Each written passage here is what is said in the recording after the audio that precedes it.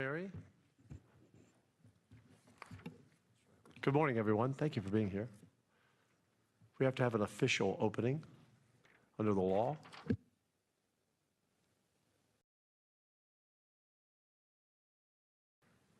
Are we live? Great. Good morning. My name is Mary Margaret Bush. I'm the Director and Designated Federal Officer for the Religious Liberty Commission. It's my pleasure to announce the official opening of our proceedings today at our 7th hearing, our capstone hearing, and turn things over to Lieutenant Governor Dan Patrick, our chairman. Thank you, Mary. She's a new mom, so she has a baby backstage. So that's, thank you, Mary. Brand new baby. Before we begin, I want to thank everyone from the Museum of the Bible and Carlos, Kimbo, who allowed us to use these facilities, and the families behind the Museum of the Bible. We started last June, for those of you who do not know. Our first hearing was in June of 25. This is our 7th hearing. We had one hearing in Dallas. All have been here. I want to thank the entire staff from the Museum of the Bible. You've been just tremendous to work with. And then I want to thank our great committee here. We have two that had a schedule conflict today, Cardinal Dolan and Reverend Franklin. But I want to thank everyone. You've done great work, and it's been a joy every week that we come together. We're not finished yet. This is the last hearing, but we have a lot of work to do on the report to give to the president, and then beyond that. So with that, welcome, Helen. You're going to give us opening remarks, and then we're going to ask you questions as well. This is Helen Alvaré. The floor is yours. Thank you so much, Chair Patrick and members of the Commission, for the privilege of addressing you. I appear before you as an attorney and law professor at a public university who entered the profession due to my strong interest in and really a devotion to the cause of religion's flourishing and freedom in the U.S.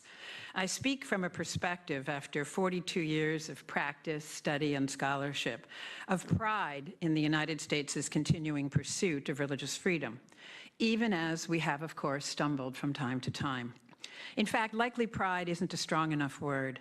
I should rather say that I'm often moved by the beauty of our founding and continuing commitment, a commitment still visible in our nation's life, not only in law, but in interactions between neighbors and in towns and cities in the U.S. Even as the news will always be drawn to stories of conflict, there is, in fact, far more peace among the many religions represented here, large and small, thanks in significant part to the manner in which our legal guarantees of religious freedom have shaped our culture. Sometimes there's even more. There's mutual appreciation and even cooperation between religions and between religions and the state. Though always unsettling, church-state friction is the exception, not the rule. This is an objective good for our nation, and yes, also beautiful. I've followed the work of this commission, its gathering of a wide array of personal testimonies, and the thinking of scholars and religious leaders. These have provided you exposure to the sweep of relevant history and law, to the positive roles religion has played in our society, and to both the 10,000-foot view and the view from the ground, which has been particularly interesting, by which I mean from the minds and hearts and souls of particular Americans of many religions who have benefited from religious freedom or have suffered from a governmental misunderstanding of religious freedom's scope. From time to time, this suffering is the result of malice, and recently from governmental preoccupation with sexual expression. Quite often, however, it arises from a misunderstanding of that unfortunate, historically and culturally inaccurate, and constitutionally inapposite Jeffersonian phrase, separation of church and state. In sum, religious freedom is a beautiful ideal, but this commission has undertaken the laborious and concrete work required to keep ideals like this aloft. In the next 10 minutes or so, then, allow me to highlight a few themes and issues that I hope the Commission will take into consideration as you complete your report. These concern, first, recognizing the positive consequences of religious freedom, including some that I propose to be worthy of particular attention because of their timeliness, and those that I would propose to be crucially, I would say architecturally related to the ongoing success of this experiment in freedom that is our country. Second, and more briefly, I'll address and characterize the negative consequences of the misunderstanding of our constitutional guarantee of non-establishment. And third, I will note the due limits of religious freedom. Excuse me. First, then, even a quick tour of U.S. history can reveal the positive contributions of religion and religious freedom. But today, we also have empirical evidence at our disposal. We can better quantify religion's contributions to, for example, the rich tapestry of educational, healthcare, and social services institutions in the U.S., often serving the most vulnerable. Religious Americans' volunteer hours, their charitable dollars, supporting their neighbors of every religion or none. Because of my experience as a family law scholar, too, I would like to highlight religion's contributions to strengthening the bedrock of American society, which is the family. Almost 200 years ago, Alexis de Tocqueville observed that the strength of America's families, particularly by way of their transmitting their faiths, importantly grounded our democracy. We can confidently say that de Tocqueville was right. We know today that the family in the U.S. is suffering, especially among the poorest, and that those communities then reap the consequences. We have less marriage, a large percentage of children missing the stable presence of their parents. The sexual objectification of women, and increasingly of men, is common. We're also witnessing high rates of non-marital cohabitation, abortion, divorce. Because children of the poor and those with less educational privilege disproportionately experience these losses, they also suffer the related negative outcomes in the realms of education, employment, income, and future family formation themselves. This, in turn, leads to the widening and hardening of gaps between the haves and the have-nots in a country that has prided itself upon social mobility. But many religions in the U.S. are devoted to forming and sustaining strong families, with precepts, programs, and charities empirically associated with good family outcomes. Some highlight the importance of respecting the link between sexual love and new life, or adults' obligations to put children's needs before their own. Some stress healthy dating practices, offer marriage preparation, marriage mentoring, family crisis interventions, support for single and impoverished parents and for the divorced and widowed, help for new parents, and many more services. In recent years, more than a few lawmakers proceeded on the opposite assumption. That is, that religion, sexual, and family mores were socially harmful, and thus should be legally silenced. On this assumption and their own attachment to opposing principles, they trampled religious freedom. This is certainly ironic, given what we now know empirically about the positive outcomes of religious ways of doing courtship, marriage, and parenting. But happily, it's also increasingly facing legal headwinds as a series of U.S. Supreme Court and lower court opinions vindicate the free speech, associational, church autonomy, and religious freedom rights of religious institutions and individuals seeking to live their family beliefs with integrity. Family is the place where children can learn to love themselves and others, to respect a wide array of differences between people of all ages, conditions, traits, and abilities, to develop capacities for sacrifice, generosity, and justice, all indispensable skills for living in our pluralistic democratic society. This point further counsels respectful deference by the state to parents' decision-making regarding their children's religious upbringing. It's worth taking a moment, in fact, to celebrate the Supreme Court, and now many lower courts also, recent and welcome articulation of the necessity of constitutional deference to parents, especially by way of the Mahmoud opinion. It had always bordered on the absurd to suggest that teachers with no long-run connections with or responsibility for other people's children could contradict parents' faith transmission. Finally, today, cause for celebration, the constitutional law on this matter is clearly articulated. In fact, religions can be among the government's greatest partners and allies in fostering the ideals and values that our public institutions, including public schools, hope to instill.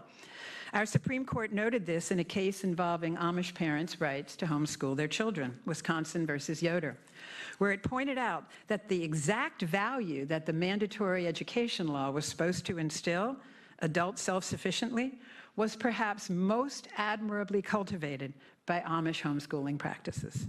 This was also noted in a 1996 federal district court case in Nebraska, which struck down a state law requirement that freshmen at a public university must live in state, not religiously organized housing.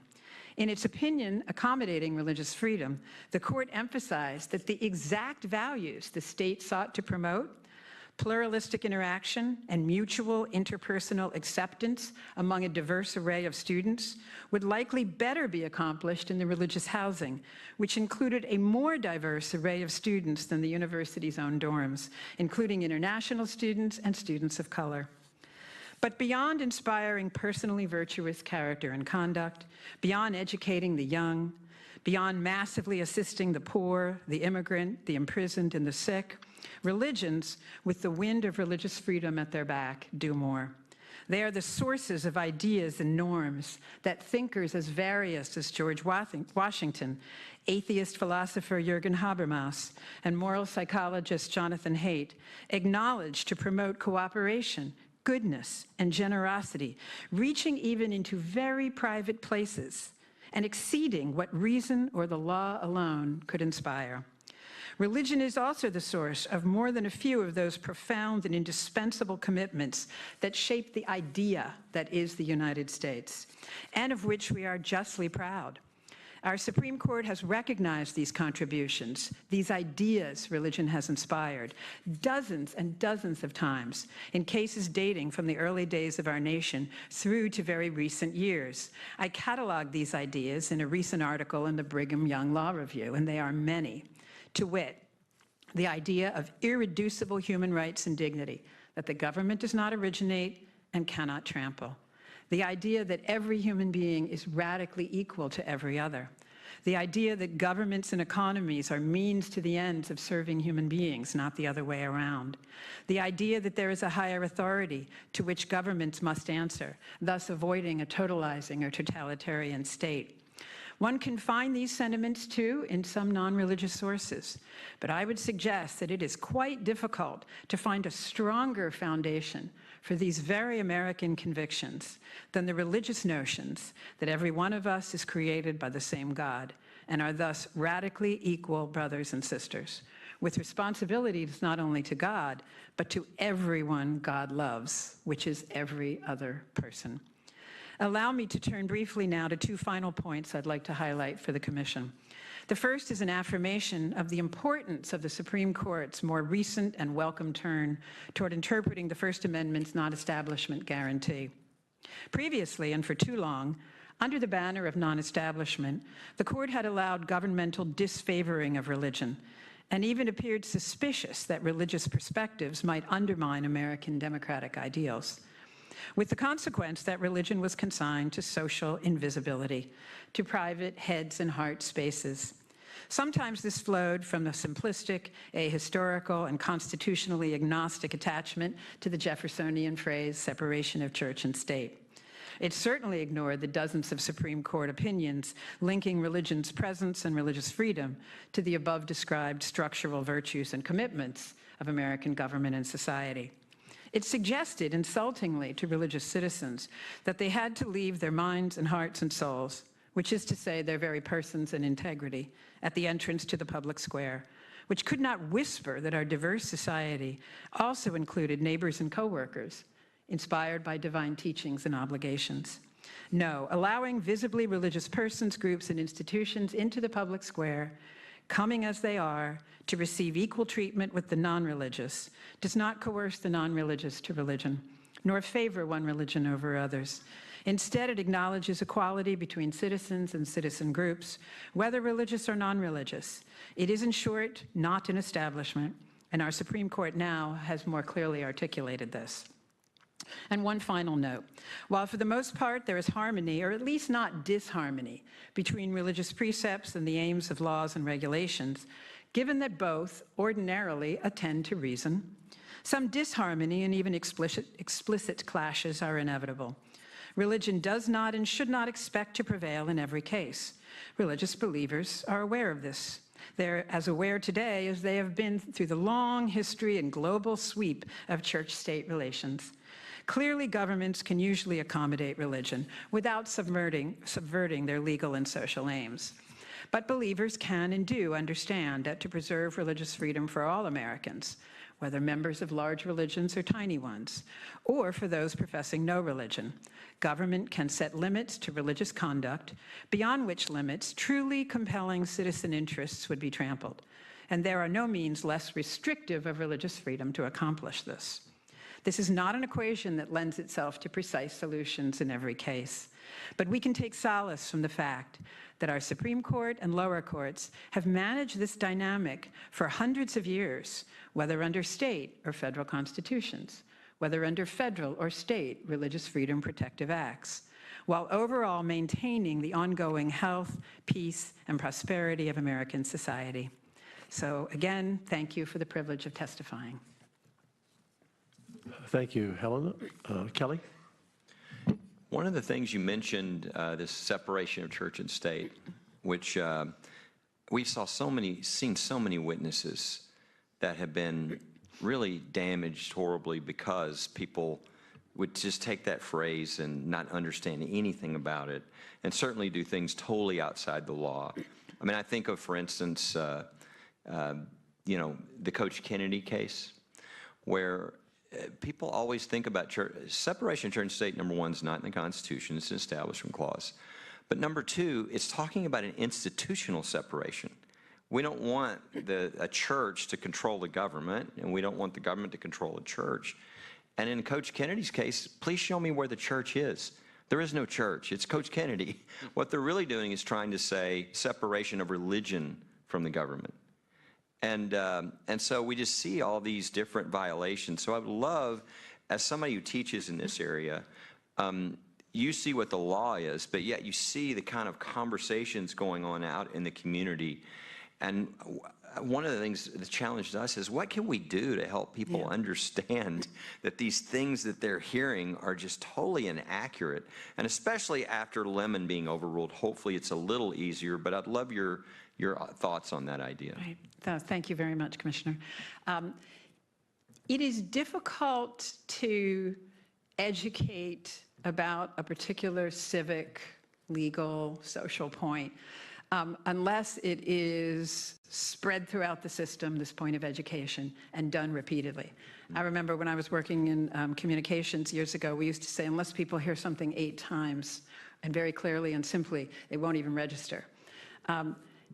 There have been studies done about the way that our students, especially in the earlier grades, right, you know, K through 12, are being educated or not about religion.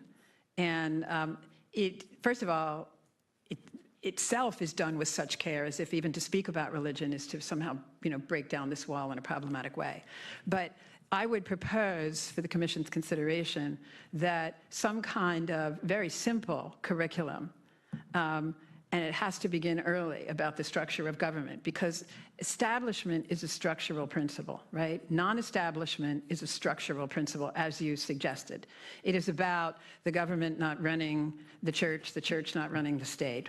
And so I think this would have to be incorporated along with, you know, I hope there's other civics education going on at these levels.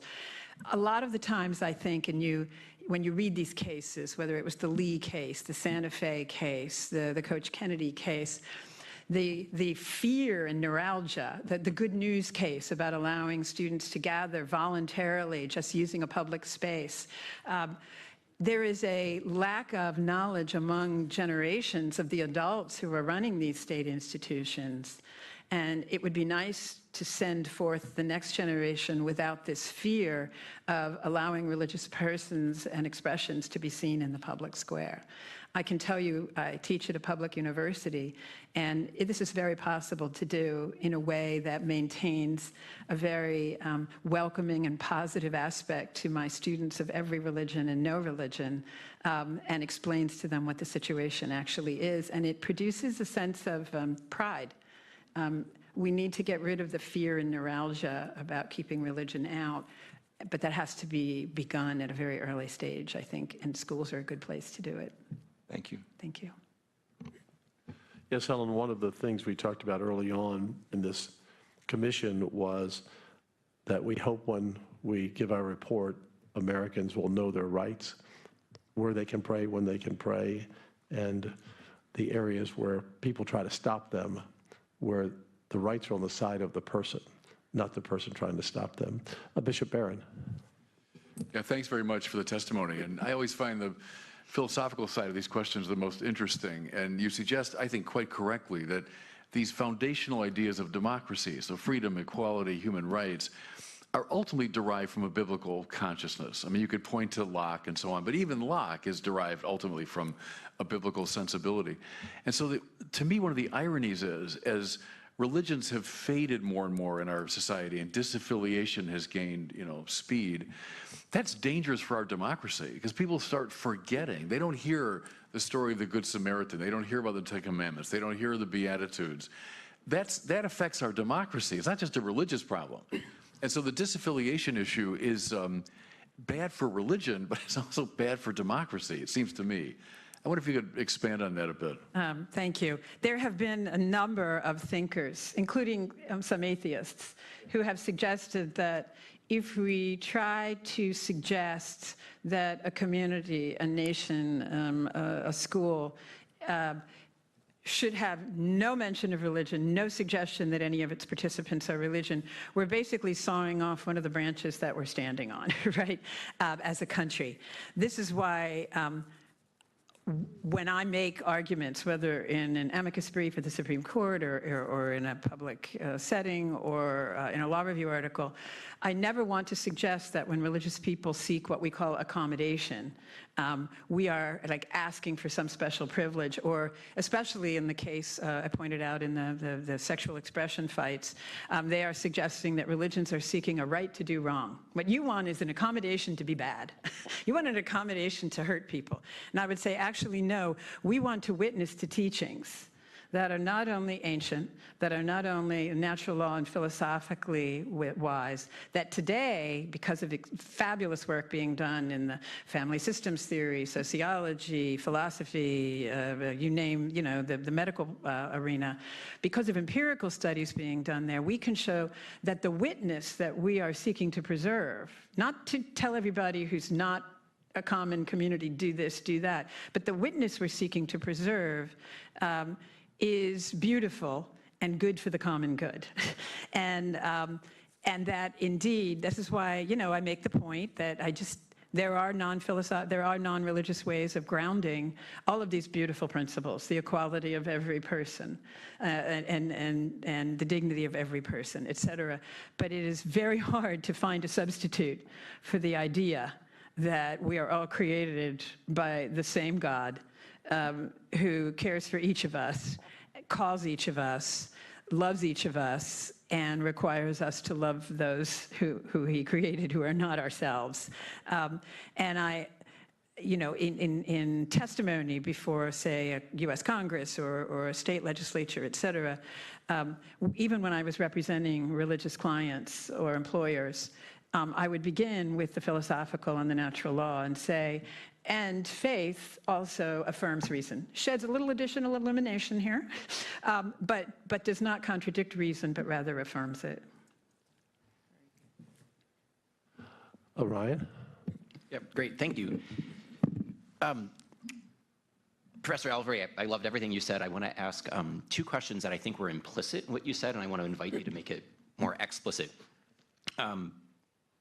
You opened by saying the benefits of protecting religious liberty, and some of which we can now empirically measure, the social services that religious groups provide, the marriage and family counseling, and just the witness, the source material for the ideas and the ideals that we value.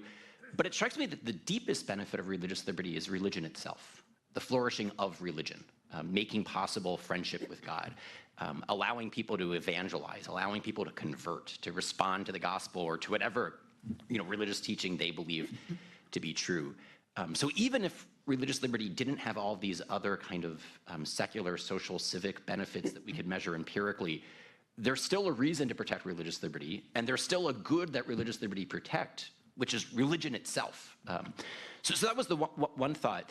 And then the second was that all of the benefits that you mentioned religion provides and that religious liberty allows for, it strikes me that you only get those civic, social, cultural benefits if you actually believe that your religion is true, right? If you do religion for the sake of having a stronger marriage and family, or the sake of having democratic ideals, or for the sake of civic services, maybe you can carry that off in a one-off, in my particular family, but you can't get cultural transmission, right? The grandkids don't believe it for the utilitarian values. And so both points kind of converge on that, it strikes me that it's for the sake of religion, for the sake of friendship with God, harmony with God, beatitude, that we should ultimately be concerned with religious liberty. And that then allows for the various civilizational benefits that religion offers. And I think both of those were implicit, and so I just wanted you to, have some more time to say some things about that. Thank you, yes. So I think certainly for a believer of each religion represented in the United States, what drives them is the faith that what they are suggesting is not just good for them, is not just good philosophically, but is part of the reality of how God made the human person, who they're supposed to be, how they're supposed to behave, what it takes to achieve salvation or whatever ultimate good they're seeking. And I think that they need to be honest about that. For any person of a particular religion to just suggest that they want to be able to practice so that the society can have the utilitarian benefits. First of all, as an attorney and a public communicator at some times, let's get real. Who believes you? You need to be fully honest that what you believe is good for everybody. At the same time, when we communicate these things in a public setting, in testimony before Congress, in testimony here before a public body, one wants also to say, it is also the case that you who do not share my beliefs, whether you have another religion or no religion, can understand that intrinsic in my religion is love for you and a desire to benefit you. Intrinsic in my religion. I don't think this sounds very Pollyanna or too sweet for this type of hearing, but I don't think people listen to you if they think you don't actually have some kind of human love for them, some actual respect, but more. So yes, the ultimate good is the flourishing of these various religions in a country that allows religious freedom. But I still think you need to explain that this comes from a place of desire for the good for the other and actually has that outcome. Paula, your water bottle's right in front of your light right there, so I couldn't tell if your light was on or not. Okay, you're good. Dr. Carson. Well, thank you for your insights, and particularly how religion has been beneficial for society. But, there are those who want to exclude religion from the public arena, particularly from education.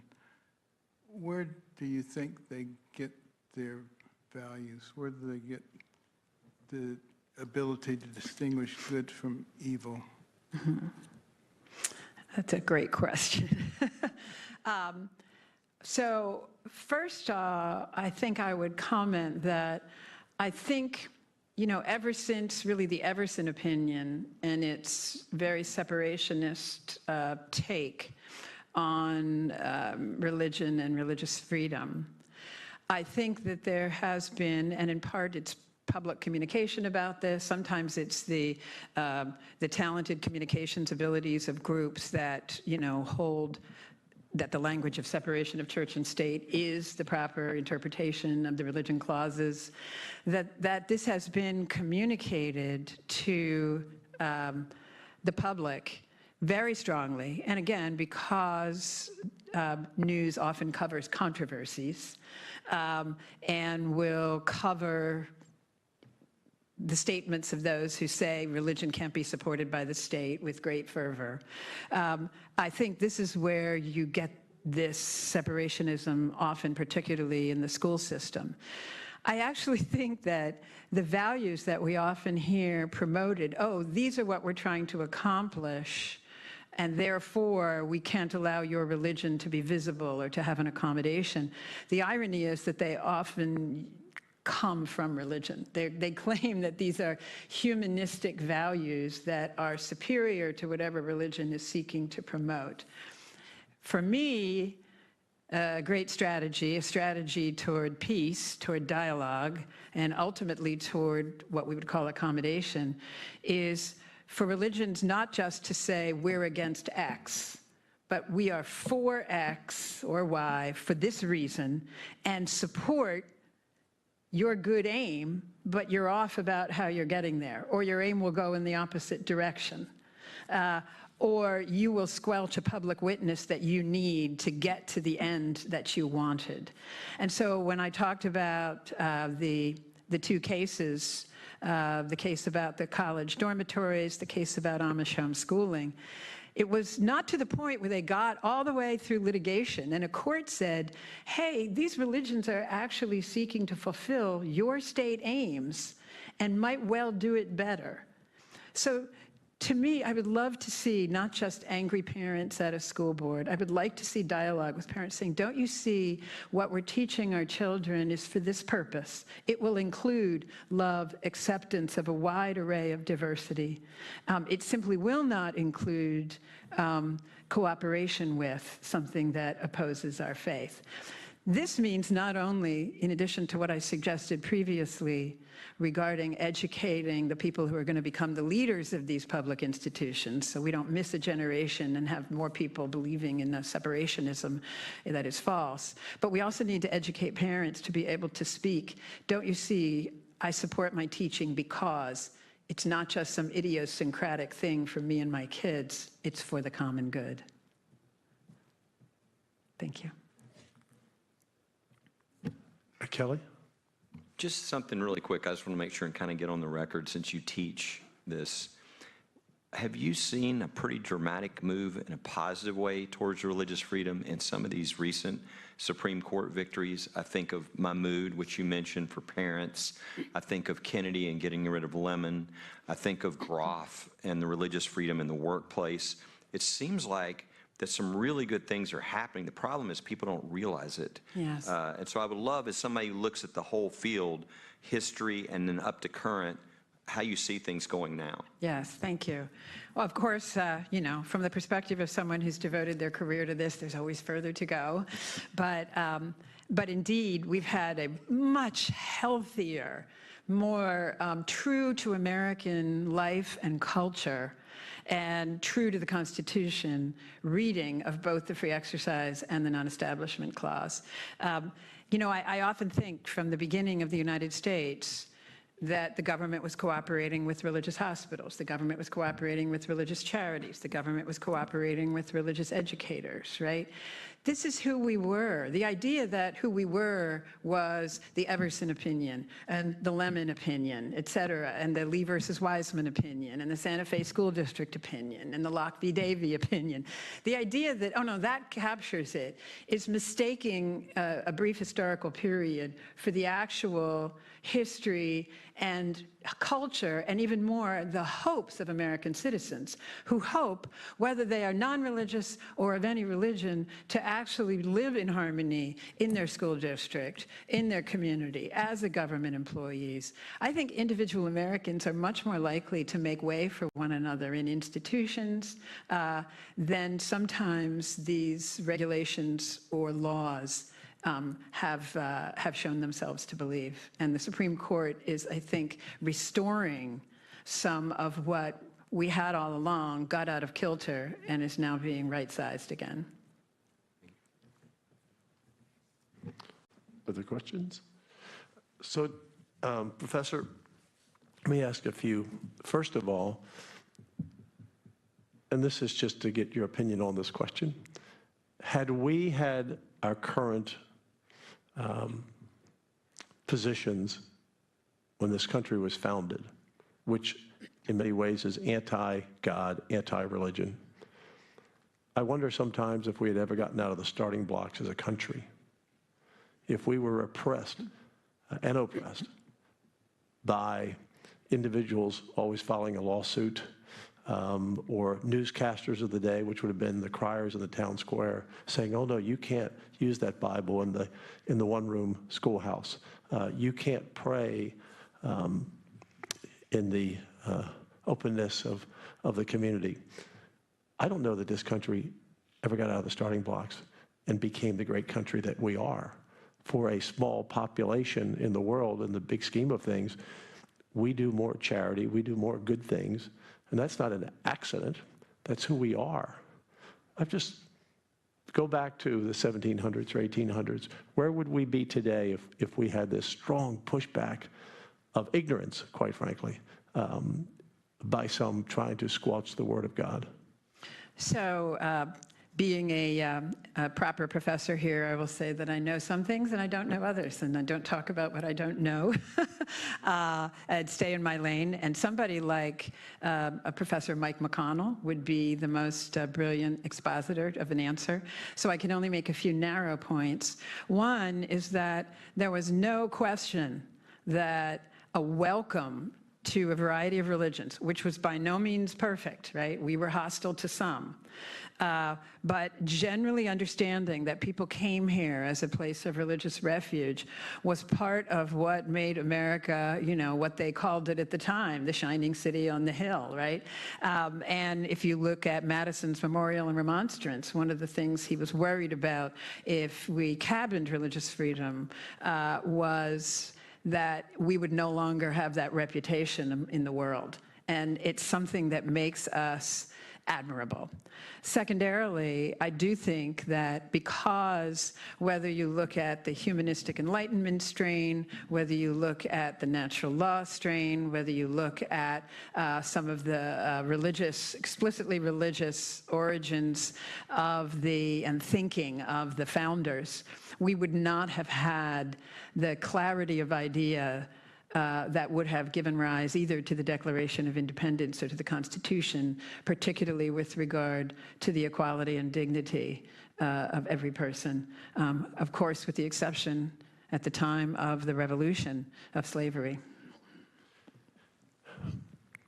We have in a typical building or a classroom, teacher's room, wherever it may be, we have all types of federal posters up about OSHA regulations and various regulations. You must follow. Your rights must be protected. We've talked about it a little bit on this commission. Would it not be a good recommendation that every school, every university, every business has to have that one sheet on the bulletin board about protecting people's religious liberty, and that the separation of church and state is the biggest lie that's been told in America since our founding? So, thinking out loud about this, the various workplace and school and public institutional pieces of information usually respond to some recent development, some sign of the times, something that it's felt that people are insufficiently aware of. So for instance, when OSHA regulations came through, when people wondered about their free speech rights, because that was very neuralgic, and it's becoming neuralgic again, specifically with respect to people of faith. It seems to me that in line with what has been done throughout history in the context of these public buildings, and in light of the lack of awareness that we've seen, especially vis-a-vis some of the insults suffered by people who came here to testify before you, that it would be an appropriate time to put up some information about these sorts of rights. Again, you're responding to the signs of the times where this has been misunderstood.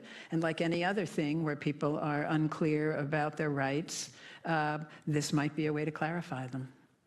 You know, and I try not to talk about Texas too much, but I love it. But we passed laws this past session, Senate Bill 10 and 11, to post the 10 Commandments in every classroom.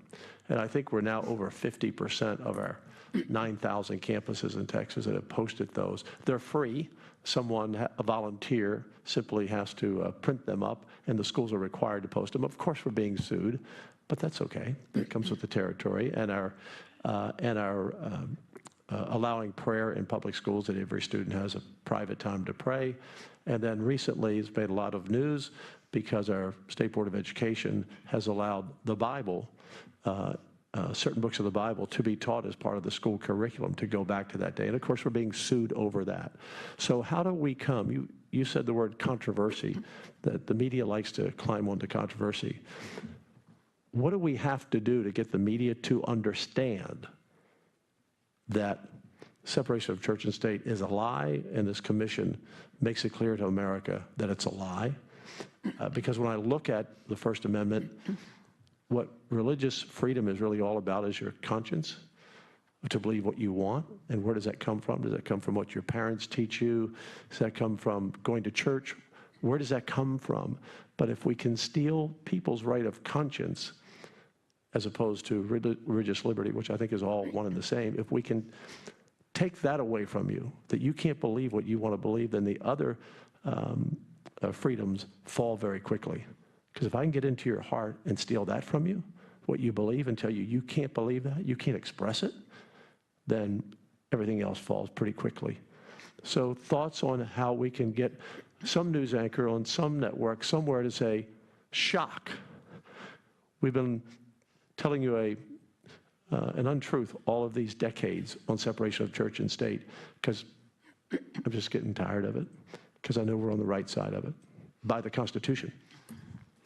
So I've been part of public communications campaigns before, and it's very hard, right, to communicate a message and have it stick. A couple of things I can suggest is to have very accurate and available materials, because there's so much out there that's just uneducated, incorrect, reliable, not partisan, not one religion over another, but simply true information. Second, you do need people who can enter into these conversations. And there are some wonderful religious freedom groups that already exist. But you have to have people who not only know something, but can communicate it, right? Like, knowing something is great, but everybody doesn't want to hear, I know this, I know this, I know this. You need to persuade about what is true by having people who can explain to you that they're no threat, that in fact they are for the common good. Here is how they are for the common good, and here is how religious freedom will serve the common good. It would be wonderful to have harmony between many religions dedicated to this common conversation, this common communication. And you really have to make an effort to get out there. Again, communications is not a lesser art. I'm an academic, so I tend to think that, you know, the academic field is the thing, but if you can't communicate it, it's kind of useless. And you have to have people who are able and willing to do the hard slog of communications in every venue. Academic, public schooling, popular media, regular news, in order to be spokespersons for this. I have seen in the pro-life arena the emergence of a different kind of communicator over the last 30 years that has made an impression. That's one sort of public communications cause that I can think about. That was a really hard slog, but progress was made. The same should be true of religious freedom. We're, you know, because it's the 250th anniversary of the Declaration, because you have personally witnessed in this commission the amount of misunderstandings, it's a moment to do this. And again, in a very positive, highly informed, don't be wrong about the slightest thing when you communicate, and to assure people that your presence is for the common good, not for your narrow interests. I have two other questions, but I want to go to Dr. Phil, and this is a commission of communicators, by the way. Great communicators. Dr. Phil? Thank you so much for your comments, because they're so well stated. And I have to tell you, you might guess I would have a question and comment from a psychological perspective. But I spend a lot of time focusing on why people do what they do and don't do what they don't do. And I'm aware that the number one need in all people is acceptance.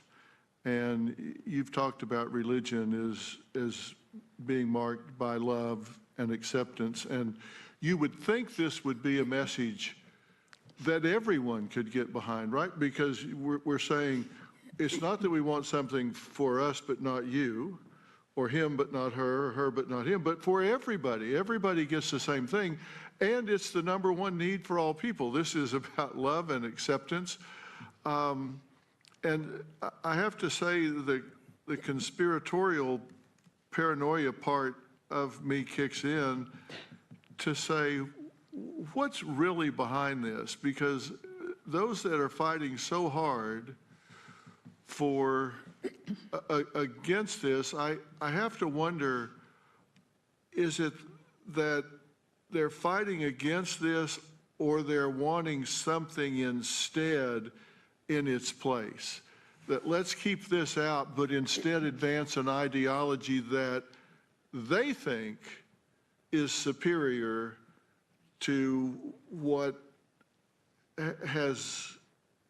is being advocated and has been for centuries. I'm just wondering what you think about that, if there is an alternative agenda here. So if we're not fighting against this, what are they fighting for? This is a somewhat educated speculation. I begin by recalling two conversations during the height of some controversy over military chaplains and same-sex marriage ceremonies, and during the height of controversy about abortion and its place in a hospital. I had the occasion to talk to a military chaplain and to a doctor in a very secular hospital. And in both cases, they said to me, listen, my fellow chaplains or fellow doctors are plenty willing to trade off with me. There's really, it's a workplace, we're, in the one case, we're in the foxholes together. In another place, we're in a hospital in an intense environment, serving humanity together. Nobody says to anybody else, spends time lecturing the other person about their religious precepts. They said, people were really pretty willing to say, all right, I can't, but you can, and to make way for one another. I feel that two things, ideology of particular interest groups and politics, have driven so much of this. Speaking of the latter, adding a particular interest group, this sliver of interest group here, this sliver of interest group there, to a political party's base in order to get to the number 51, has led to the assertion of positions that are pretty extreme. They're in line with the interest group, but have nothing to do with the way ordinary Americans would perceive or handle it. Or you have an interest group that does have particular interests, whether it is a particular ideological outcome, an anger that the church or families, right, or any religious group is standing in the way of this. They are educating their people differently, and they are having influence by being in public places. I don't have, a nationwide survey on this, but I suspect that neighbors, coworkers, fellow citizens, other parents, other teachers are far willing to make room for one another than interest groups or political parties are willing to let them make room for one another. Well, I suspect you're right. And, we always say in the media, if it bleeds, it leads. If you've got conflict, that sells tickets. And I think divisiveness sells tickets. I mean, if you go on the news and say today at 3rd and Elm, nothing happened. People don't flock to the TV to see, let's see that happen. So if there was no conflict at this school today, or no conflict at this military base, no ideological conflict here, it's hard to sell tickets. I think divisiveness is being packaged and sold, and I think it's a lot more unified in America across the back fence than it is depicted in the media. So thank you for saying that. One last question, and I'm glad I yielded to Dr. Phil, because this ties into, to get your thoughts on this. The one thing that has been shocking to me during these 7 hearings is that government, whether it was a commanding officer to a Navy SEAL, whether it was a superintendent or a principal to a teacher, whether it was someone in higher education to a student, something in healthcare, wherever it was, they didn't just want to deny your right of conscience and deny your religious liberty. They wanted to punish you, take away your health benefits, take away your pension. We had a teacher on our committee who they put her in a room basically all day and continue to pay her, but they don't want her in the classroom because she wanted to display a cross. This is a new phenomenon, and we had a story this weekend, Kelly and I were talking about 2 sisters in the Catholic Church are facing 10 years in jail. So we've gone beyond, Dr. Phil, I think, an argument in the public square, is there separation of church and state? We've gotten to the point where, to your point, what is their agenda? Because it's one thing for a non-believer, and we respect them, we love them the same. The Bible says love, I don't see them as enemies, people with a different opinion, but as believers of all faiths and denominations, that's what we're commanded to do, is to love our neighbor. And they don't want us to say that. They want us to punish us for that. Is that a relatively new phenomena in this battle of separation of church and state, which maybe some newscaster tonight will say, oh my gosh, controversy. We've been misled all these decades. There is no separation of church and state. Just speak on that, and then we'll wrap this and go to our next witness, on this punishment to go after people. Again, I don't know, I can't paint the historical trajectory for you, but I can say, with regard to this virulence, this suggestion that accommodating religious people would just unleash tremendous harm, I believe it's more often the product of ignorance. I don't think, I mean, look at some of the things that were said to Jack Phillips in the Masterpiece Cake. Look at some of the things that the school board said to the parents who were objecting to transgender material in the Mahmoud case. They were irrational.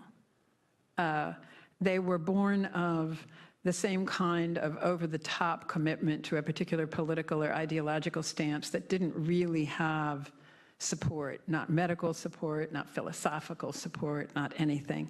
And I think this is why the interests of your commission in addressing ignorance with information is so crucial, because I think ignorance is behind a lot of it. Thank you. Well, thank you. And I sometimes wonder, is it ignorance or they know the truth, but they use it as a throwdown reason to go after people of all faiths? You have been stellar. We're blessed to have you here today, and thank you very much. Thank you so Helen. much. Thank you.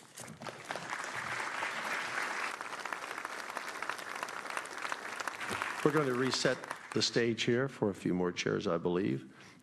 Clarence Henderson.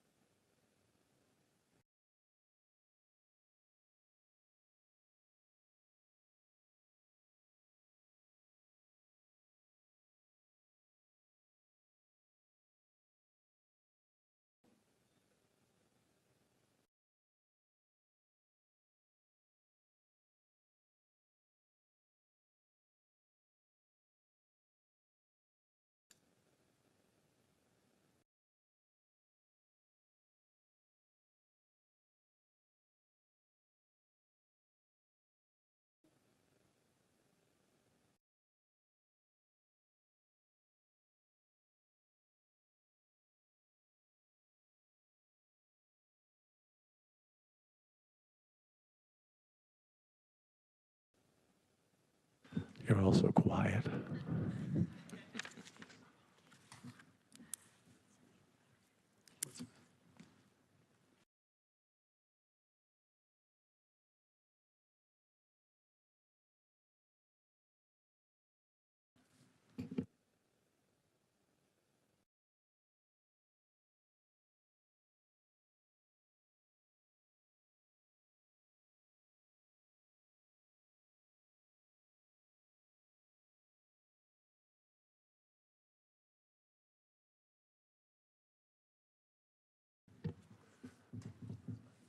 And for those of you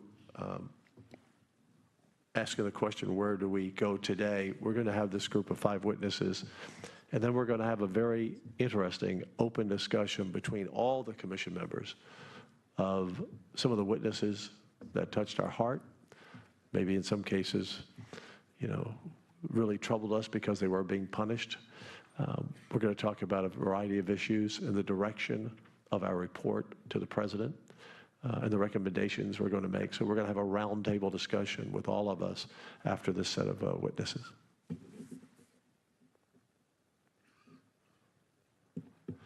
Clarence, you're sitting there all by yourself, but they're coming.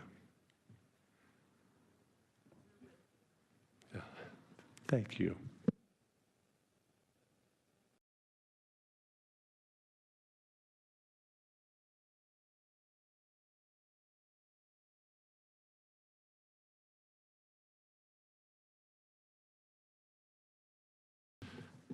I'm glad he's the lawyer. He reminded me there is one more panel after this. Thank you. Hello.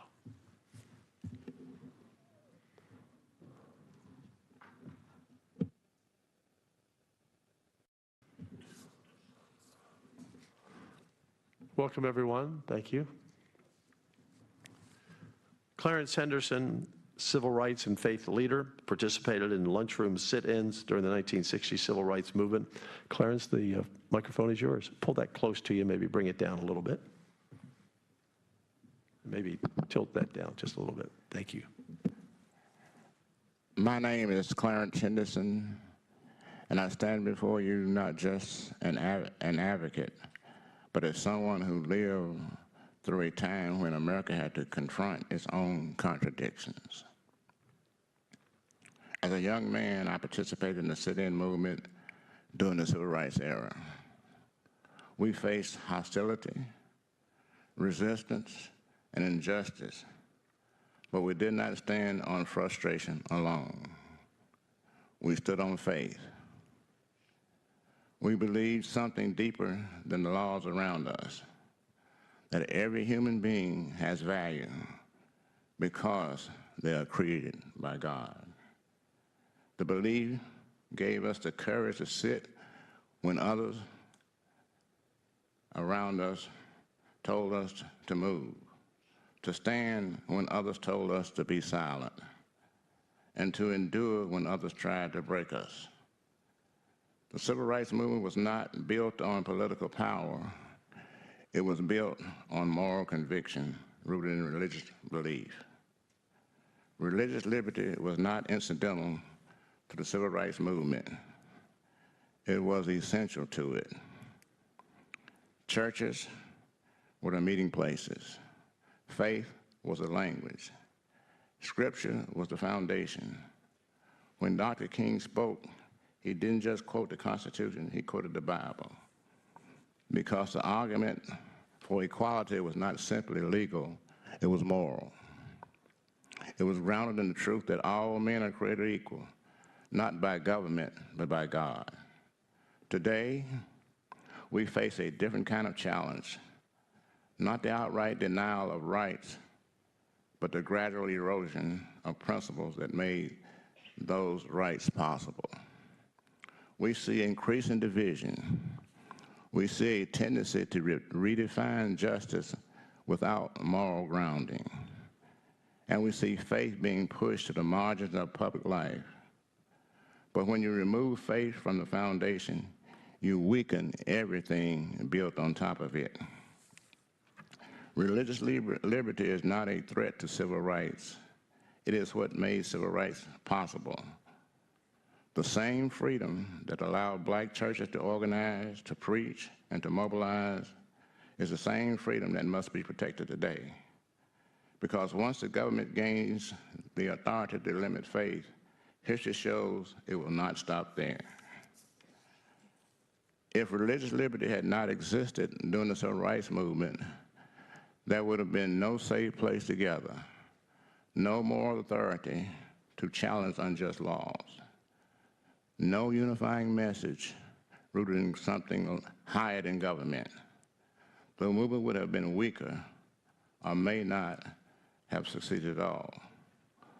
We must be careful not to disconnect the rights we celebrate from the foundation that produced them. Freedom is not self-sustaining. It requires moral clarity, shared values, and the freedom to live out these values openly. I have seen what happens when a nation denies dignity, and I've seen what happens when people of faith stand together and say, that is not right. If we want to preserve justice in America, we must preserve the freedom that made justice possible. Religious liberty is not part of our history. It is essential to our future. We must learn to live together as brothers or perish together as fools. This is the greatest nation in the world, and that is why people are dying to get here and no one is dying to leave. In 1960, the sit-in lasted 176 days in Greensboro, and I was honored that I was there to put Jim Crow on trial. And because of religious liberty, Jim Crow was found guilty. Thank you.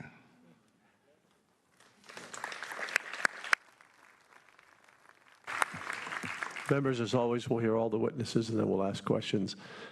Clarence, no one could have said it better and more simply than you just said it. Thank you. Honored to have you. Our next witness, Helena Gery-Ferre, Nicaraguan American journalist and a White House Media Affairs Director in the past. You're up. Thank you. And just by way of background, former journalist, worked with the first Trump administration as Director of Media Affairs, then worked with Governor DeSantis as his first communications director, and currently I am administrator for government and public policy at the Adam Smith Center for Economic Freedom at Florida International University in Miami, Florida. But I would like to thank this commission for the opportunity to speak about the importance of religious freedom as a deterrence against repressive regimes. A country that fears faith is a country that fears freedom. When a government seeks total control, it does not begin with the economy or even with the ballot box. It begins with the individual. It seeks to replace conscience with compliance, truth with ideology, and ultimately, God with the state. History shows us this pattern from the Russian Revolution to the Cuban Revolution to the modern repression we see today in Nicaragua, the country where my parents came from. My father was a political exile from the first Somoza regime, 1947, and yet he was always clear he was never able to go back to his land of birth, and he always spoke that as bad as Somoza was, obviously he was a political exile, nothing compared to what eventually came of Nicaragua under the Marxist revolution of the Sandinista regime, which came into power in '79 and has stayed in power with a few brief years of intervals, but has been very strong and entrenched in Nicaragua. The repressive dictatorship of Ortega Murillo regime, they demand total control.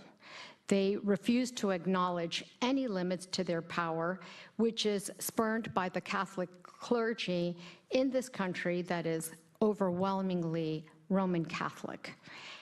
The repression remains intense authorities have severely restricted and prohibited public celebrations. Just recently, for example, Palm Sunday in Nicaragua, normally you would have very public processions. This is the third year in a row where you're not allowed to have any type of public profession of faith and gatherings, and the same with Holy Week. During regular Sunday Mass, parishioners, as they attend church, if they drive to church, political police take photographs of the license plate of your car. They take photographs of those who are going in and out of church. During the reading of the gospel and during sermons, you have hecklers, you have horns honking and loud music blazing outside. Many of the churches don't have air conditioning, so the windows are open, and obviously it is to intimidate and to disrupt. But the bravery of the clergy has been really striking. And even though the totalitarian regime has banned thousands of processions, confining worship indoors, the clergy has really stood up. One of the most renowned is Bishop Rolando Alvarez, who has been a vocal critic. He was sentenced to 500 days in prison, in a common prison, and he was brutally tortured and exiled. And he is just one of the many examples. All the religious sisters have been expelled from Nicaragua. And the lesson here for us today is that this didn't happen overnight. This happens gradually. And you see that what happens in schools, what happens in workplaces, you see that this is one of those things that you see the signs and you ignore it because you don't want to face what it really is. But what happened in Nicaragua can happen absolutely anywhere, and we see it in our own country here today. We see what happens, you know, when you have the Richmond, the 2023 Richmond memo that raises serious concerns about people who go to traditional Latin Mass, for example, that they're radicalized citizens and that they need to be infiltrated to get sources of information. During COVID, we saw that places of worship were deemed non-essential, although businesses were deemed essential. And so you weren't allowed to go in. In some cities, those from the Jewish faith who practice Shabbat in the privacy of their own homes were not allowed to celebrate with their entire families, especially if there was a larger number of people there. So you see that it goes beyond one specific religion. It's the practice of religion, and it's really going after people of faith. Also through COVID, you saw how parental rights were challenged. And this is one of the things that you really see in Marxist societies, is that it is an attack against the church, but it's also an attack on the family. They go after the individual. And that's where it really, really begins, and why sometimes it's so hard to spot, because when you see an attack on an individual, well, maybe so-and-so has conduct that's inappropriate, or maybe they shouldn't have said this or that or whatever. But by the time you figure out that there's a pattern, you're in trouble because it's gotten too big. And so what you really need to do, I believe, is that we really need to call out infringement on faith every minute we see it. Because if you wait, it's like a wave and it becomes too big and it will wash all over you. Fortunately, there are many who have really awakened and seen the dangers of what's going on in our own country. And I was born in the United States, but as a child of exiles, all exiles will come with recommendations, because we've seen the movie and we know it doesn't end well. And so some of the recommendations of, you know, how to impede this from from growing in our own country. You can't defend what you don't know. You will fight to defend what you understand. So, number one, teach against the danger of communism and the record of regimes that suppressed religion, such as the Soviet Union, to modern crackdowns in Cuba and Nicaragua. Teach civics. Learn about the principles that lead to the founding of our country and the Declaration of Independence that states our rights are inalienable, that they come from a creator, and that our founding really makes us exceptional because we declare that our rights come from someone bigger and better than us that does not come from the state. Separation of church and state does not mean divorce from church. As a matter of fact, we want to protect religion from the state. But by protecting religion, you're actually protecting those who believe and those who don't believe alike. Support legal protections that ensure religious individuals and operate institutions such as schools, charities, and allow businesses to be consistent with their beliefs. Serve the public without being forced to violate conscience. Confront anti-Semitism and religious hostility, especially in academics and cultural institutions. In schools, when it comes to public funding of schools, let the dollars follow the child. Instead of having the dollars go to specific zip codes, children should be allowed to go where their parents want them to go to the school. And in Florida, I come from Miami, our parochial schools have waiting lists to get in because with public dollars, school vouchers that go to these parochial schools, it became much more affordable for parents to be able to do that. And so parents are opting to go to these religious schools. And religious schools are really good on multiple levels, but outside, faith teaches virtues which are fundamental to developing character, and you need character to then be able to defend democracy. I think we have great opportunities with digital platforms. I listened to Bishop Barron's Sunday sermons on Hallow, and I really do think that Hallow and these other digital applications have done a lot to reach out to our youth and engage them and bring them, as we see that many more are becoming more openly faithful and actually going to church. People are seeking. Let's help them get there. And then finally, let's just stay vigilant, especially on small encroachments. Most erosions of freedom happen gradually. A policy here, a restriction there. And then there's a redefinition of what is acceptable. Recognizing early warning signs is critical. And we really have to do this because, John Adams made it clear. Our Constitution was made only for a moral and religious people. It is wholly inadequate to the government of any other. Thank you. Thank you, Helen.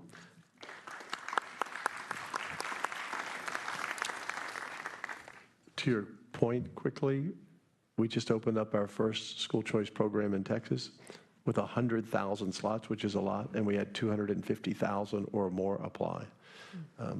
Let's go next to Erica Baki-Yaki. Is that close? Baki-Yaki. Yeah, okay, Baki-Yaki, a scholar on faith and women's rights. Thank you. Chairman Patrick, Vice Chairman Carson, esteemed commissioners, and fellow panelists, my name is Erica Baki-Yaki, and I'm honored to join you today to discuss the contribution of religious liberty to the historic achievement of women's rights. It was, after all, America's tradition of religious liberty that enabled our nation's earliest women's rights advocates to publicly defend their claims in a distinctively religious voice. In these short remarks, I want to reintroduce this theologically grounded account of women's rights, one that has been lost to our nation's collective memory, and so too to our understanding of women's rights. But briefly, let me introduce myself. I am a Catholic legal scholar who works at the intersection of constitutional law, political theory, women's history, and Catholic social teaching. After a stint in college as a socialist feminist, I experienced a profound religious conversion back to my baptismal faith and have since been attentive to the role of faith to women's full flourishing. Today, I am the happily married mother of 7 children, as well as a Catholic classical school founder, a fellow at the Ethics and Public Policy Center here in Washington, and a professor of practice at the School of Civic and Economic Thought and Leadership at Arizona State University. There, I teach a course called Women and Rights in Western Political Thought, and have published 3 books and many academic articles on the subject about which I've been invited to speak. So too often today, when we hear the phrase women's rights, we think immediately of abortion rights. This now common association is particularly striking when viewed from the horizon of the 19th century women's movement, which was strongly opposed to the practice of abortion. Like the American founders, the movement knew that human beings are not autonomous bearers of rights to do whatever we please. Rather, they understood that the civil and political rights they sought were intrinsically correlated with responsibilities. As Lucy Stone said in 1892 of the movement that had grown under her leadership, we are all getting to be women's rights advocates, or rather, investigators of women's duties. Now, of course, the American founders themselves did not think that the laws of nature and nature's God demanded women's civil and political rights. And so the emergence of the rights of women, like the emergence of full citizenship for Black Americans, was a historic achievement, one likewise grounded in core principles of the American founding. That is to say, the early movement built its rights claims on the scriptural and natural law foundations that women, like men, are rational creatures made in God's image and personally responsible to him. They eventually persuaded the nation that as individuals equally accountable to God and specially endowed with responsibilities to care for their families and communities, women should receive a fulsome education and participate in the obligations and privileges of citizenship. The 19th century women's movement had emerged on the heels of 2 massive historic events, the Industrial Revolution and the Second Great Awakening. The existential interdependence of husband and wife as they labored together for centuries in the productive agrarian household had begun to fray in the new economy, as much traditional work was displaced by the era's new machines.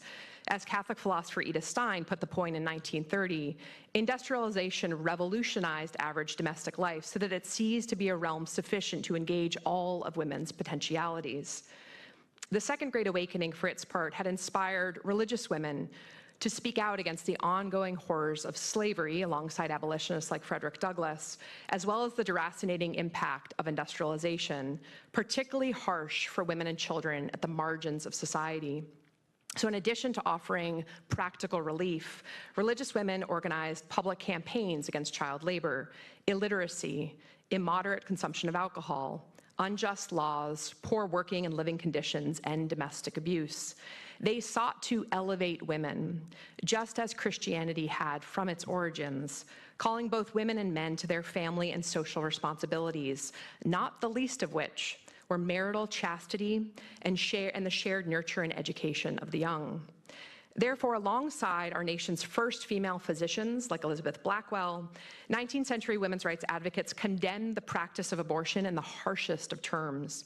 They sought not the freedom to end the life of an unborn child to whom they knew that mothers and fathers owed duties of care. Rather, they sought the freedom not to be forced by physical coercion or economic circumstance into marriage, prostitution, or unwanted sex. And so they work to provide far better medical care to both mother and child, and to expand women's educational and economic opportunities. Indeed, much like the American Revolution itself, it was unbounded, unjust, and arbitrary rule that these women came together to denounce. Among the most influential women of the antebellum period are names we scarcely recognize today. Take, for instance, the great abolitionist Sarah Grimke, who in 1838 penned the deeply influential Letter on the Equalities of the Sexes. Translating Genesis from the original Hebrew and echoing St. Augustine, Grimke writes that dominion was given to both over every other creature, but not over each other. Woman, she says, was created man's divine helpmate because she was in all respects his equal, gifted with intellect and endowed with immortality. She was a moral and responsible being, Grimke wrote, and the glory of God was the end of her creation. Grimke's interpretation of Genesis would be echoed at the first National Women's Rights Conventions in the 1850s, which grounded women's equal moral status in the Imago Dei. Paulina Davis, another name that has been lost to history, served as the president of the first two National Women's Conventions in 1850 and 1851. She collected the convention speeches into the aptly named publication, Woman's Rights Commensurate with Her Capacities and Obligations. Echoing Grimke's letters, Davis said that the fall described in Genesis 3 had inverted the order of human things, calling upon the Messiah, the Prince of Peace, who took the form of a servant. Davis bemoaned how power, which is properly only a servant of goodness, is everywhere its master. These early conventions echoed Grimke and Davis in their conviction that every mature soul is responsible directly to God. And so they insisted that women, like men, receive the kind of education and opportunities that would facilitate their full human maturation.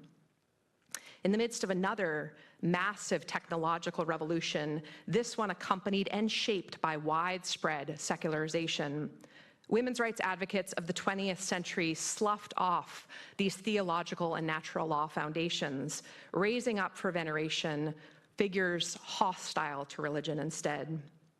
Consequently, in my view, as American women have ascended in social and economic influence over the last several decades, too few have fully embraced the humane moral vision at the very heart of the original women's rights claims. It has been my honor to reintroduce you to this morning these forgotten American women. They, like me, were grateful to their heavenly maker for the sublime dignity of being created a woman, and to their nation for providing them the liberty to speak. Thank you. Thank you, Erica. Dr. Akar Patel. Dr. Patel. Respected Chairman Patrick, Vice Chairman Carson, members of the Commission, and my fellow panelists, thank you for the opportunity to speak here today. My name is Akar Patel, and I am honored to represent BAPS, one of the largest Hindu organizations in the United States. I'm here to share the experience of Hindu Americans, an experience rooted in faith, service, and a deep appreciation for the opportunities this country provides, and to reflect on how religious liberty has enabled our community to flourish. My personal journey reflects that of many Hindu Americans in this country. I immigrated to America legally, I attended medical school here, started a family, and was afforded the opportunity to lay down roots in my community. Living here, I'm fortunate to be able to serve my patients as their physician, serve my family, and serve my community, using my faith as my foundational driving force. Hindu Americans are a hardworking and law-abiding community. Many of us, or our parents and grandparents, came to this country seeking opportunity, freedom, and the chance to build a better life. Over the decades, we have established roots in communities across the nation, contributing to the economy, participating in civic life, and raising families grounded in both American values and our cultural heritage. BAPS, the organization I represent, opened its first Hindu house of worship, or mandir, in Queens, New York in 1974. From that single mandir 50 years ago, we have grown to over 100 mandirs across the United States. This growth reflects something truly special about America. It is a testament to the American promise and to the power of religious liberty. That an immigrant community can come here legally, work hard, establish itself, build meaningful relationships with neighbors, and flourish while peacefully practicing its faith. Throughout American history, religious liberty has allowed diverse communities to not only survive, but thrive. For Hindu Americans, this freedom has meant the ability to build mandirs, celebrate festivals, teach our children values and morals, and contribute openly to the broader society without fear. It has allowed us to transform faith into action, strengthening both our own families and the communities around us. At the heart of Hinduism is the principle of service. Our faith teaches us that serving others is a form of devotion to God. My guru, Pramukh Swami Maharaj, has said, "In the joy of others lies our own." This belief guides the work of BAPS, serving as a responsibility and a pillar of our faith. Through BAPS, we have worked to support communities across the United States in meaningful ways. For example, we have organized nationwide health fairs that provide medical screenings, health education, and access to care for thousands of individuals, regardless of background or income. We have assisted in disaster relief efforts, mobilizing volunteers and resources to support victims of hurricanes, floods, and wildfires. Our volunteers regularly participate in food drives and community outreach programs, helping to address hunger and support vulnerable populations in cities and towns across the country. We also believe in service to our country, as many Hindu Americans have joined our military as a way to serve our nation. In fact, this commission heard from a BAPS volunteer last December, Lieutenant Harish Rao, who is also an active member of the Army. He told you about the challenges he faced by wearing the tilak chandlo on his forehead while in the military, the same symbol you see on my forehead today. These efforts reflect how religious liberty does more than protect faith. It empowers communities to serve and strengthen the nation as a whole. And in return, we have been embraced by our neighbors, forming bonds of trust, friendship, and mutual respect. I mentioned earlier, BAPS went from an organization that made its first footprint in America in a small house in Queens over 50 years ago. Our community soon outgrew that house and moved to a larger facility. We then expanded to 2 facilities. Over the next 50 years, we expanded to over 100 mandirs across the country. In 2024, we opened the Akshardham Mandir in Robbinsville, New Jersey. Some of you may have heard of this mandir or temple. This is one of the largest active Hindu mandirs in the world. I'll say that again. One of the largest Hindu mandirs in the world is located in New Jersey. Over 12,500 volunteers from across the country came together to create this beautiful temple. These volunteers consisted of teachers, lawyers, engineers, doctors, dentists, plumbers, electricians, and even students. These volunteers took weeks, months, even years out of their lives to come together and build a mandir of this magnitude. A story this amazing is only possible in America.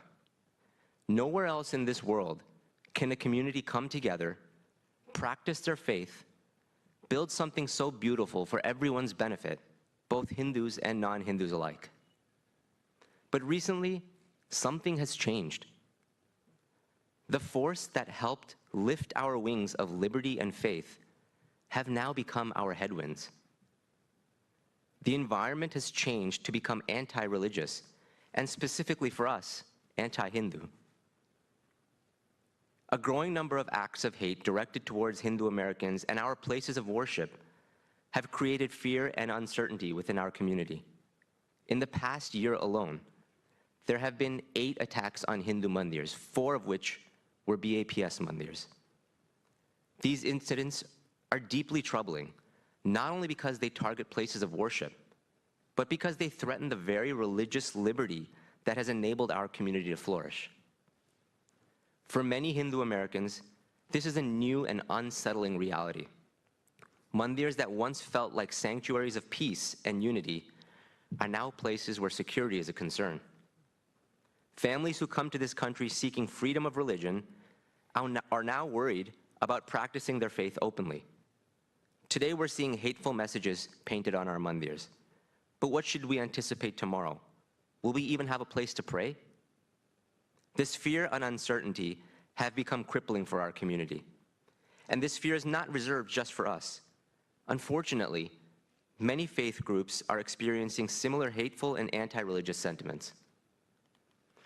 I am here today not only to share our concerns, but also to reaffirm our faith in the values of this nation. The same religious liberty that has allowed generations of Americans from many different faiths to build, contribute, and thrive must be protected for future generations. I was afforded this wonderful opportunity when I came to this country 20 years ago. It is my hope and wish that my 7-year-old son and many children like him will get to experience this same freedom and liberty to practice their faith, enrich their communities, and serve their neighbors as our faith asks of us. Thank you very much. Thank you, Doctor. Dr. Paul Britley, minister, author, entrepreneur. Dr. Paul. Thank you so much for having me. Appreciate everybody coming out this morning. Appreciate this commission for giving me the opportunity to speak. My name is Dr. Paul Britley. I serve as a pastor and overseer of a network of 15 churches, many of which include immigrants and immigrant families, particularly Haitian believers who came to this country because they believed America was different. Before I was born, my father got that dreaded disease that Dr. Patel takes care of all the time, the C word, I don't even like saying it. He died a month before I was born. And there was my mom at the funeral of my dad, pregnant with me, my 10-year-old brother on one side and my 8-year-old sister on the other side, and trying to figure out how she was going to be a single parent and raise 3 kids. What got my mom through it all was her faith. I remember during COVID standing with my congregation and hearing them ask me questions I had never thought they would ever say to me. They said, "Pastor, in America, we've been told that we cannot assemble and worship God. We never thought that would happen." As these families came to me, it began to startle me and got me involved in not only political things that were happening, but my civil responsibility in the community. For them, this wasn't political. It was deeply personal. They had seen what happened when their governments became deciding and how their faith had been practiced. As a pastor, I face a defining moment. Would I treat faith as something optional and adjustable, or as something essential and protected? That experience clarified something for me. Religious liberty is not theoretical. It is lived or it is lost. Religious freedom has never been a barrier in justice in America. It has been one of its greatest drivers. The same biblical truth that I preach every Sunday, that every person is made in the image of God, has historically fueled movements for human dignity, equality, religious freedom, and reform. It is why people of faith have built schools, hospitals, and charities. It is why they stood against slavery. It is why they marched for civil rights. Religious liberty does not divide, it forms conscience, and a society without conscience cannot sustain freedom. There is a growing narrative in our country today that religious freedom is simply a license to discriminate. That is a fundamental misunderstanding. Religious freedom is not about imposing belief. It is about protecting the right to live according to what you do believe. When people of faith are pushed out of the public square, we don't get neutrality, we get a vacuum. And the vacuum is quickly filled by whatever ideology holds power at the moment. But I want to tell you here this morning, we are blessed. The founders did not create a system to exclude our faith. They created one to prevent government from controlling our faith. I will also say plainly as a pastor, we in the church must take responsibility as well. There has been a weakening in some areas of pastoral leadership, where speaking truth has been replaced by silence and conviction has been replaced by caution. But historically, the strength of this nation has been tied to the pulpits that shape moral clarity, not avoided it. So let me address the question that was posed by this committee just a few minutes ago by our chairman. What would America look like if religious liberty had been restricted 250 years ago? If pastors had been told what they could preach, or if scripture had been removed from the public life, or if faith had been confined to private silence, there would have been no moral framework to declare that all men are created equal. But we are blessed. There has been a movement in America that's changed it. But if we would not have had that faith, there would be no movement at all. But we are blessed. So no civil rights movement would have happened as we know it. But we are blessed. There had been no shared conviction that rights come from God, not from government. But we are blessed. And so in short, where would America be today if it went back 250 years ago and they would have told our fathers the framework of the Constitution to reduce the tone of religion? Religious liberty must remain protected, not just in word, but in practice. As an ambassador of the North Carolina Faith and Freedom Coalition, as a network of 2,500 churches in North Carolina that I work with, elected officials and candidates that have the opportunity to stand on their biblical worldview. And so they can go and challenge voters to come out and vote for them. Just a couple of stats and I'll be done.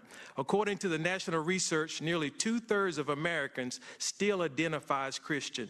That means biblical values are not on the fringe. They are rooted in the lives of millions every day of our citizens. And while not everyone votes strictly based on faith, about 1 in 4 Americans say their religion strongly influences how they vote, with many more saying it plays at least some role in their election process. This is not a small group. This is significant and meaningful for this nation. What even more is important, that the data shows those who actively participate and practice their faith, those who attend church regularly, are among the most consistent and reliable voters in this country. So the question is not whether our values matter in elections. The question is whether we are willing to live out those values, not only in our churches, but in our civic responsibility. And for the people of faith, it is a reminder: your vote matters, your voice matters, and your values matter. When people of faith participate, they shape a more thoughtful, values-informed public square. That means protecting the free exercise of faith in public life, ensuring churches are not treated as non-essentials, and safeguarding the rights of individuals and organizations to live according to the sincerity that they hold in their beliefs, and doing so for all people of faith equally and without coercion. So closing, because when a nation begins to treat faith as something to be managed instead of protected, it does not become freer, it becomes more fragile. And if we want to preserve freedom in the next generation, we must protect the very foundation that made it possible in the first place. Ladies and gentlemen, I sit here today in the greatest nation in the world, and I want to tell you, because of our religious freedom, we are blessed. Thank you so much.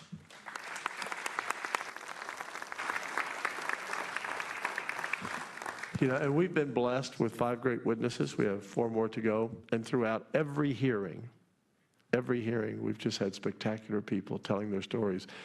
And Pastor, you need to get a leave of absence from the church because I'm taking you on the road with me, okay? Dr. Carson. Okay. Well, thank you all for those testimonies. For Clarence Henderson, you know, my wife and I have been blessed to hear you speak in the past and see what you've done. And you obviously had a lot of courage to go up against an establishment that threatened your very life. And I'm just wondering, what gave you the courage to do what you did? And would you have had that courage without your faith? No, I would not have, but it actually started when I was born. My father named me after a sharecropper. He was a sharecropper for an individual, and it helped set the tone for me, helped bridge the gap between the races, and I've been called into it ever since then. Faith requires courage if we're going to walk by it, and so I have dedicated my life to help bridge that gap so that in America we start perishing together as fools and start living the life that America affords us. That's where I stand right now, and I am so concerned about the inner conflicts that's going on in America, how we're destroying America from within. As you heard me say in my speech, is that we're dealing with an agenda, If America's so racist, why are people dying to come here, but nobody's dying to leave? And so we that understand what America's all about have to stand together and fight so that we can preserve the freedom and dignity of America, and for our people coming behind us, our children. What kind of America will leave them if we don't stand up for what we believe in right now? Correct. Thank you. Thank you, Clarence. Bishop Barron. Just a brief remark, especially in regard to our first and last speakers, that connection between religion and civil rights movement. Some people said there was a similarity between the civil rights demonstrations and let's say the ones in 2020. And I always said no for a number of reasons, but one of the most important was the lack of religious leadership or religious presence in the demonstrations of 2020. The civil rights movement, religion was not incidental to it, not accidental to it. It was essential to it, as you articulate well. And, you know, we talked, Dr. Anderson mentioned he might draw attention in our report to heroes of religious liberty. Gosh, Dr. King is a great example because he so effortlessly embodied and articulated the connection between the American idea and the great biblical tradition. The letter from the Birmingham City Jail, right, which is making a civil argument if you want, but it's grounded in, as he says explicitly, Thomas Aquinas and Augustine, both of whom are grounded in the Bible. And then not far from where we're sitting, King stands on the steps of Lincoln's Memorial and again effortlessly weaves together biblical rhetoric, American civil rhetoric, secular poetry. If you had said to Martin Luther King, there's a high wall of separation between religion and civil life, I mean, his whole life embodies the opposite of that. And so I think he's one of the great heroes, if you want, of what we were talking about. So thank you for that witness. Kelly? One of the things I thought was interesting, sometimes there's a theme that is directed in this by one higher than us. And I think of the first witness and then what you said.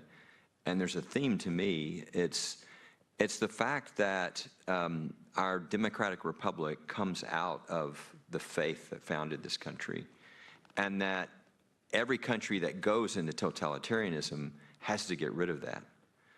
And the COVID example just reminded me, we filed the first COVID case victory in the history of the country. It's out of Louisville. And we won every COVID case we filed on behalf of churches and synagogues. But the fascinating thing to me was everywhere we won, within 2 to 3 weeks later, the businesses were opened. It was never the lawsuits to open the businesses and then the churches were opened. It was always the lawsuit to open the church and then the businesses were opened. And I just think about what our first witness and all of you have said, and I think of, you know, what a totalitarian government needs. They have to have direct control over the citizen. And these intermediary institutions like the church get in the way, and like the authority of parents get in the way of them having control. And so that's why we see these fights. And it's just so important to being who we are. So all different stories, but all such a powerful message that you presented today. And I just want to say thank you. Any other questions or comments?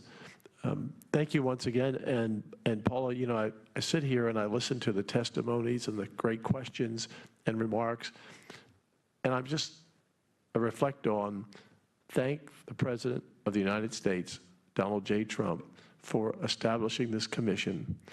And we said it in the first hearing, but God has his hand in all things, and it all started when the president called me thinking I had called him, which I would not have done, and talking about a lot of things.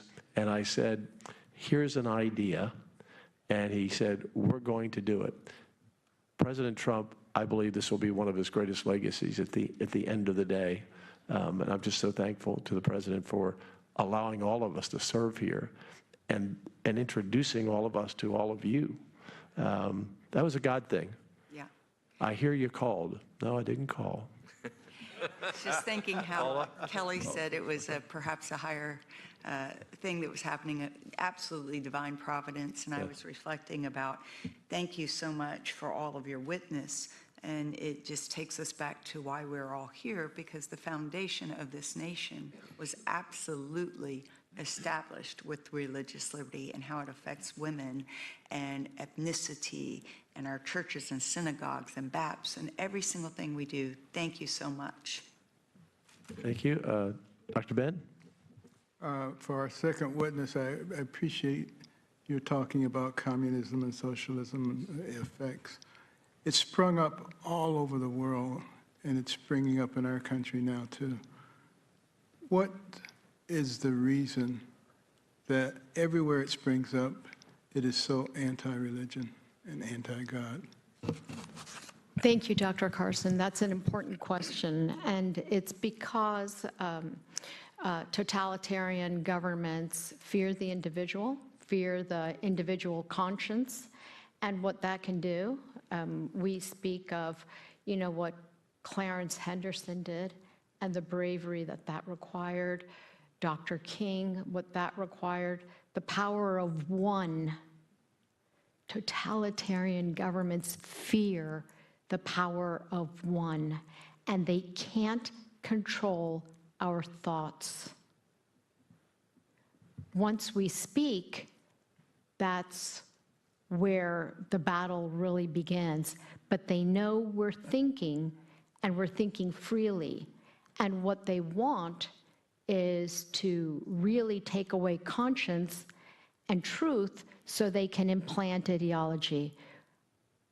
That's why they tend to be successful with the very young.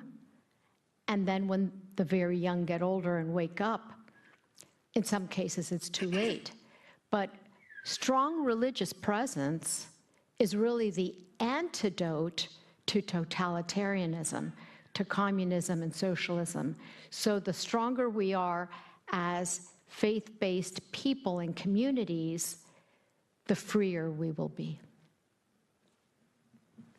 And Clarence, just to close, one thing that you said, certain things I've heard from different witnesses stay with me. Where would you have met if you couldn't go to the church in the civil rights movement? Where would that meeting have taken place? Where would that meeting have taken place where people prayed? Where would that meeting have taken place that launched a movement? And I just had not heard that. It's obvious, but I had not heard it articulated before. So thank you, Clarence. Appreciate you. Members, thank you. All of you. Oh, yes. Oh, I had a question. I'm sorry, Eric. I didn't see your light. Thank you. I'm always curious what ideologies are the enemies of religious liberty. We know that Marxist, atheist ideology typically is against the idea of religious liberty, the idea of faith. But Dr. Patel, you mentioned many attacks on the Hindu communities, and this has ramped up. Who are some of the groups behind these attacks against Hindu communities? It seems somewhat unimaginable to me that Hindu communities are such a big threat that we need to attack them. Can you tell me, give us here some idea of who have attacked you all? Thanks so much for asking that question. You know, when our first temple got attacked, a little over a year ago, it was in Long Island, New York. And this was the first time something like this had ever happened to us. We had heard of other temples, not part of BAPS, but other Hindu temples that had been attacked, but this was the first time it had happened to us. And there were some, you know,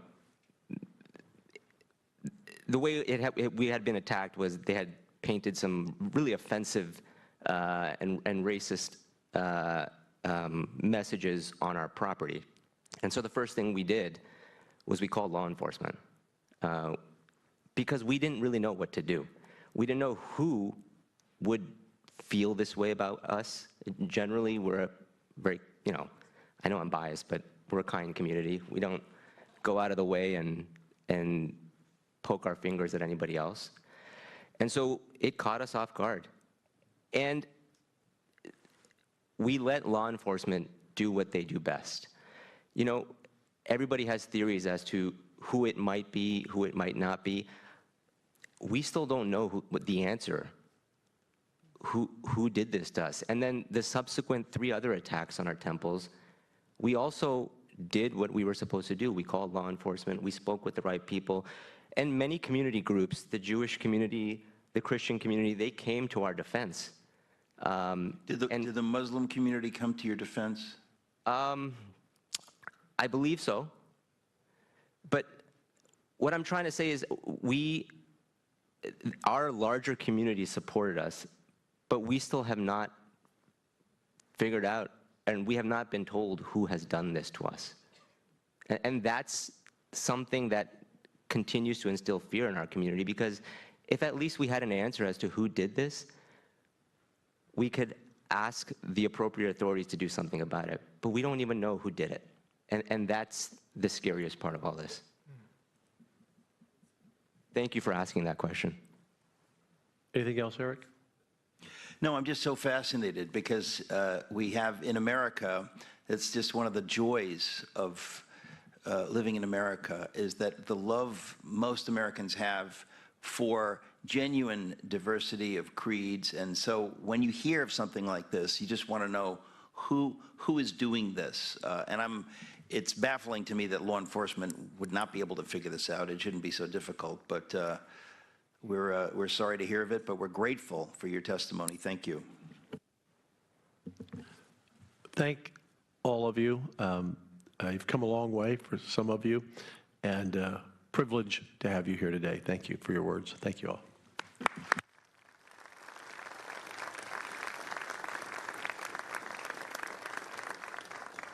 We have one more panel of 4 witnesses, and then we'll have our open discussion.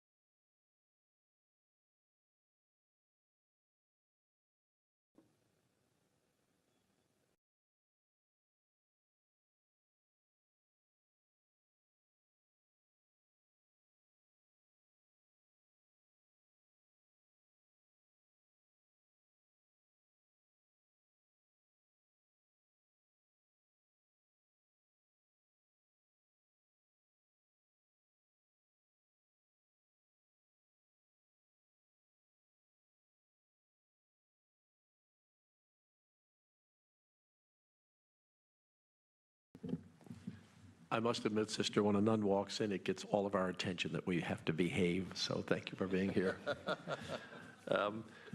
Heather Rice, is it Minus? Yes. With the Prison Fellowship, you have the microphone.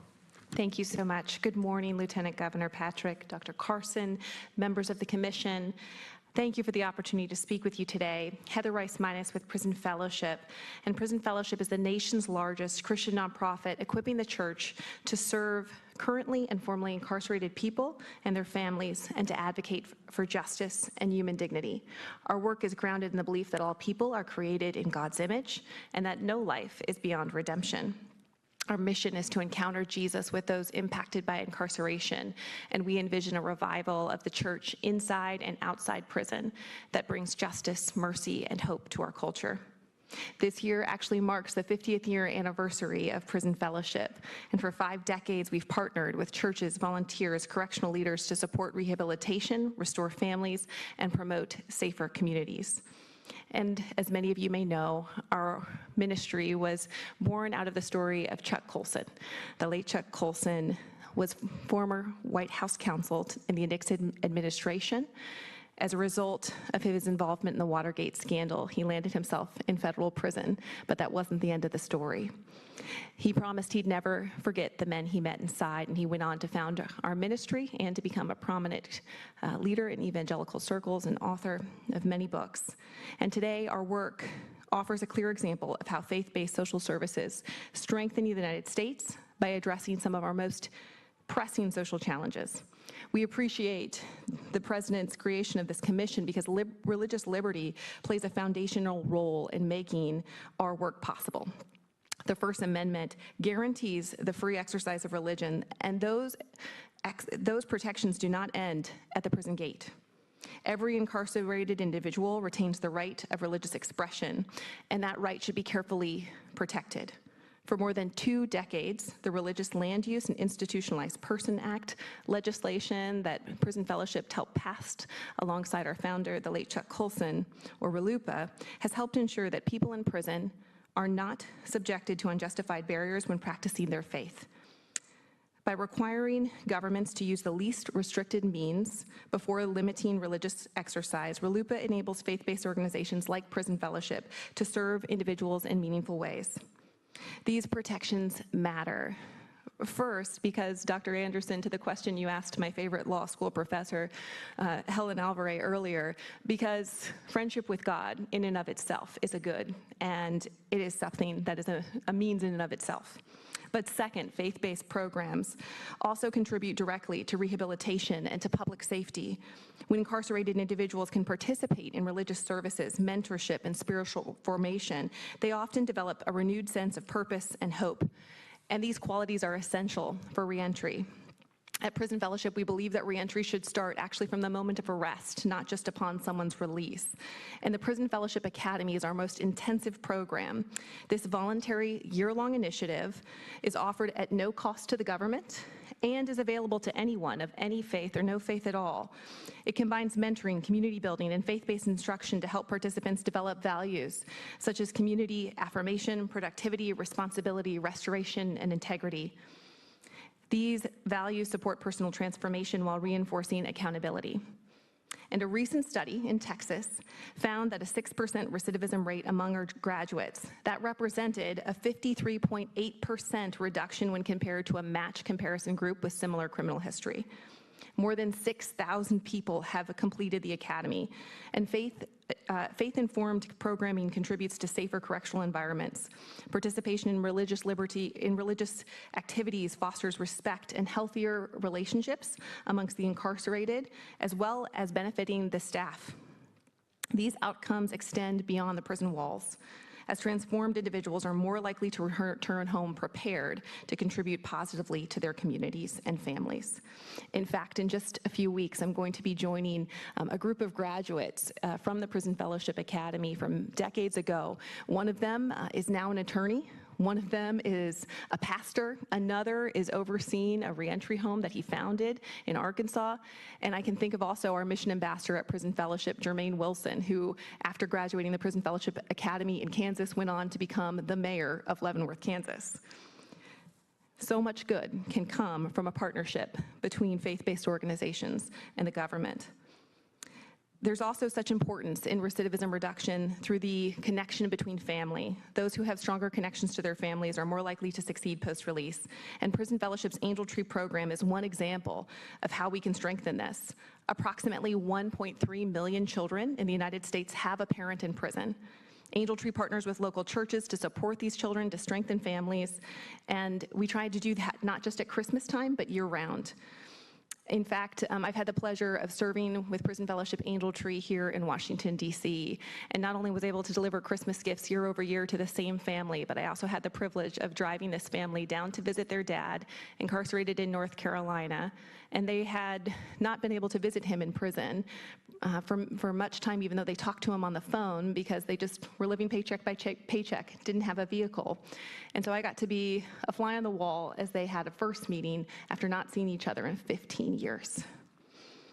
Angel Tree has served more than 12 million children since its inception, and 120,000 children have also attended an Angel Tree camp. And none of this would be possible without the partnership that we have with chaplains inside prison who make this application available to parents who want to sign their children up. Scripture calls us to seek justice, to encourage the oppressed, and faith-based social services strengthen the United States by addressing individual transformation and community well-being.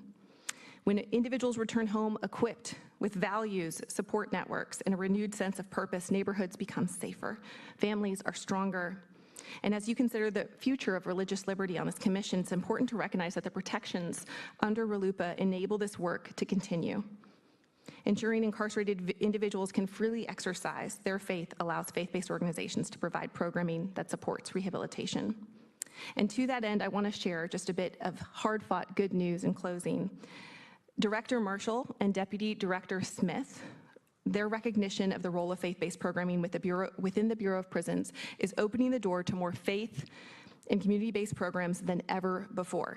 We're proud that the Bureau of Prisons has recently designated the Prison Fellowship Academy as an evidence-based recidivism reduction program under the First Step Act. Additionally, over 30 Bureau of Prisons wardens are currently participating in the Warden Exchange, Prison Fellowship's leadership development program designed to help corrections professionals envision and build healthier prison cultures. Since 2013, we've actually had over 820 graduates of this program, many from Texas. But this year marks the very first year that we've actually been able to have a federal warden participate in this free program made available to corrections leaders across the country. For 50 years, Prison Fellowship has witnessed the impact of faith in action. We've seen individuals transform their lives, parents reconnect with their children, and communities benefit from successful reentry. And these outcomes demonstrate how religious liberty empowers faith-based organizations to serve the common good. Commission, thank you for your time, for your commitment to protecting religious liberty and supporting faith-based social services, including for those who are behind prison walls today. Thank you, Heather. Sister Mary Elizabeth with Sisters of Life Ministry to Women and Children in Need. Sister. Chair Patrick and members of the Commission, thank you for inviting me today to share what motivates my religious community, the Sisters of Life, to serve the most vulnerable among us, and how a recent threat to our religious freedom could have seriously impeded it. The Sisters of Life were founded in 1991 to promote a sense of the sacredness of human life in society. Through prayer and service, we bear witness to the inherent dignity of every human life created in the image of God. Each of our sisters has encountered a love that is so great, so beautiful and true, a love that captivated her heart and called her to respond. This love became incarnate in Jesus Christ. We, as Sisters of Life, offer our lives to the Lord Jesus so that others may come to know and experience this great love. This love, we believe, is the source, the meaning, and the destiny of every human life. Our community engages in a variety of works in order to share this love. Today, I'm going to highlight our mission serving courageous women who are pregnant and in crisis, in need of support, friendship, and practical compassion. We are also privileged to serve women who are seeking hope and healing after the experience of an abortion. We are blessed to see time and again how Jesus' perfect love and tender mercy casts out fear and transforms lives. We believe that every human being is sacred, unique, and infinitely loved by God. And we want every person we encounter to know their own dignity as beloved sons and daughters of God, especially the pregnant women we serve.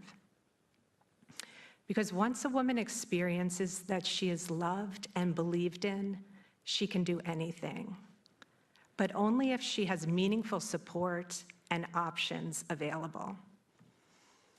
Such was Nicole's story. When Nicole found out she was pregnant, she felt overwhelmed and afraid. She was already a single mother working 12-hour shifts in a factory to make ends meet, and she was barely getting by. She had previously had an abortion and didn't want to go through that again, remembering the pain and regret it caused. But she felt like she had no other option. So she obtained abortion pills, but couldn't bring herself to take them. Her boyfriend kept saying, "It's your choice." Nicole told us what she really needed to hear was, "I will be with you every step of the way, no matter what." She found us through a friend, and in our first conversation, she shared a weighty list of needs, from a mortgage to baby clothes, school fees, and a broken washing machine.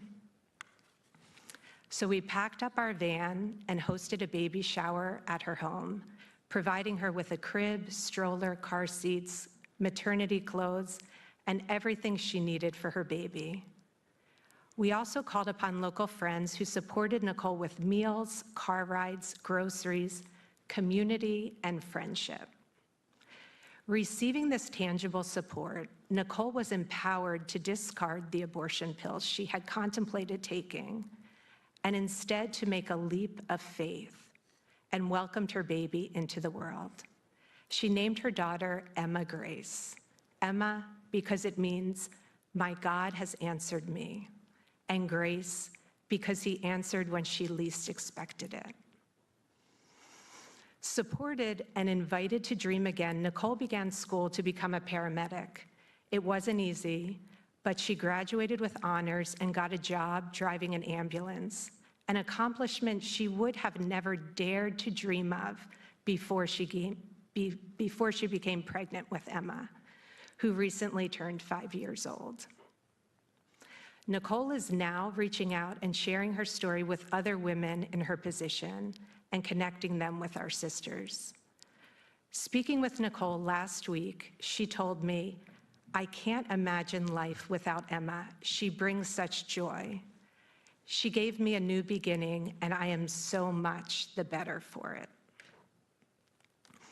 Nicole's story is one of countless examples of how Christ's redeeming love has changed lives over the course of our community's existence. Through locations such as our visitation mission in Manhattan, we build relationships with each woman who seeks us out, listening to her hopes and her fears. We desire to meet her needs, emotional, spiritual, and practical, so that she may have the greatest freedom to choose life for both herself and her child. Our large network of coworkers of life enables us to provide all of this support free of charge and regardless of a woman's religious affiliation. The support we provide continues far beyond a mother's decision to give birth to her baby. Some reside with us during pregnancy, childbirth, and for whatever time each woman needs, often several months after her child's birth. Melanie was one such woman, and her story shows how God's love poured out overflows into the next generation. 18 years after Melanie's son, Zion, was born, he came to see us. The doorbell rang at our Midtown Manhattan convent. The sister who answered found a group of tall, strong, college-aged young men on our doorsteps. The one in front had a huge smile on his face, and he said, "Hi, sister, I was born here." Zion explained that his mom had told him about us and the convent where she lived when he was born. All his life, he had wanted to come back and see it for himself. He was proud of his mom, knowing some of the sacrifices she had made to bring him into the world. So, as a college freshman on a football scholarship, he found himself in New York City with his teammates. The football players crowded into the front foyer of the convent to meet the sisters. Zion recently graduated from Yale and moved to New York City. He comes to volunteer at the convent where he spent the first few months of his life. How beautiful that God allowed our religious mission to inspire others. Zion, his team members and classmates at Yale, and all who are touched by Zion's goodness. Ours is just one of thousands of religious ministries seeking to be such a light in the world, to create a society in which people are cared for, valued, and protected. Together we sacrifice for the vulnerable, uplift the downcast, and enable human flourishing. But not everyone understands or shares our commitment to the sanctity of human life at all stages. In 2022, the state of New York passed a law targeting our ministry to pregnant women. It allowed government officials to force pregnancy centers, but only those that do not perform abortion, to turn over internal documents, including sensitive information about the women we serve. Our missions are a place where women can feel safe with the knowledge that their stories are kept confidential. Many are in search of refuge from abusive partners and situations. We could not, in good conscience, break trust with the women who come to us for help. Because we could not comply with the new law, we faced the threat of serious financial and legal punishments. After much prayerful discernment, we sued the state of New York with the help of the Becket Fund for Religious Liberty, eventually winning a court order protecting us and allowing us to continue providing for the needs of women who seek our help. Through this experience, we learned that we must value religious liberty as a society enough to continue prioritizing it anew for each succeeding generation. Most acts of charity by religious groups go unnoticed by the world at large. But it is through these actions, motivated by the love of God, that the world is changed, one heart at a time. Protecting religious ministries by protecting religious freedom is one of the best ways our policymakers can promote true human flourishing. Thank you for all you're doing to ensure that we can keep reaching out to serve those in need. God bless you.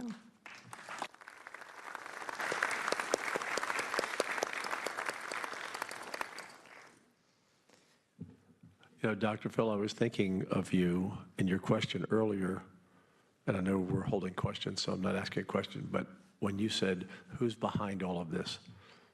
When you're trying to separate a woman in need and the sisters, there's evil behind that. There's evil behind that. We'll talk more in a moment. Oriel, is that? Oriel. Oriel Xi? Xi, yes. Xi, okay. A managing partner of the Wolf Group. Chairman Patrick, Dr. Carson, and distinguished members of the Commission, thank you for the opportunity to testify today. It is truly an honor.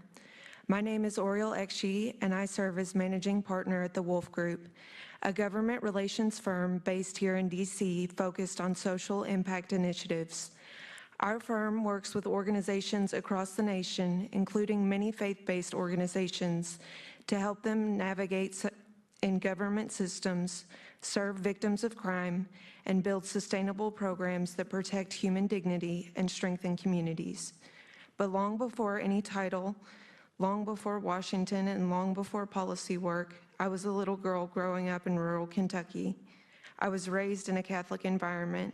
I attended Catholic school. My mother was heavily involved in the parish and in the school as a parishioner and a donor.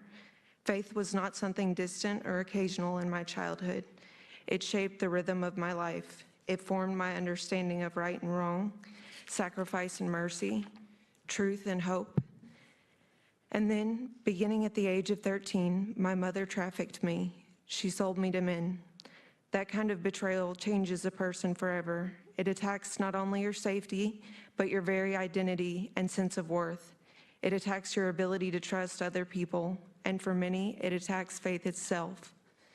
There are people who hear a story like mine and assume that the natural result would have been bitterness towards God, anger at religion, or the complete collapse of belief. They assume that suffering like that would make faith impossible.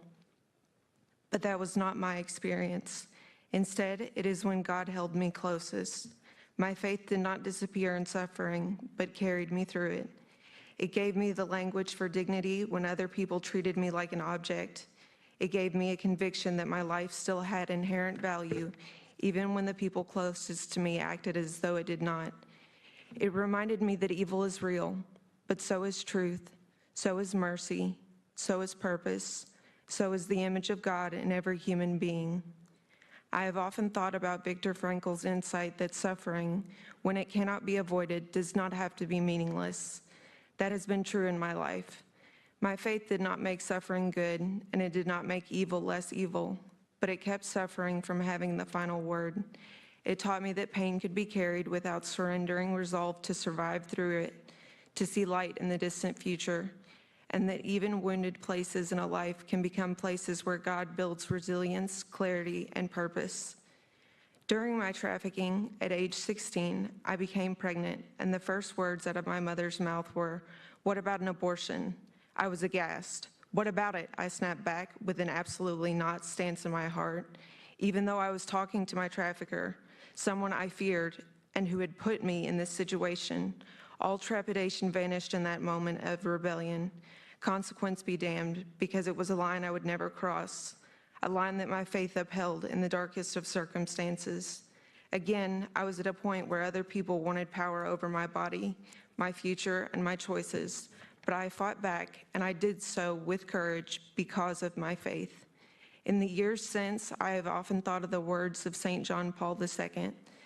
The gospel of God's love for man, the gospel of the dignity of the person, and the gospel of life are a single and indivisible gospel. I did not have that sentence in front of me at 16, but I knew its veracity. My child was not a problem to be erased. She was a person with value, a life with purpose, a gift entrusted to me. Today, that baby is named after a 9-day prayer for special intervention that I prayed over her, and a saint who lived and died in the name of God's love for mankind. Novena Valentine is a faithful, beautiful, clever, athletic, cheerful 14-year-old girl, and every time I look at her, I am reminded that faith is not merely a private comfort. It is a force that shapes choices, preserves lives, and changes generations. That is why I'm here today. For me, religious liberty is not an abstract legal theory. It is not a slogan or a talking point. It is the freedom to live according to what I know for a fact to be accurate. It is the freedom to remain rooted in faith in the face of evil. It is the freedom to reject coercion. It is the freedom to choose life. It is the freedom to heal without being told that faith has no place in healing. And it is the freedom to serve others openly, generously, and genuinely. That brings me to the work I do today. At the Wolf Group, I lead a team that helps organizations navigate the complicated relationship between mission and government. Many of the organizations we support serve victims of crime, survivors of trafficking, women facing violence, vulnerable children, and struggling families. Many are organizations of faith. Some were founded by people of faith. Some maintain an explicitly faith-based identity, while others simply carry religious conviction in the way they show up to serve. And what I can tell you from my direct experience is this: faith-based organizations are often among the first to show up, the last to leave, and the most trusted by the people they serve. In the anti-trafficking field especially, faith communities are often where survivors first encounter consistency, compassion, and hope. Sometimes it is a church member, sometimes it is a pregnancy resource center, Sometimes it is a faith-based nonprofit, a volunteer mentor, a safe home, or a local ministry willing to walk with someone through the long and difficult road of recovery. These organizations do not merely provide services, they restore belonging. They remind people they are more than what has been done to them. They often reach people that formal systems have missed, and they do it with extraordinary sacrifice, love, and endurance. But too often, government systems treat faith-based service providers not as valued partners, but as problems to be managed. Sometimes the barrier is direct. A faith-based organization is told, either formally or informally, that to participate in a program, qualify for funding, or partner with a public entity, it must effectively secularize itself. It must mute its religious identity. It must strip away the very beliefs that motivated the work in the first place. Sometimes the barrier is bureaucratic. Small and mid-sized ministries doing life-saving work are buried under layers of compliance, procurement requirements, reporting structures, and cultural assumptions that large secular institutions are simply better equipped to absorb. The result is that trusted organizations closest to the suffering are often kept furthest from the resources. Other times, the barrier is ideological. Faith-based groups are viewed as inherently suspect because they believe that moral truth is real, because they maintain convictions about life and family, or because they believe that spiritual care can be part of holistic care. And sometimes the barrier is subtler, but just as damaging. The assumption that religious belief is acceptable in private life, but unwelcome in public service. That is not religious liberty. A nation that truly values religious liberty does not tell people of faith, you are free to believe whatever you want as long as your beliefs do not shape your work, your institutions, your hiring, your witness, your compassion, or your service to others. That is not freedom, that is containment. And for survivors, that kind of containment can be devastating because survivors are not simply bodies with material needs, they are whole people. Many are wrestling with shame, identity, purpose, motherhood, forgiveness, and whether or not their life still has meaning. Many want their faith respected as part of recovery, not dismissed as irrelevant to it.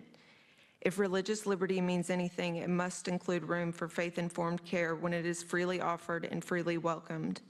This commission has an opportunity to say clearly that religious liberty must include the freedom of faith-based organizations to serve the public without surrendering their identity. That means first, that faith-based organizations should have equal access to grants, partnerships, and public programs without being forced to choose between participation and religious integrity. Second, organizations serving victims of crime should be allowed to offer holistic care that includes spiritual support when requested and welcomed by the person being served. Respecting faith is not coercion. In many cases, it is a part of respecting the survivor as a whole person. Third, conscious protections must be real, not theoretical. People working in victim services, healthcare, pregnancy support, foster care, education, and other mission-driven fields should not be forced to violate deeply held beliefs as the price of service. Fourth, we should reduce unnecessary barriers that keep smaller ministries and faith-based nonprofits out of the room. Some of the most effective organizations in this country are not the largest or the most polished. They are the most trusted. Government should not make trust, conviction, and community roots a disadvantage. And finally, we need to remember that protecting religious liberty does not only protect institutions, it protects people like me. It protects the girl who still believed that God saw her when the world did not. It protects the young mother who refused to sacrifice her child. It protects the survivor who needs care that does not ask her to leave her religion at the door. And it protects the people in ministry who opened those doors in the first place. For Christians, we may call that kingdom work. Others may describe it differently. But in a free country, government should not stand in the way of people living out their faith through service, prayer, mercy, and love of neighbor. My daughter and I are living proof that faith not only matters, but saves, preserves, and perseveres. The ability to practice faith matters. The ability to serve through faith matters. Religious liberty matters because it protects the freedom not only to believe, but to live out the meaning that faith gives to suffering, to life, and to service. In my own story, faith transformed survival into responsibility. It called me not only to endure, but to fight for others. I'm deeply grateful to President Trump for making religious liberty a national priority, and I'm grateful to this commission for taking seriously the role that faith plays in human flourishing, moral courage, and service to others. Thank you for your time, for your work, and for the opportunity to share my stance on the most important of issues.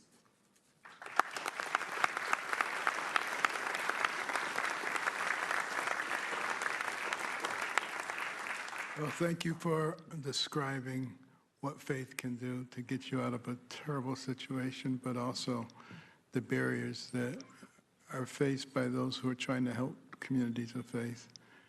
And now I think we will hear from Rabbi Aaron Lipkar. Good morning, Chairman, Vice Chairman, Commissioners, and for all of you who have gathered here, thank you for the opportunity to speak and to share with you a little bit this morning. My name is Rabbi Aaron Lipkar. I am the CEO of the Aleph Institute, a national non-for-profit organization, which was founded almost 45 years ago by Rabbi Shalom Dovber Lipkar of blessed memory. And we have worked at the intersection of faith and the criminal justice system, supporting incarcerated individuals, their families, and the institutions that serve them. The work that we do at the Aleph Institute was inspired and directed by the Lubavitcher Rebbe, Rabbi Menachem Schneerson of blessed memory, our mentor, who I proudly serve as his emissary, to approach this work in a holistic way and to make sure that we address the needs of all of those that are affected or connected to that community in a dignified and respectful way. This is all done, of course, through faith-based programs, to education, and through preventative education beforehand in order to try and minimize those challenges. We have a very unique focus on the families that are affected by this, and specifically the children. As we heard earlier, some statistics of the amount of children in the United States that have an incarcerated parent. We know the studies that show that children of an incarcerated parent have a greater likelihood of ending up incarcerated themselves. Our work is rooted in Torah and Jewish values, the belief in the infinite dignity of every human being and the responsibility to care, especially for those on the margins. But while our foundation is Jewish, our advocacy is not limited by faith or practice and is open to all. We serve individuals of all backgrounds because the principle is universal. Every human being deserves dignity, purpose, and faith.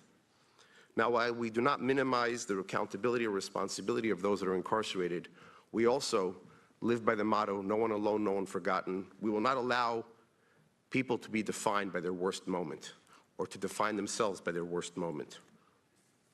When we want to raise a society, when we want to raise a building and stabilize it, we know that we have to go to the foundation to ensure that it is strong in order to stabilize all aspects of that community.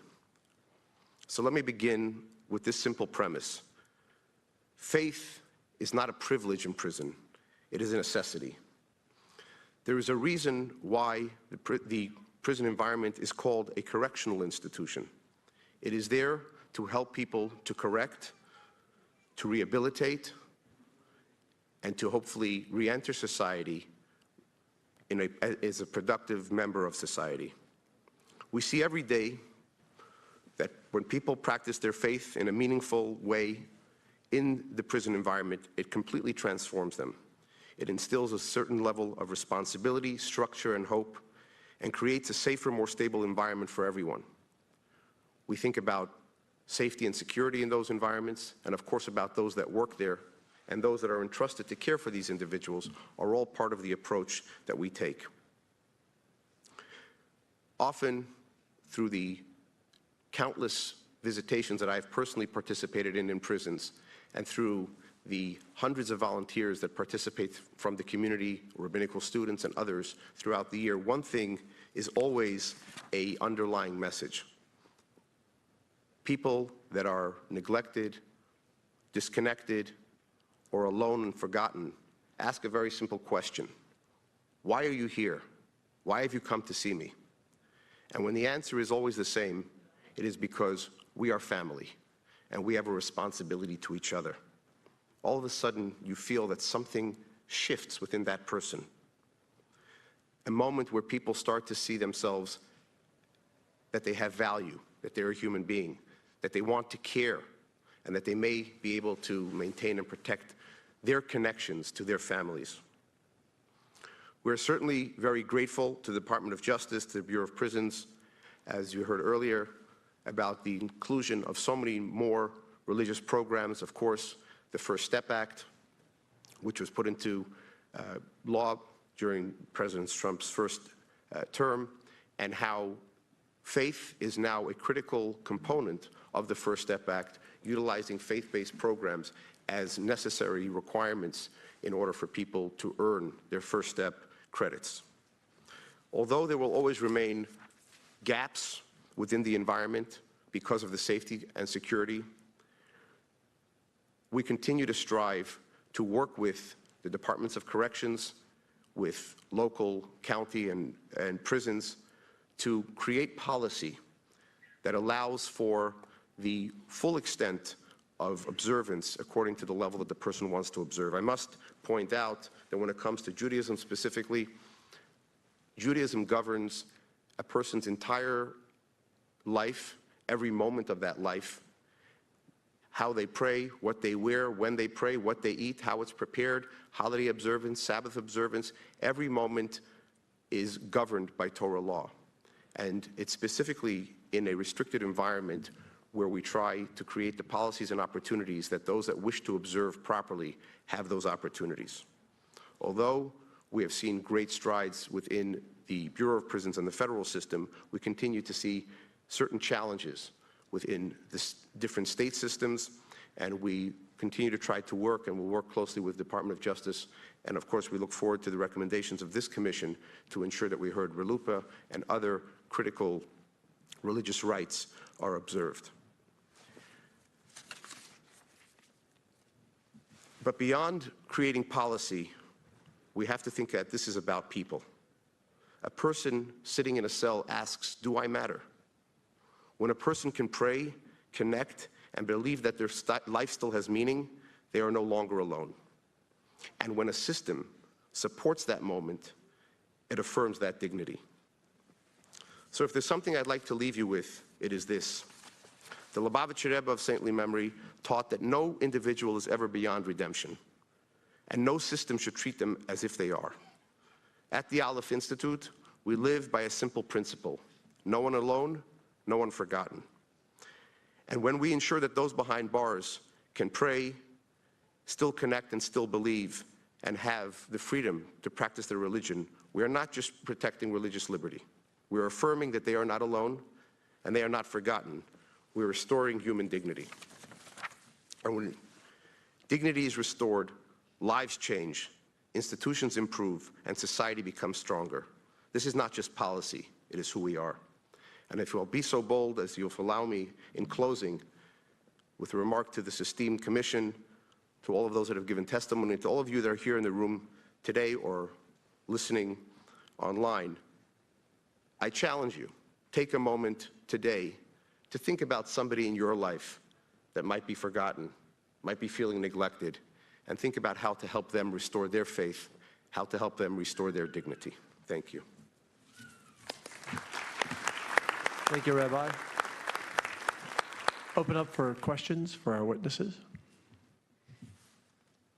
Kelly? Ms. Exie, that was probably one of the most powerful testimonies I've ever heard. Thank you for doing that.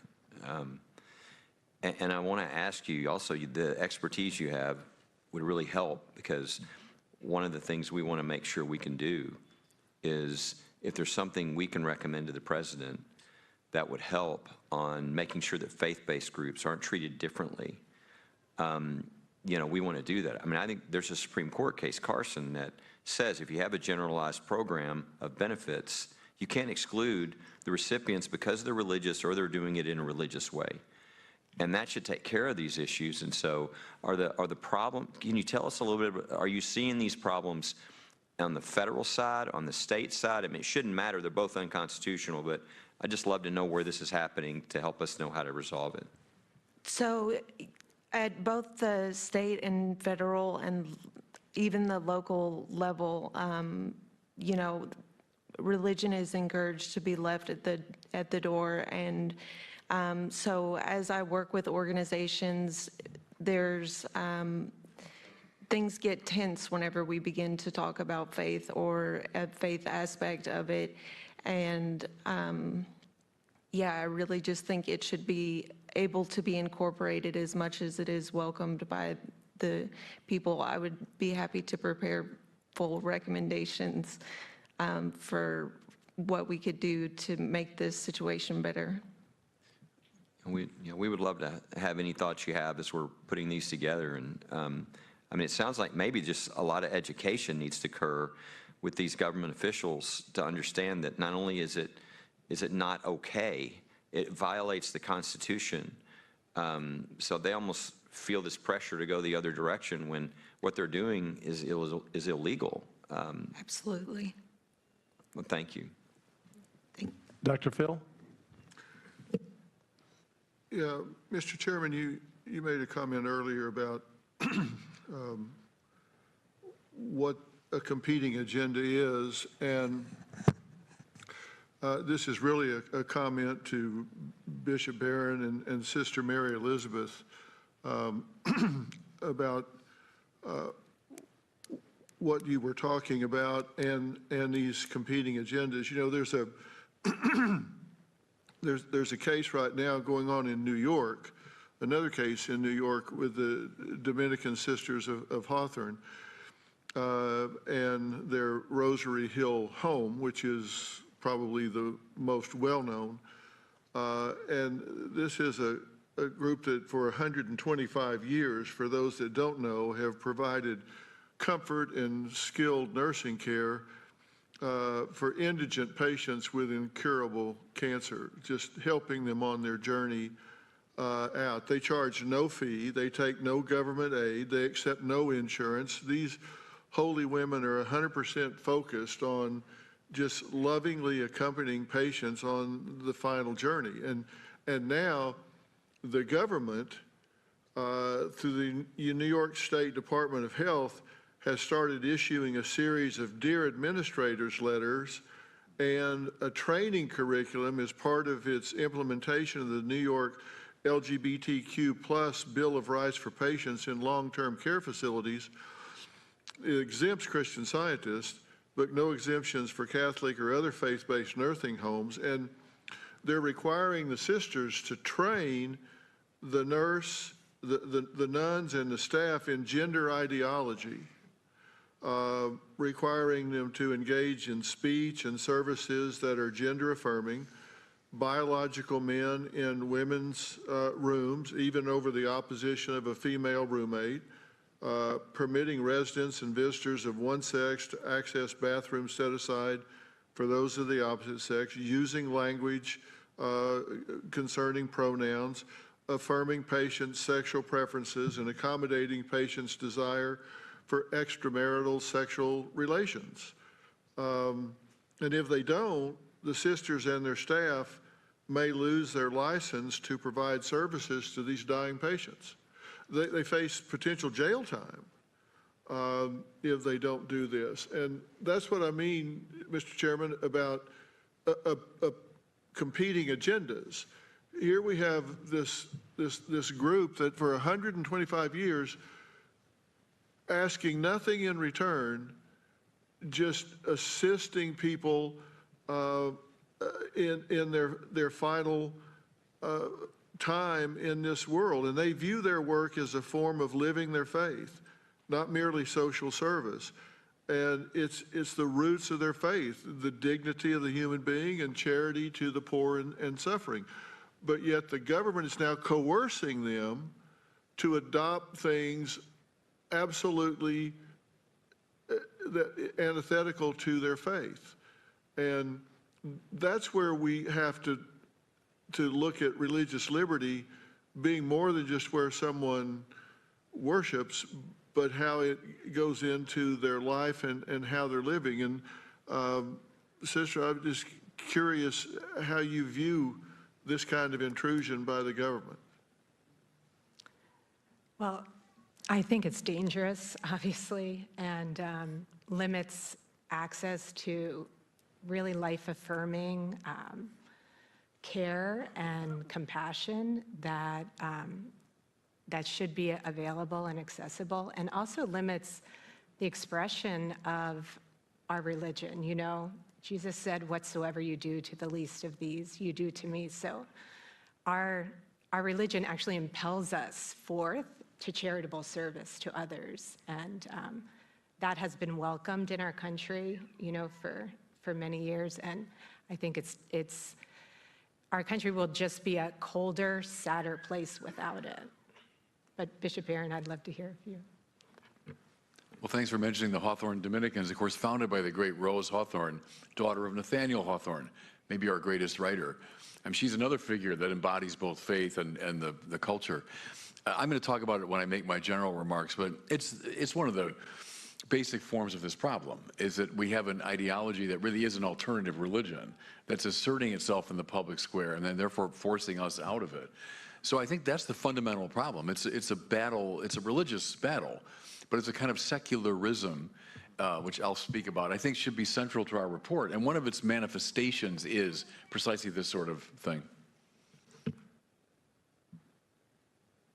I find it interesting, both of those cases are in New York. What's wrong with the people in New York and government? I mean, I have to ask that question.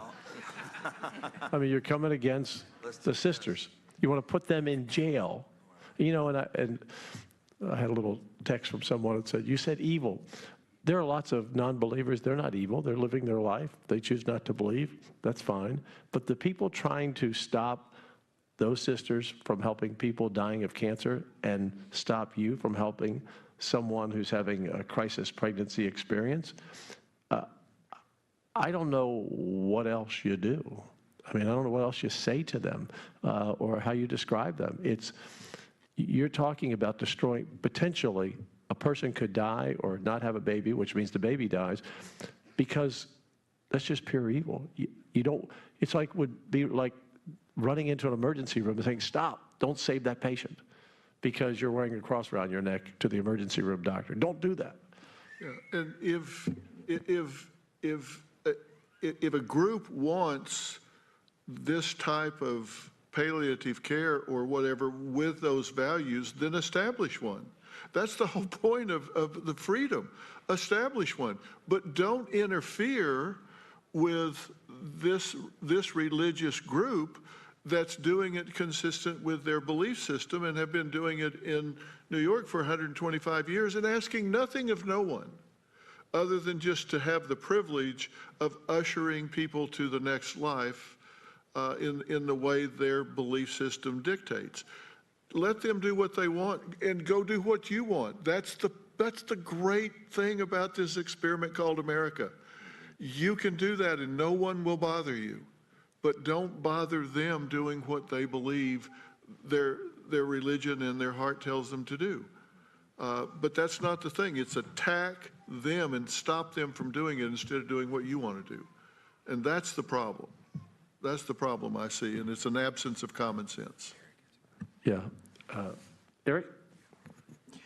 Well, first of all, thanks to all of you. I feel like I have a personal connection to Heather and to Sister Mary Elizabeth because I had the great privilege of working with Chuck Colson at Prison Fellowship, and I think of the tremendous good that Prison Fellowship has done for innumerable people. It's unbelievable. And Sister Mary Elizabeth, my wife, we live in New York City, but we're Christians and we love America.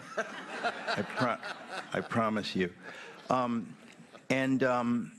My wife, Suzanne, for 12 years ran the largest crisis pregnancy center, now called Avail. And every now and again, she'd come home raving about meeting with the Sisters of Life, how I have to meet them. They fell out of heaven. They're unbelievable. The joy. And I thought, oh, they're just faking that.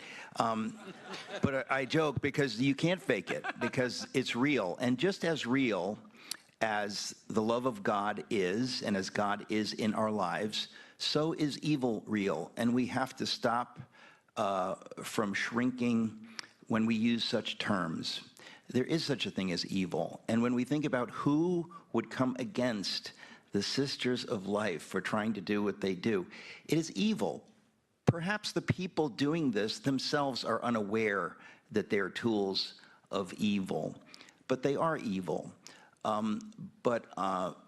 To take it away from those terms and to think of us as Americans and our founding documents, it is the establishment of a secular religion. It's what Father Newhouse referred to in his book, The Naked Public Square in 1984, an attempt to establish a secular religion, which is as wrong as to establish any religion. It is unconstitutional. It is fundamentally wrong.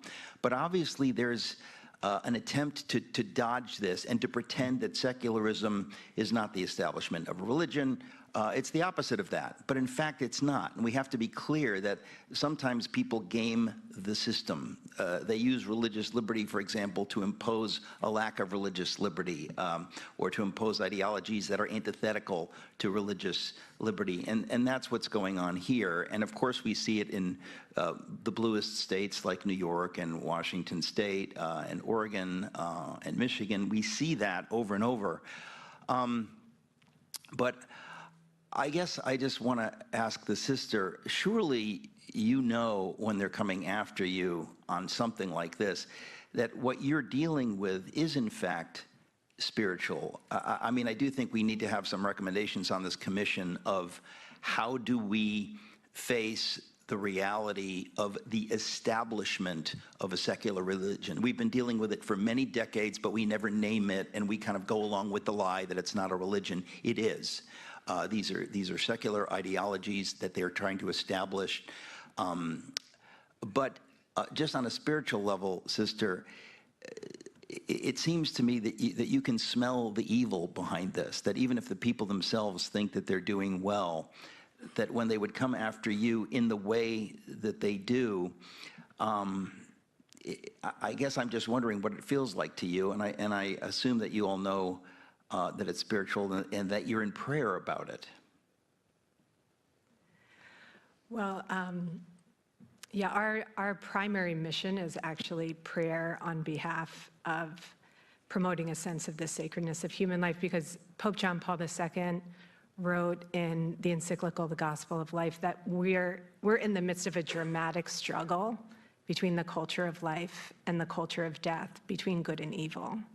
So he named it for that. And yeah, life is at the heart of it.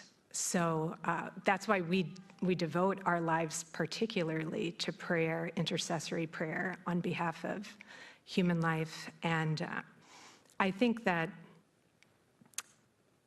yeah, it kind of boggles the mind, and it's not the sentiment of ordinary New Yorkers, I'll let you know. I mean, we walk around like this in Manhattan, and people are very welcoming and open to the work that we do, even people who vehemently disagree with us about abortion. They think providing access to resources and services to women who want to parent their child is a good and noble thing. So I think it's the minority that's promoting an agenda against the work that we do, and regular Americans are in support of it. Ryan? Yep, thank you. I thought these were amazing testimonies. Halfway through, I thought the AC system was pumping in a bunch of pollen, because all of a sudden my allergies were very much kicking in. And so I wanted to ask a question following from what Helen Alvaré and I talked about, kind of like the goods of religious liberty, one of which being religion itself, friendship with God. And then what all the stories kind of drove home to me is that following very closely after that is transformation. That religious liberty allows for the flourishing of religion, which then allows for transformed lives. I think it's the very last chapter of C.S. Lewis's Mere Christianity, where he says, are we looking for nice people or new men? And we get new people as a result of this encounter with Christ. And that there are things that each and every one of your ministries is doing that the secular government equivalent, if it even exists, couldn't do. I'm not even sure if there are government-run pregnancy resource centers, right? I think all of them are, in essence, faith-based or faith-inspired. And that the miracles that you work on almost a daily basis, whether it's with inmates, whether it's with women facing unplanned pregnancies, women who have been trafficked, et cetera, that there are things you can do that simply couldn't be done if you were secular or if you were government-run. And that's one of the goods of American religious liberty, is working these transformations of people's lives. So I just wanted to invite any of you, all of you, one of you, whoever wants to take the ball and run with it. Can you share a little bit about what it is that you're able to do that you wouldn't be able to do if you were a government-run institution, if you were the DMV Sisters of Life or the DMV Prison Fellowship, right? Some of us have better DMVs than others, but there are things that they can't say, they can't do that you can. And I think it's why we see these lives transformed and turned around. And we should cherish that. We should report on this. And, this should be something we highlight as one of the fruits of religious liberty. I'd be happy to speak to that because Prison Fellowship, we, in 2024, updated our mission statement to restore those impacted by incarceration to encounter Jesus with those impacted by incarceration. Certainly the work we do leads to restoration, but just a recognition that the unique thing that Prison Fellowship has to offer is an opportunity to encounter Jesus. And we believe that we get to offer that to people whether they may know it or not. And I think some of the unique things that come out of the ability to operate authentically in our Christian faith in the context of prison is one, we have the opportunity to pray with people. We have the opportunity to have discussions about, oftentimes people come to prison, they've hit rock bottom. And they're asking the big, deep life questions. They're asking about concepts like forgiveness. They're seeking healing. They're trying to understand purpose. And to be able to engage in a dialogue and to be able to accompany someone in prayer through that process and perhaps unpack some of the worst choices someone's ever made in their life with them is just something the government can't do. And furthermore, we bring in volunteers. We bring a connection between our programs and the church. And that means that we are not just a program isolated into prison, but we're actually an ecosystem. We have an opportunity not just to care for the person in prison, but for their family through our Angel Tree program. We can come alongside their family, and we can also connect them to the local church. I was mentioning earlier about the Iowa event that I'm going to be attending in a few weeks, where we're reuniting some of our Prison Fellowship Academy grads. And one of them is Pastor Quavatis Marshall of Hope City Church. And when he was in prison, men came inside, mentored him, walked with him, and what does it look like to live out your faith. And meanwhile, also, the church did Prison Fellowship Angel Tree and came alongside his then girlfriend and his daughter, who was 2 at the time. He later married Angela, and when he got out, he joined that church, and they actually helped him found Hope City Church, which is now one of the fastest growing churches in Iowa. And they're now doing Prison Fellowship Angel Tree, and they're multi-campus. They just launched their next campus in prison. And so this ripple effect happens, and I think there's something that faith communities are so good at, and that is community and belonging, and that's just something the government can't offer. Any other questions here? Heather, thank you for mentioning Texas a few times. We do have a lot of people in jail, so we might, we're a big place, so we might lead in some categories.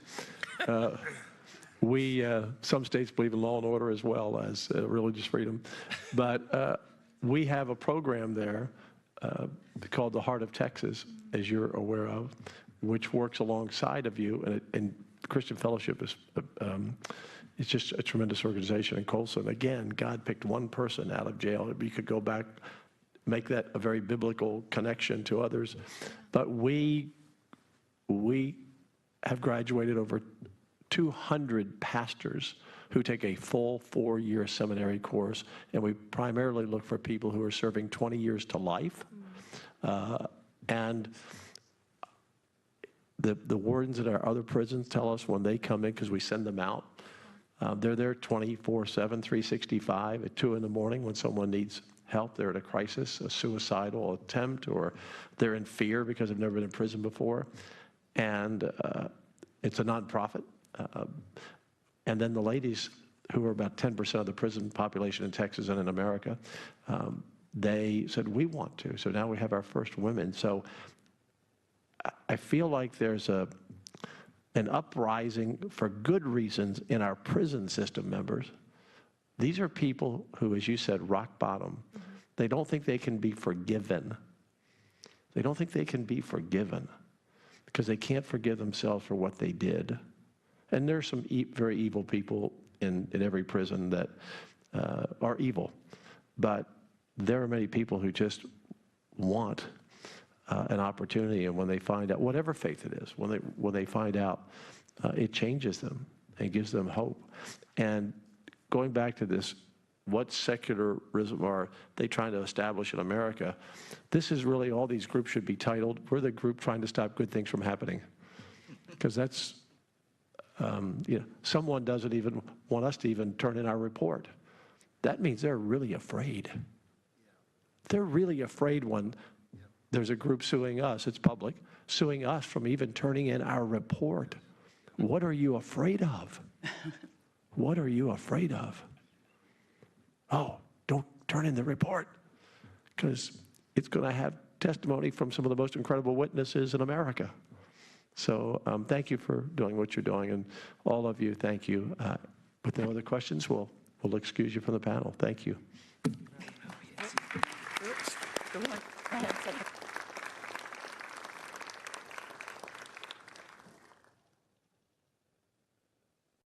So we're going to do something that we have not done in any of these hearings, because this is our last hearing.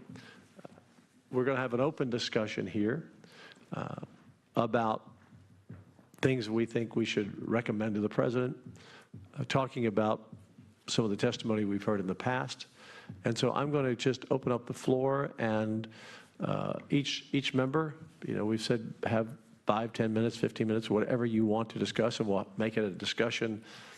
This is really rare to have a discussion like this in public, which is the law also, but it's good to have this discussion.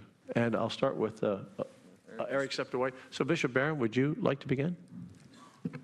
Sure, thank you, Mr. Chairman. And I've just prepared 5 minutes of remarks just to give you an overview. All you want. Take all the time you want. I want to begin by reiterating something that I said at the opening session of our commission, namely that the principal enemy of religious liberty in our country is what I call the ideology of self-invention.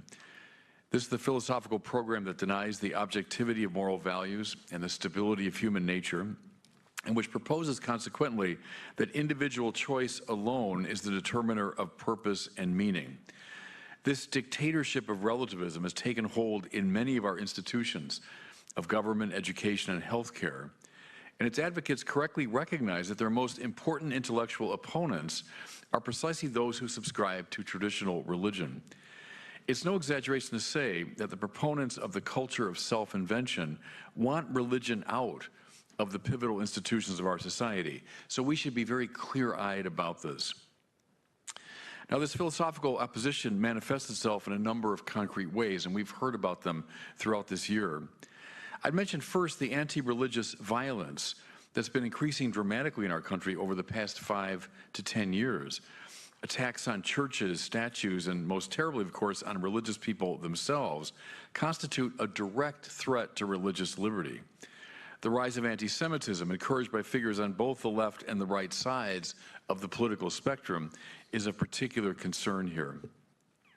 In regard to healthcare, the culture of self-invention expresses itself in an aggressive attitude toward those physicians and nurses who refuse on religious grounds to participate in certain medical procedures.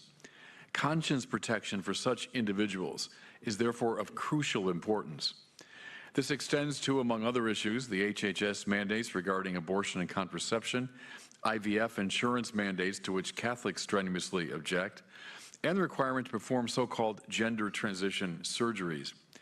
As we've heard now many times, this entire gender ideology, which proponents endeavor to insert into programs of education across the country, represents a very real threat to the religious liberty of those who find such ideas repugnant to their beliefs about the human person. And finally, under this healthcare rubric, we should continue to advocate for pro-life demonstrators who simply want the right to pray at sites where abortions are being performed. Criminalizing such righteous activity is a gross violation of religious liberty. We must also be vigilant with respect to religious social service organizations, such as Catholic Charities, that receive federal funding. That financial support should not be contingent upon a repudiation of traditional teaching regarding marriage and family. Furthermore, since parents are the first and most important educators of their children, they should not be penalized through the tax code for choosing religious schooling. Also, the attempt in a number of states to require priests to break the seal of confession should be exposed for what it is, namely a particularly gross violation of the Free Exercise Clause of the First Amendment. Finally, though it's somewhat oblique to my central argument, I'd like to say something about immigration. The Catholic Church strongly holds that a nation has the right to defend its borders and enforce its immigration laws, but it insists that such defense and enforcement be conducted in a morally upright way. Accordingly, it insists that those Catholics who are incarcerated in connection to immigration violations have a right to humane treatment and access to the sacraments. It furthermore requires that immigration agents should never disrupt worship services in the carrying out of their duties. In a word, the religious liberty of detainees and worshipers should always be respected.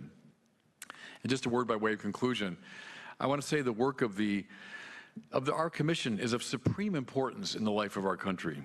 Religious liberty is rightly called the first of our freedoms and the linchpin of our fundamental rights. So though it's far above my pay grade to make the suggestion, I nevertheless urge the President to allow this commission to continue in some form going forward.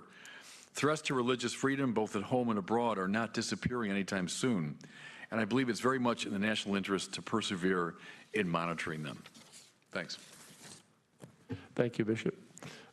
Yes, we would like to continue. Our charter expires in a couple of months, and I think if we all sent a letter and signed it to the President, we'd like to continue to monitor, the outcome and to continue to have hearings as needed as stories break and news breaks would be a great privilege. Eric Metaxas. Thank you, Chairman. I grew up in the Greek Orthodox tradition, and so because of what we celebrated on Sunday, I want to say to everyone in that tradition, Christos Anesti.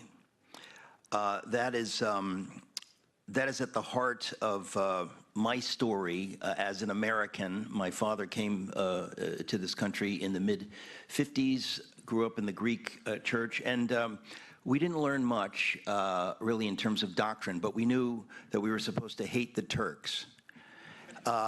As I grew in my faith, I came to see that that was not quite right, but that we were supposed to hate the ideology of the radical Muslim Ottoman Turks, which brutally subjugated and persecuted Greek Orthodox Christians for 4 centuries. I was made to see that what one believes matters, and that not all faiths are equal, and that there are some faiths that don't believe in what we call religious liberty, who are in fact the enemies of religious liberty. My father raised me also in terms of being a good Greek to love America.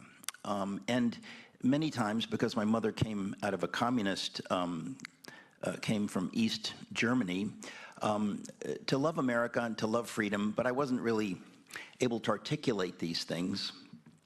And I think the reason we have this Religious Liberty Commission today is because we have for many decades failed to articulate what it means to be an American, what liberty is and is not, what religious liberty is and is not. And my principal recommendation to the Commission and to everyone in America is that we must know our story.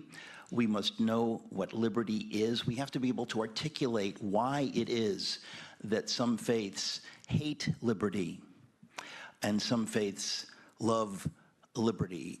And I would say to you that having just written a book on the founding of America, on the American Revolution, called Revolution, I really learned myself, only in the last couple of years doing my research, how liberty and religious liberty are inextricably intertwined with biblical faith.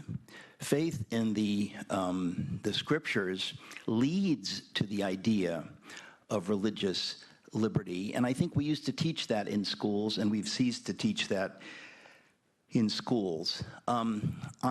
Just by way of background, on August 2nd, 1776, when the 56 signers actually signed the Declaration, it wasn't on July 4th, that's a whole story, it's a chapter in my book, but it was on August 2nd that they signed what's called the engrossed copy. And the day before they did, Samuel Adams gave a speech to all of the members of Congress. And the headline, his main line was, "Today we have restored the sovereign," capital S. And what he was saying, and I think it is vital that Americans understand this, was that in forming the United States of America, we were creating a form of government that had not existed since the Sinai Covenant, when the Israelites in the desert made a covenant directly with God, that God would be their sovereign. They were no longer under the slavery of the Pharaoh. They were now free, but what does it mean to be free? Free to be governed by the sovereign, capital S.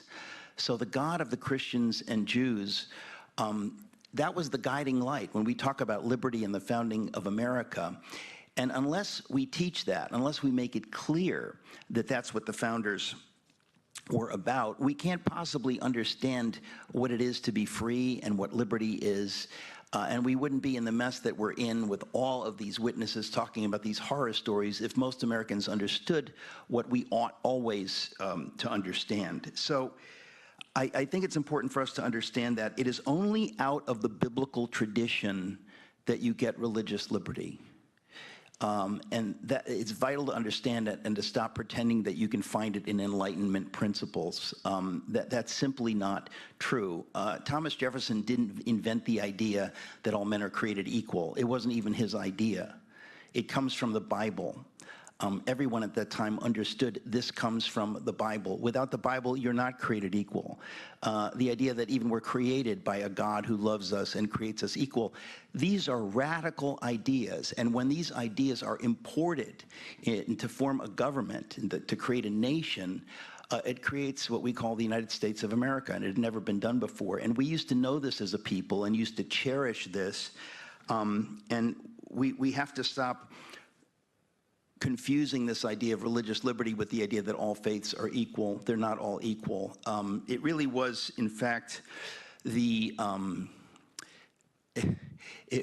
was the critics of Christian faith, the French Enlightenment secular critics of Christian faith, that I think forced American Christians to sharpen their theology and to say, okay, we're not going to do what the Puritans did when they first came over and create a little theocracy. No, we're going to have this thing called religious liberty. It forced them to sort of squeeze the Christian faith to see what it's really made of. And what pops out of genuine Christian faith, so the founders understood, is this thing called religious liberty.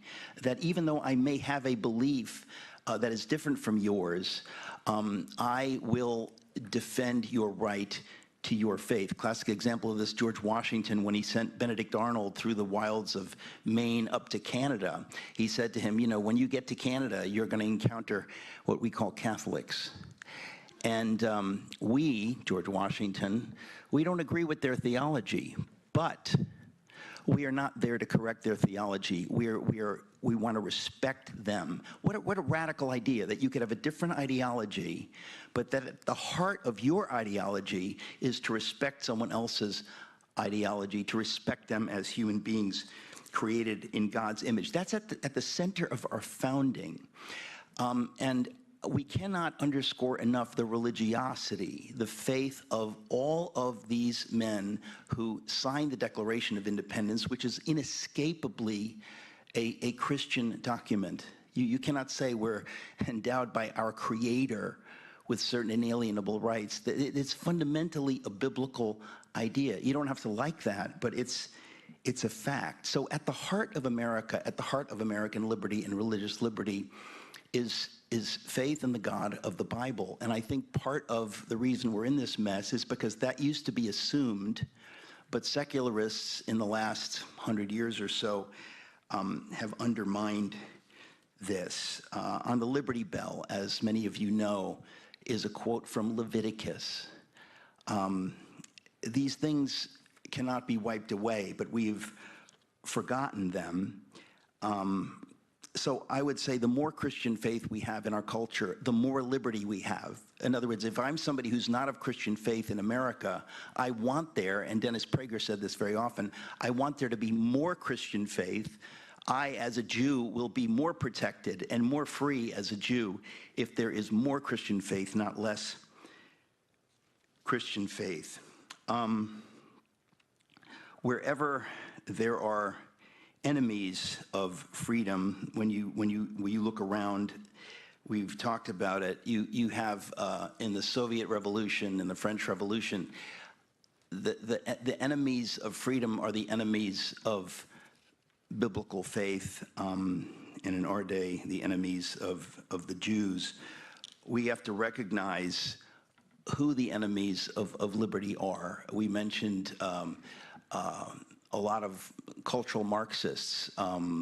Sharia law is antithetical to American liberty. We have to be able to talk about this without buying into the lie that we're criticizing Muslim individuals. You can love a human being and see that person as created in the image of God, but you have an obligation to understand that that ideology is at war with liberty, with religious liberty. I would say the same of Catholic integralism. There are all kinds of twistings of faith away from genuine faith and away from liberty. We have to teach kids that it was the Great Awakening and the evangelistic efforts of George Whitefield that led to the possibility of America being born. Everyone used to know these things, and so I simply wanted to say that unless we teach these things in schools, unless most Americans understand that our liberties are fundamentally out of the Christian scriptures, out of the Bible, we cannot go forward. And so otherwise, all we're doing here is, these are just stopgap solutions. It's vital we understand our identity as a Christian nation, which because of its Christian faith, respects those of other faiths. Thank you. Thank you, Eric. And throughout these 7 hearings, we've had Sikhs, Jews, Muslims, Hindus, Catholics, Protestants. We've had everyone here because one of the things that the president and I talked about is this is a commission to look at religious faith and freedom. And so we respect all of those different faiths. And it's interesting, the secular movement attacks all of us. They don't just attack the Christians. They don't just attack the Jews. They don't just attack the Hindus. They go after everyone. And if someone doesn't want to believe, we're not breaking their arm to believe. It's your right as an American. That's a faith in its own. When you have no faith, there's a faith. I believe there is no God. That's, they may not know that, but I don't know where they all meet on Sunday or Saturday or Tuesday, but that's a faith in their own. Kelly. Yeah, I've spent 37 years of my life defending religious freedom. Catholic, Protestant, Native American Indian, the Falun Gong, I mean, you name it, right? because it's either religious freedom for everybody or religious freedom for nobody. And I just want to say it's just been such an honor serving with all of you on the commission. I mean, this has never happened before. There's never been a Religious Liberty Commission for domestic. And so but when I think of the commission, over the last year, I can't help but think of the testimonies. You can just start thinking back, and I mean, it seems like it's a hearing requirement that we have to tear up at some time, including testimony today. Just so powerful. But the things that we're hearing should never be happening. Yeah. That's the thing. It's happening to women, children, men. It's happening to groups, and it's in America. And so the good news about that is I think we have a lot of recommendations that we can make to the president that can really make a difference, not just now, but for the future. And I'm not going to go through I think 35 or whatever recommendations. But I thought some big themes arose for me in the recommendations. First is education. And by that, I mean, there's been some big changes in the last even 5 to 6 years in the religious freedom law. You think about the Coach Kennedy case, which overturned Lemon. You think about the Groff case, which dramatically changed religious freedom in the workplace. You think about the Mahmoud case, which just came down about the religious freedom of parents over their children in the schools. And I don't think most Americans have caught up with what's happened. And a lot of the government officials haven't caught up with what's happened. And so horrible thing, people's rights are being violated when the law protects them now. And they don't know. So I think there are things we can do. And so like one of the things we talked about that I think is a real obvious one, because you spent 2 hearings on this, is the Department of Education produces guidelines on religious freedom in our schools. The rights of parents, the rights of students, the rights of teachers. We heard testimony on all those things. And I think the ones they just released recently can be strengthened a little. For instance, Mahmoud and the right of parents to opt out and to be notified, I think should be more clear. But you can take, one of the recommendations that I think we should make is to take those and to have the president require that any school district which receives federal money, which is every school district, should have to certify that they have these guidelines, they have trained their teachers on these guidelines, that they've taught their students on these guidelines, and then anyone who either refuses to do that or violates them and the rights of their students, their parents, their teachers, should lose their funding. Because the incentive will educate people. There has to be something that starts to get them the information.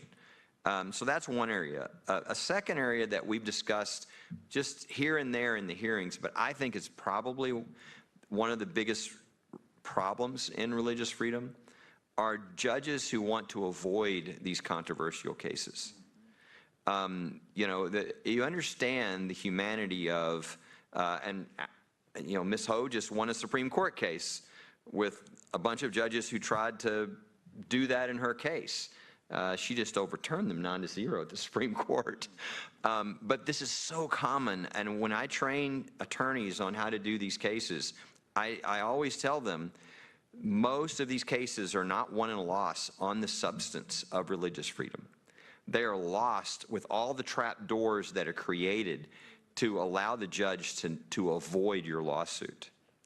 And this is not just my theory. Supreme Court justices have said this. Other judges have said this. And so one of the strong recommendations, I think, and the most important to the president, is to encourage the president when he's picking judges. We have to pick people not just with the right philosophy, but with courage. Yes. People who have shown in their life that they're willing to pay a price to do the right thing. Because good philosophy doesn't do it if you're going to avoid the religious freedom case. You're going to avoid the controversial cases because you want to be elevated in the future. The third area is what I would call giving power to citizens. And so, for instance, when HHS won't do anything when somebody's religious freedom and conscience is violated. Right now, the citizens have nowhere to go. They should be able to bring their own cause of action. We can't depend upon whether the administration in power at that time likes them, right? Same thing with when there are violations of religious discrimination, which we heard, Jewish students not even be allowed to go into the classroom. And yet the administration not doing anything with these clear civil rights violations. They should have a right to bring those claims, right? So, and a real big one, which we talked about when we had Dr. Haim here, the whole idea that citizens are at such an imbalance when the government comes after them. And the idea, the government should not have that kind of authority over citizens.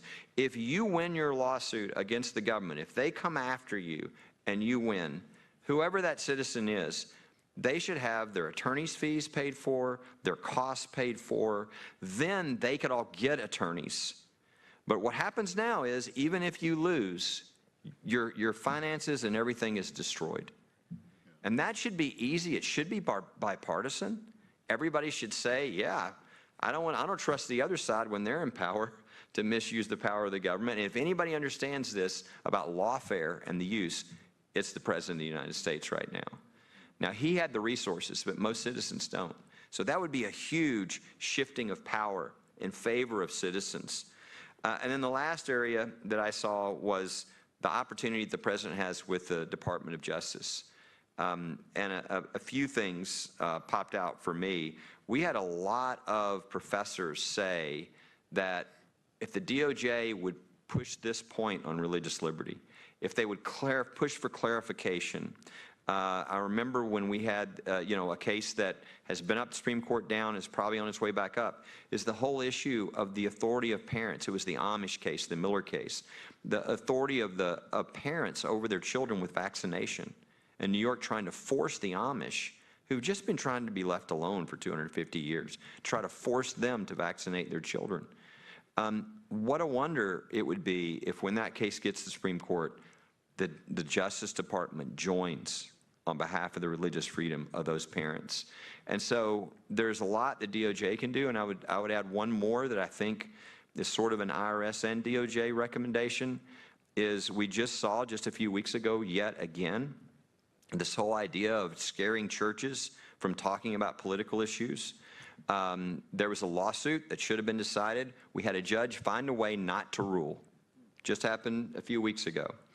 And there's a way to deal with this, and that is if the President would ask the IRS to go ahead and issue a small fine against any church for talking about politics, and then make clear to the DOJ, we want a decision on the constitutionality of this IRS regulation versus the First Amendment of the United States Constitution. Then we can finally get a precedent that then will make clear to every church the freedom they have. But until we get that, everybody's going to be scared, and this is something that the President can do. So there are a lot of great things, but since, I'll say one last thing, since Franklin Graham is not here, his recommendation at our military hearing, which we all agreed with, which is when we had the Navy SEAL testify and we learned about all the military, there was a victory eventually in court on behalf of the Navy SEALs, and a lot of people were stopped from being thrown out of our military. But there are a number of great people who served our country who were pushed out before that decision. And Reverend Graham asked if we could ask the President to make them whole. Yeah. They lost their pensions, they lost all kinds of things, and that's something the President can do. So those are at the top of my list, but I'm just excited because we're going to get this report and recommendations to the President, and it's going to change religious freedom in the future of our country. So it's just been an honor to be a part of it. Kelly, and I'll come to the Rabbi next, and all of you, please feel free to ask anyone who's talking a question. So I'm one of the few non-lawyers on the panel. I feel like I have some type of degree after all of this and being in the legislature for 20 years. But my question is, and it's a simplistic question, when the sisters are being threatened, this latest case of going to jail for 10 years, or our whistleblower from Texas Children over transgender surgery was threatened with prison, and a number have been threatened with prison. Exactly what law are they breaking? What law are they breaking to allow the government to come after them with such harsh penalties? Well, they create laws, regulations to have this power over them. And when it comes to the federal government, I think the power will begin to equalize if you could actually have the right to know that you can get an attorney, that if you win, they will have to reimburse all the attorney's fees, because then the attorneys will do it pro bono. They'll do it in order to get their attorney's fees. So you put the power back on the same level for the first time, because right now the power is all with the government, their attorneys, the DOJ attorneys, everybody else. If you've got a bad administration that's going to attack religious freedom, and I would say though, talk about this case that we mentioned today with the nuns and maybe trying to put them in jail of up to 10 years. Wouldn't it be wonderful if the DOJ would come to their rescue too, that they would join? So this is, I wish, I mean, there's not, there's plenty of things going on with the DOJ, but I would love it if there were some attorneys that was their job, is to get involved, make a difference, stand for what the president stands on, religious liberty, and take some of these cases like the case in New York. And I should have clarified my question. I realize they're being threatened because of regulations at a certain, New York seems to be, enemy number one here. However, there's nothing they're violating in the Constitution. They're not, the sisters aren't violating. Well, the sisters can't violate the Constitution. Right. Only the government can violate the Constitution. Right. But the beauty is they have the Constitution on their side. And so when the government comes after them, yes, they're going to have to deal, the government's going to have to deal with the Constitution. So the issue of our report and recommendations, there's a lot centered around giving people not only information, not only, maybe I'll print up 1 million bumper stickers saying there is no separation of church and state. I think we all need to say that every time a reporter says separate. No, there is no such thing. Show it to me in the Constitution. But that we want these people, and we have to empower the individuals. Yes. Rabbi. Thank you, Mr. Chairman. I'll try to be brief. It's, I appreciate it, but it's very dangerous to tell a rabbi take as much time as you want, so thanks. I want to thank you for seizing the providential moment to help bring this commission into being. It's really been a privilege. I agree entirely with the bishop about the importance of continuing our work. I also want to thank the bishop for referencing the rise of Jew hatred and its sources on various parts of the political spectrum. Part of what I've been thinking about is not only what are our policy proposals, to which Kelly eloquently discussed, but also what can we do to ensure that the value of religious liberty endure. And so I'll also speak about education, which the chairman and others have spoken about, but in a slightly different way, and it's inspired by a personal experience of mine from last week. I happened to be at the White House in the Oval Office for a wonderful meeting with the president. Paula was there. It was a gathering to mark the Jewish community's celebration of Passover. It was also the day of the Easter egg roll. So as I was in line to get into the White House, nice family, I was wearing a hat, and the nice family looked at me, said hello, and said, "Are you also here for the Easter egg hunt?" And I said, "No, I'm here for a different event." And then after the Oval Office meeting, there was a lovely little Passover party actually in the OEOB in the Executive Office building. And then I had to run out to catch my flight. And I stopped because on one of the corridors of the Executive Office building, there was a little exhibit that I think was called Moments That Made Us, something like that. And there was an image from a painting of a story from American history that I tell all the time, so I was struck to see it. It's a story that occurred in 1774. I may even have mentioned in our discussions here. And this was the gathering of the First Continental Congress in Philadelphia, which was what became known as Independence Hall, but was actually nearby in what's called Carpenter's Hall. And we know about what occurred there because of John Adams' letter about it to his wife. And one of the delegates, Thomas Cushing, proposed that they begin with prayer. And this was opposed by some of the attendees originally because, this is Adams' words, because we were so divided in religious sentiments, some Episcopalians, some Quakers, some Anabaptists, some Presbyterians, and some Congregationalists, so that we could not join in the same act of worship. Now, to us, you know, the notion of this, considering the future religious diversity of America, that these are, you know, unbridgeable divides, it's kind of striking. But again, in Europe, people had been killing each other over these disagreements. And then Sam Adams stood up and said that he would hear a prayer from any gentleman of piety and virtue who was also a friend to his country.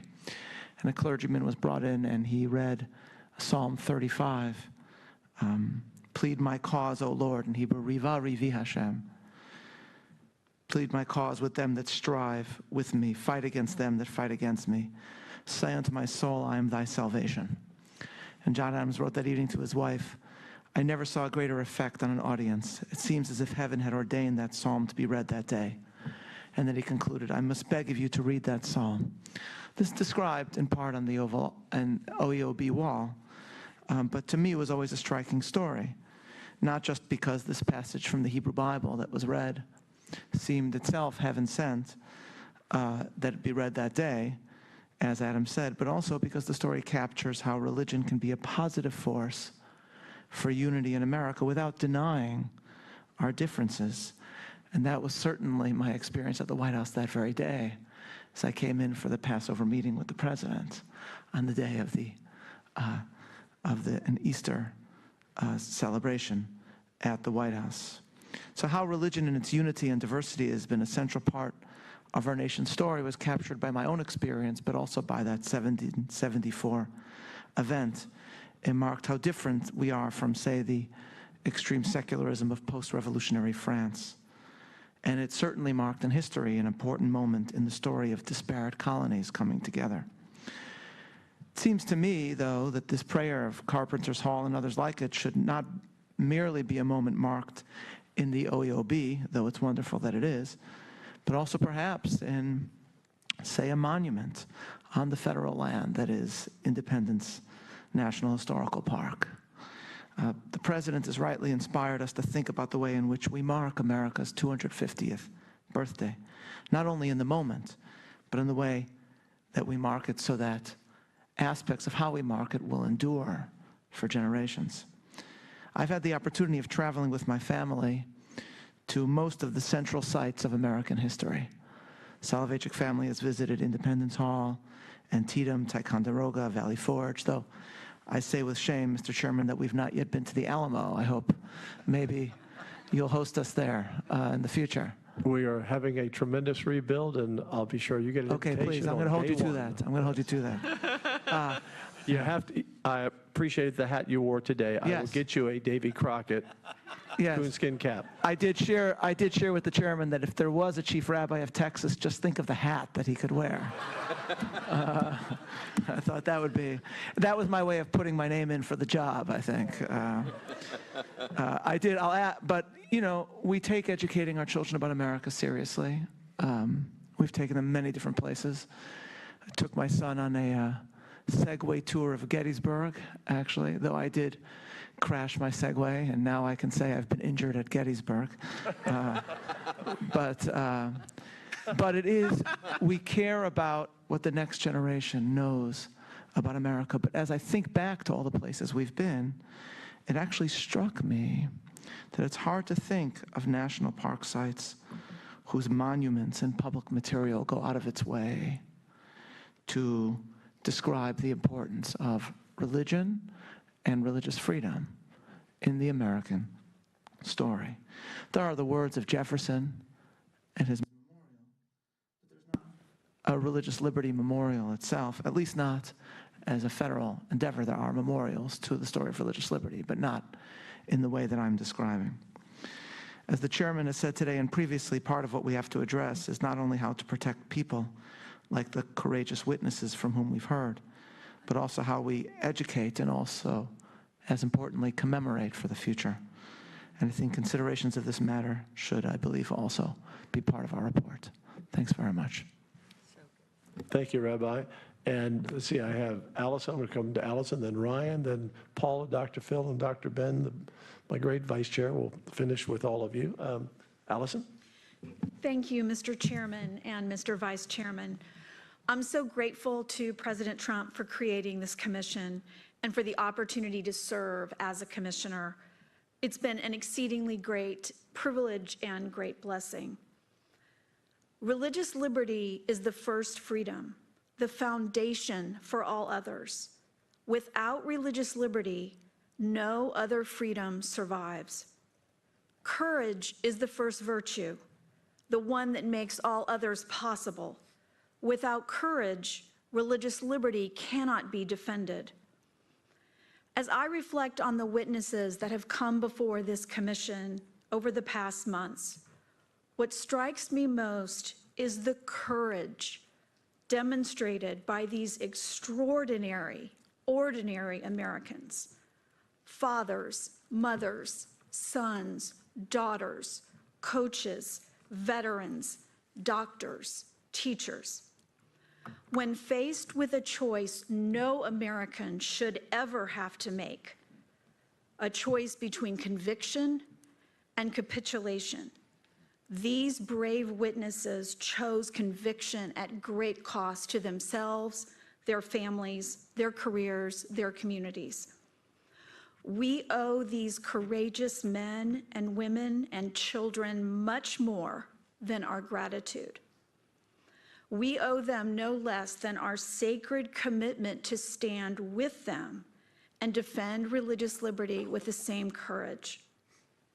When Americans seek to vindicate their religious freedoms in court, they deserve judges who will carry out their oaths to support and defend the Constitution of the United States with the same courage that we've seen witness after witness demonstrate. But too often, courts hide behind judge-made doctrines that deprive people of faith of their day in court.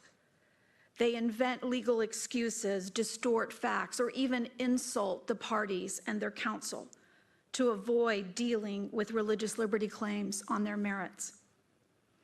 This must stop. People of faith deserve better. Our nation deserves better.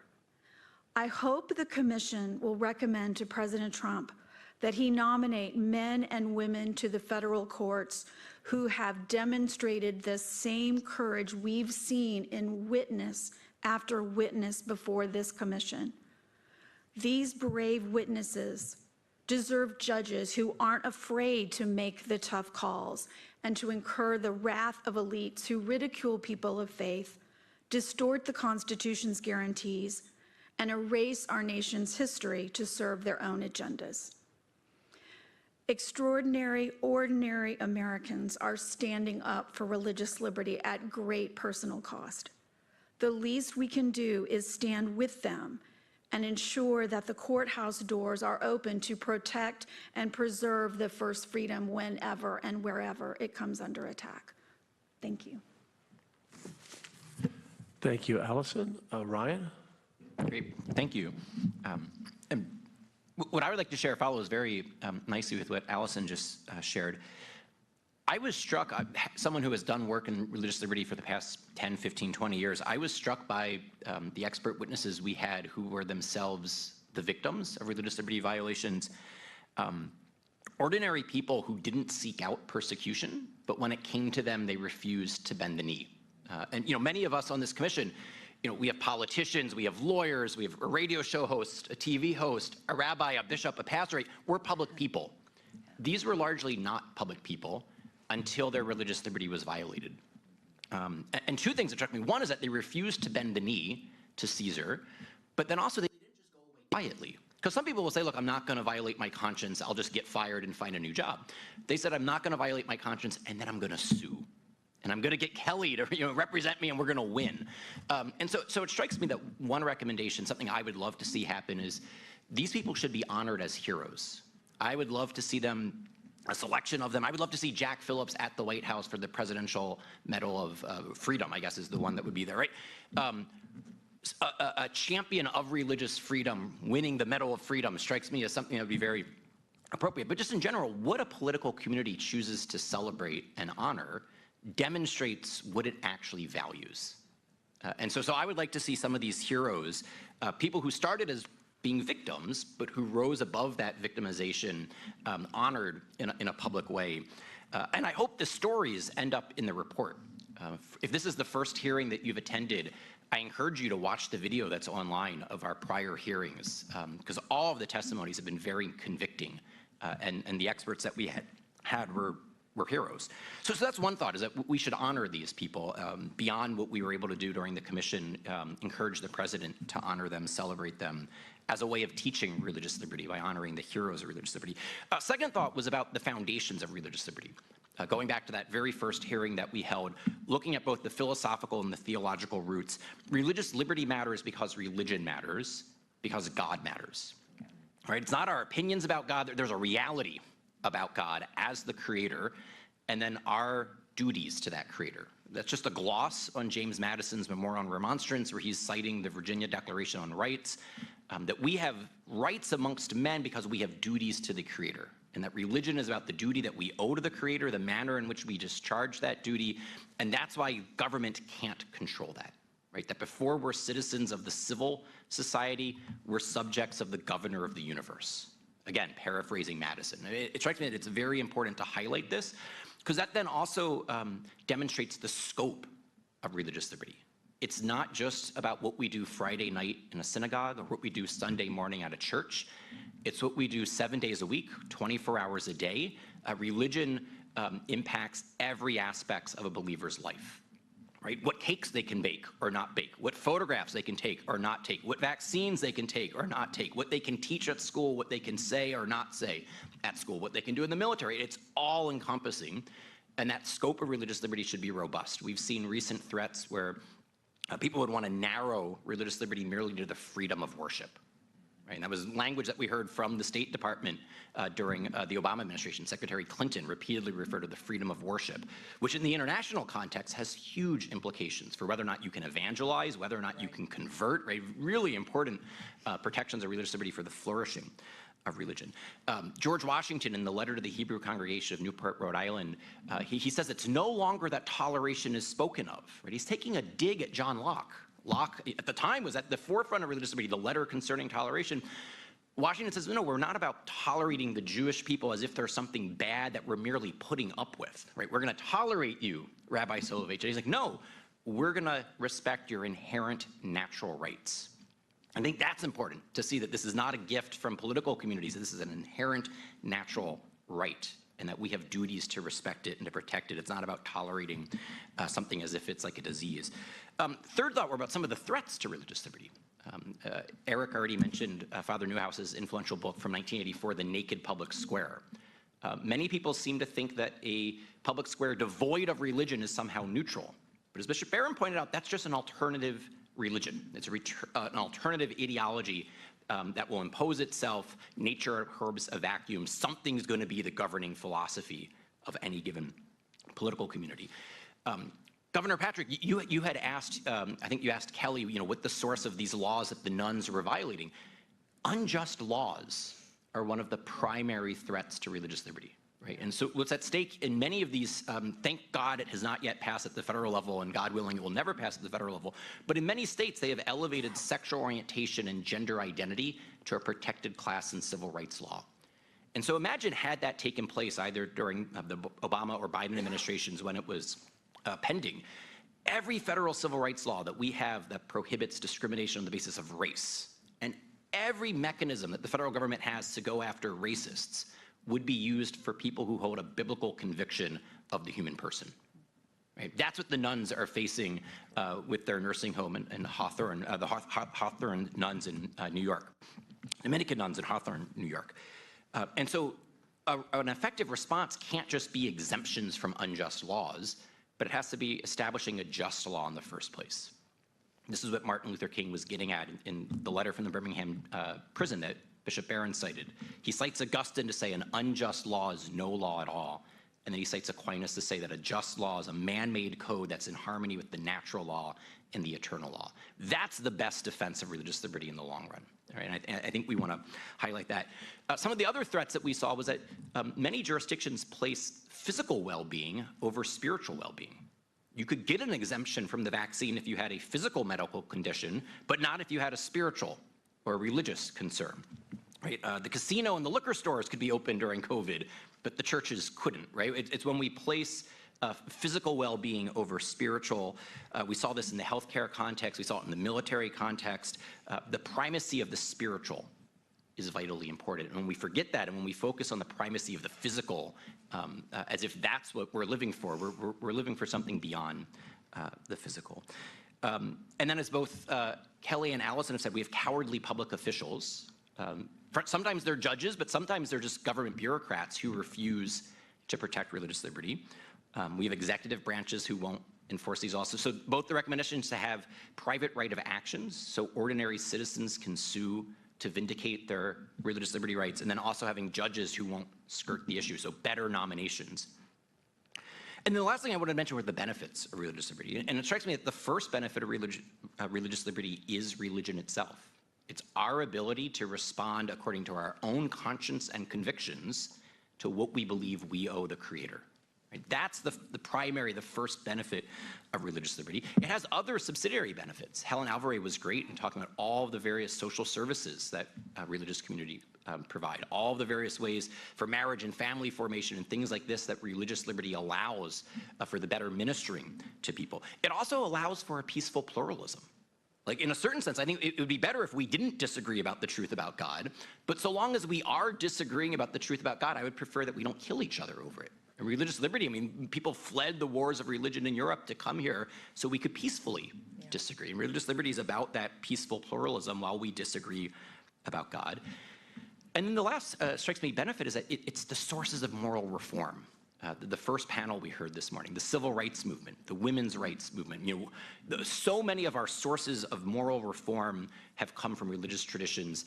The reason this commission was established is because it's the 250th anniversary of the Declaration. The Declaration itself is a philosophical, theological statement, right? That we're created equal, endowed by a creator with certain inalienable rights. Religious liberty and religion is the sources of these moral, philosophical, theological truths. And look, sometimes political leaders don't want to hear it. And I think it's good to have reform movements, whether it was Martin Luther King Jr. during the civil rights movement, whether it was a variety of female leaders that Erica Baki-Yaki cited earlier today. It's helpful to have the space for religious leaders to bear witness to spiritual and eternal and transcendent truth claims, even when political leaders might want to cut corners. And with that, thank you, Chairman Patrick. Thank you, Ryan. You can feel free to applaud. So Paula, and then Dr. Field and Dr. Ben. Paula? Thank you, Mr. Chairman. I'm so grateful to be here and to be a member of this very important commission and the work we're doing, and to be with all my colleagues and just friends and people who are really in this battle. So much has been said. I want to say a huge thank you also to our president, President Trump, who formed this commission with you. Just over a year ago, President Trump took the historic action by establishing the White House Faith Office, which I'm honored to lead. The Faith Office is the very first White House office focused exclusively on faith, located in the West Wing, not as a symbol, but because it was a place of importance. As it's been stated so often here and almost in everyone's closing remarks, if we don't have the foundation of religious liberty and the freedom of it, we lose all other freedoms. It is the bedrock. And he understands that very, very clearly. So he elevated it to the highest place and put it all throughout government with either a faith director or an entire faith center in every department and agency, not only in the executive office of the president. And as we are, a top priority in our White House Faith Office is religious liberty, protecting religious liberty for people of all faiths.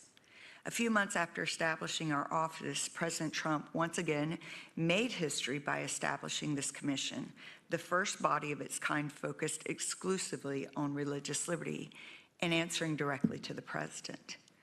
This could only happen with a president who understands the importance of the faith community and of religious freedom.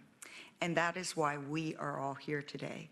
I look out and I'm so excited to see so many students and young people who are engaged, and not only have our witnesses been so profoundly impactful, and sometimes we've been very teared up, at least I have myself, or I found myself, just feeling all those emotions of the really persecution and rejection that many of them went through. I remember as a parent was testifying, and her 2 children were crying there because not only had they been rejected for their stand on faith by a school and a play that they were in, a talent show, but then it went on to their community and their own church.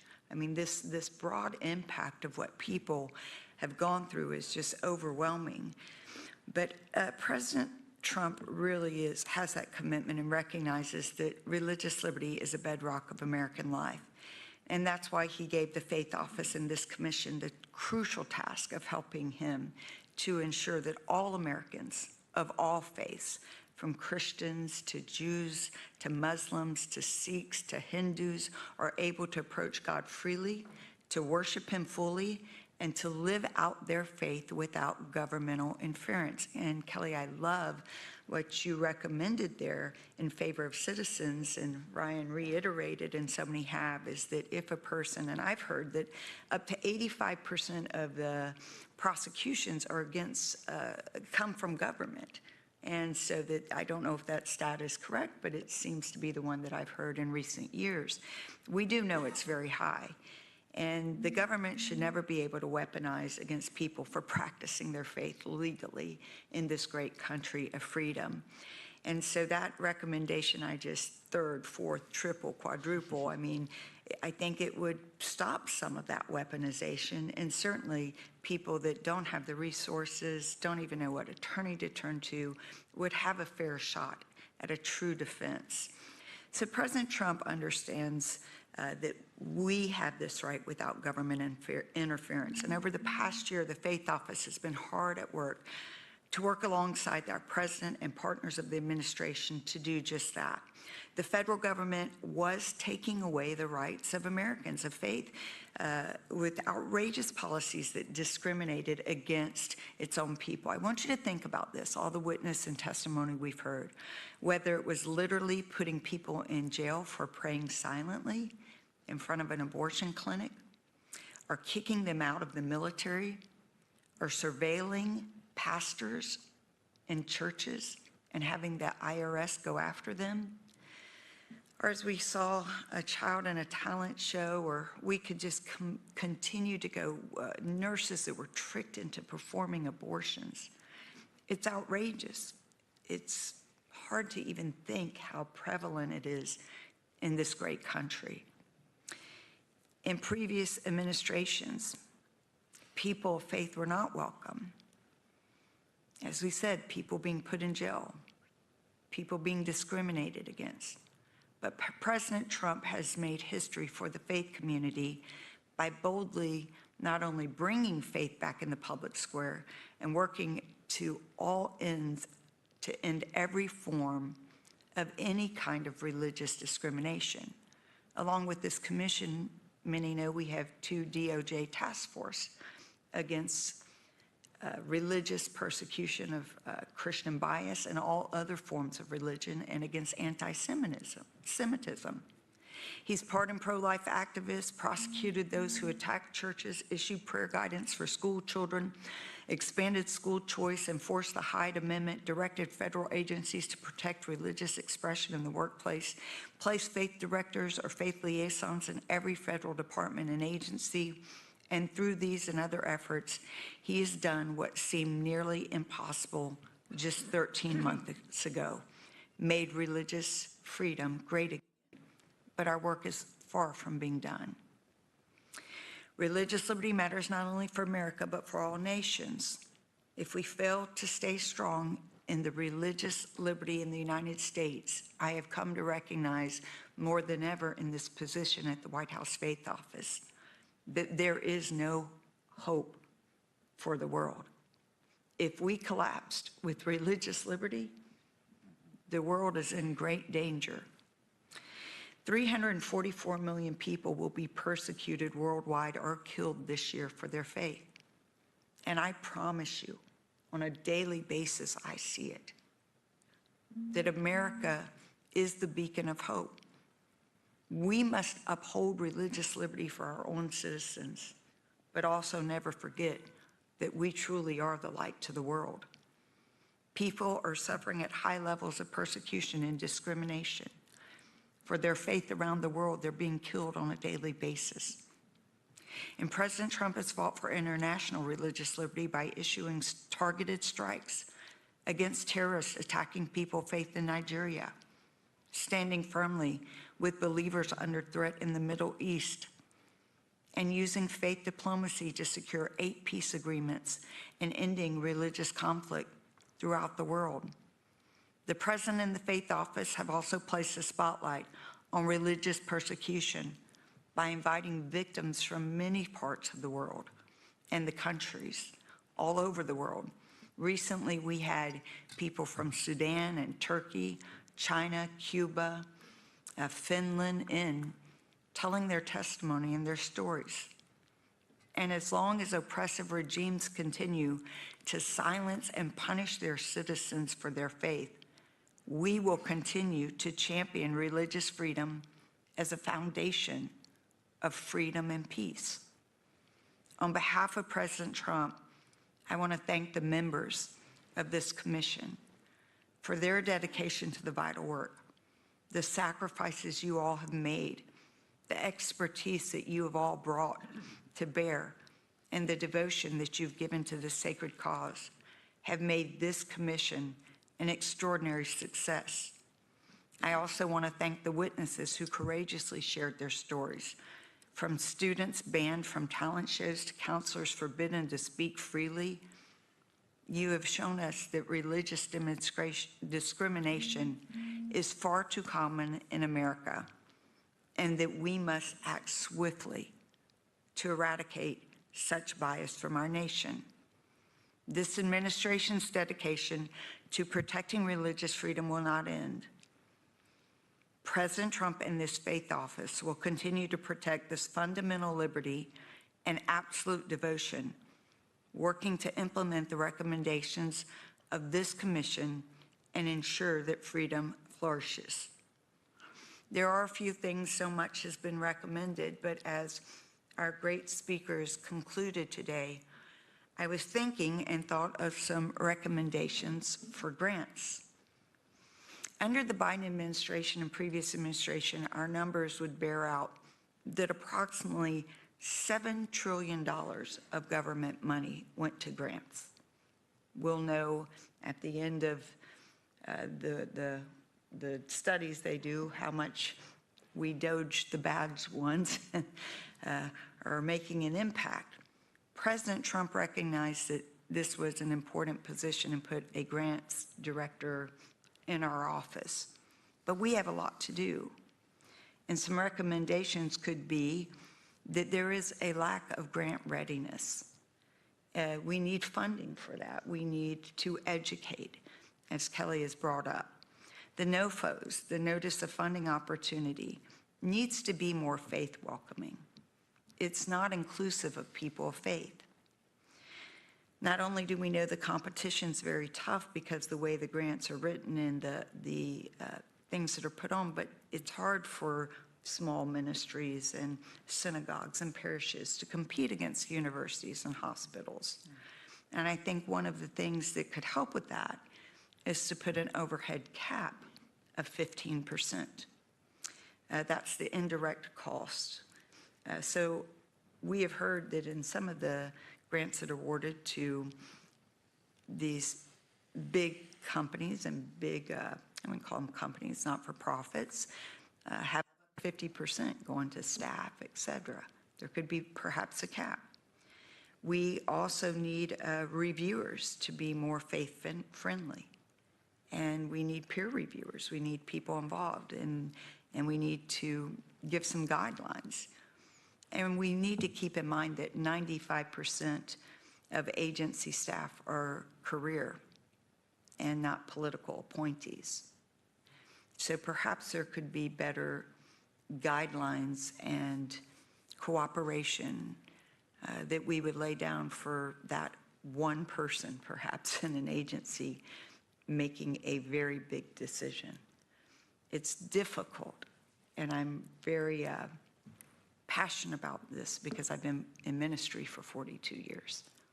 And the best things I've ever seen is the ground roots people that just care about people.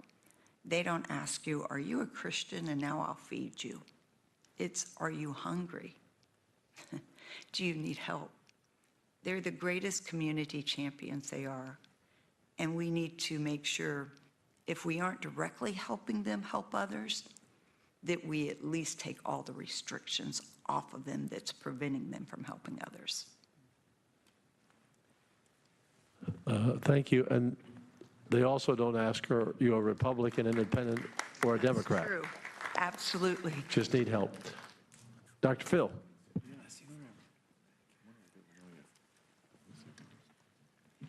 Thank you. Thank you, Mr. Chairman. What a journey this has been. I'll never forget the day you called to ask me if I was to accept an appointment to this committee. I was with my two sons, and I had my phone on speaker, and I hung up, and they went, nah, butt dial. Had to be a mistake. You better call him back and make sure it was actually him and not some radio station punking you. But it was you, and it has been an amazing journey, and I thank you for your leadership on this committee, as well as you, Dr. Carson. I thank you, and let's not forget Mary Margaret Bush, our director from the Associate Attorney General's office. I think she worked right up to the first minute of labor and was back within minutes thereafter, so thanks to her. And most of all, thanks to President Trump, because he has made a serious commitment to this. He's been here to commission meeting and spent time with us. And, you know, he's not alone in this leadership in this country. Many have gone before him. You think back, Thomas Jefferson in 1776 said, we hold these truths to be self-evident, that all men are created equal and that they are endowed by their Creator with these inalienable rights. George Washington in 1783 said the establishment of civil and religious liberty was the motive that induced him forward. James Madison in 1789 said, the civil rights of none shall be abridged on account of religious belief or worship. John Adams in 1812 said, nothing is to be more dreaded than the national government meddling with religion. And Ronald Reagan, freedom prospers when religion is vibrant and the rule of law under God is acknowledged. President Clinton, let us instead respect one another's faith and fight to the death to preserve the right of every American to practice whatever convictions he or she has. President George W. Bush, religious freedom is a cornerstone of our republic. And, you know, God bless each and every one of these leaders and others along the way. But President Trump, in my view, tops that list because he has shown an ongoing commitment establishing this office of faith and this ongoing commitment with this committee here. It's been action. So he's built on those that have gone before him. And on May 1st of 2025, he created this presidential commission, a commission established by a president that's committed to amplifying and elevating the God-given right of religious liberty in the life of every citizen in every walk of life. This isn't just choosing where you worship, but in every walk of life, and to do so in a way that our national government never encroaches on those inalienable rights. And further, to do so for generations to come. And think about it, there will be millions of people he will never meet, will never have the opportunity to thank him for creating this opportunity for them to have this religious liberty.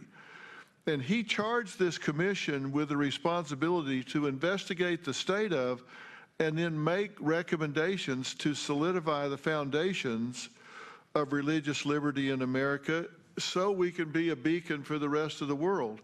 And, you know, these liberties, they do seem to be under attack in more ways from more different angles than perhaps any other time in our 250-year history. A definite downside to the internet, for sure. You know, it used to be somebody could have some nutty ideology in some farm community or something. It went to like 8 or 10 mouth breathers hanging around. Now it spreads like wildfire on the internet, and they can recruit people all over the place.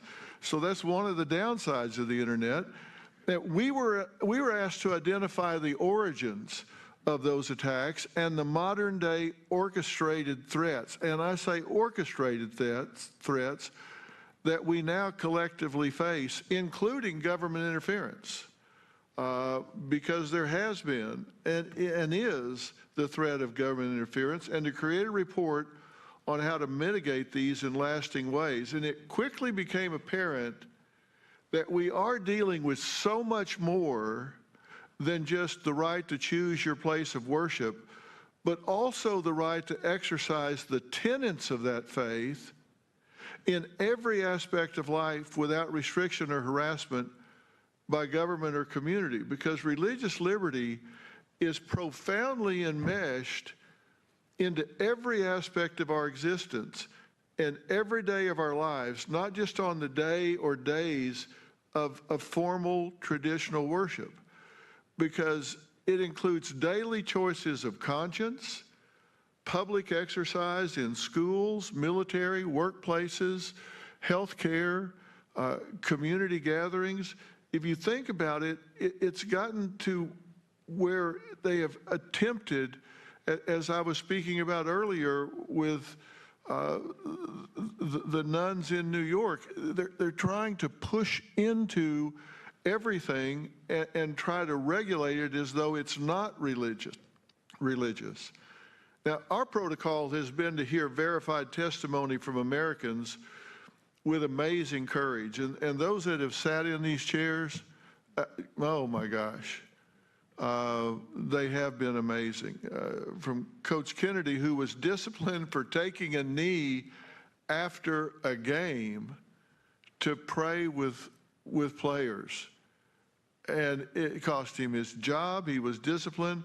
From Marisol Arroyo Castro, who had, what, a 6-inch crucifix on a bulletin board and was threatened with her job if she didn't take it down and put it in her bottom drawer. And when she was allowed after pushing back to come back to work, sat in a room by herself. We have lost our minds. And she had to fight back legally. And I'm not a lawyer. I don't mean to brag, but I'm not. But to have to go through that is crazy. Sophia Schumacher, they had a day where on Senior Day you can decorate your parking spaces in the parking lot. She was not allowed to decorate hers with any religious symbols because it might offend somebody parking next to her. Are you kidding me? We don't have enough to worry about, that we got to be concerned that Billy Bob in the parking space next door is going to be offended by her having a cross. Military servicemen, because they wanted to adhere to the religion, who all they wanted to do was fight for America. And we find a way to take away their pension, take away their commission, take them out of the service. And the attacks on this first right have escalated. Until a few years ago, it seemed like most Americans supported religious freedom. I think they still do. I think we are being programmed, brainwashed, with the tail wagging the dog. The tyranny of the fringe that has hijacked the legacy media to make this more than it is, because the vast majority of the people are not standing up and saying, wait a minute, that is not offensive to me. I don't need your help in this. But it's being pushed. It's an agenda being pushed. And it seems like those days are gone, because we have ideological campaigns that are focused on redefining human sexuality, what constitutes a male and a female, what defines a marriage, procreation, the value of human beings, not just at the beginning, but also at the end of life. And we have people now trying to impose this postmodern ideology on others, especially those who have deeply held religious beliefs. And the religious community increasingly find themselves targeted by government restriction and coercion and cultural intimidation. In other words, just persecution. And this all adds up to the reality that the fight for religious liberty is much more layered than simply the right to worship at the church, temple, mosque, or synagogue of their choosing. And psychologically, this is a dangerous reality. And I have seen documents from the old Soviet Union talking about how to attack society here. And it talks about starting to nibble at the edges, to sabotage the young people, rather than aggressively being overt by trying to totally eliminate a given religion, just suppress the right to live it on a day-to-day basis. And it seems like that's where the focus has been. Stop them from being able to express their religion at work or in the service or in the world of medicine. But then again, we look at what's happening at synagogues in New York City and the outrageous anti-Semitism on campuses nationwide. I have heard things that I never thought I would hear in my lifetime. Anti-Semitism in America, I never thought I would hear this in my lifetime. And so we as a commission, if you're a late comer to our process, we at the commission have sought to identify strategies to generate and support robust protections against encroachment on religious liberty, not just as a freedom, but again as the first freedom. And it's important to distinguish religious liberty as the first freedom. We must guard against listening to the loudest voice. I often say to parents, you are not going to be the only voice in your child's ear, so you better be the best voice in your child's ear. And we sometimes listen to the loudest voice, the most shrill voice. Twitter isn't a real place, by the way. That's not a real place. You can't drive over to Twitterdom or Xdom now. Less than 20% of people use these platforms, and 10% of all of the posts come from less than 10% of the people. I mean, this is a minuscule part trying to drive an agenda. And what better issue could there possibly be to unify Americans than a return to our first defining declaration of right? Promoting public awareness of religious pluralism, treating each other with tolerance, dignity, and respect, protecting rights for individuals and institutions to exercise their right without government interference, and that is profoundly important. We do need to come together. What better way to do it than all coming together and unifying over religious freedom? You practice what you want to practice, I'll practice what I want to practice, and I'll fight for your right to do so. That's not political. That's not political. That's human dignity. And it transcends all politics. And it protects, religious liberty is so important because it protects not what you do, but who you are. Every other right governs your actions in the world. The right to religious liberty governs the inner life from which all actions flow. The freedom to form your own conscience, to live according to your deepest convictions, to worship or not worship as you see fit.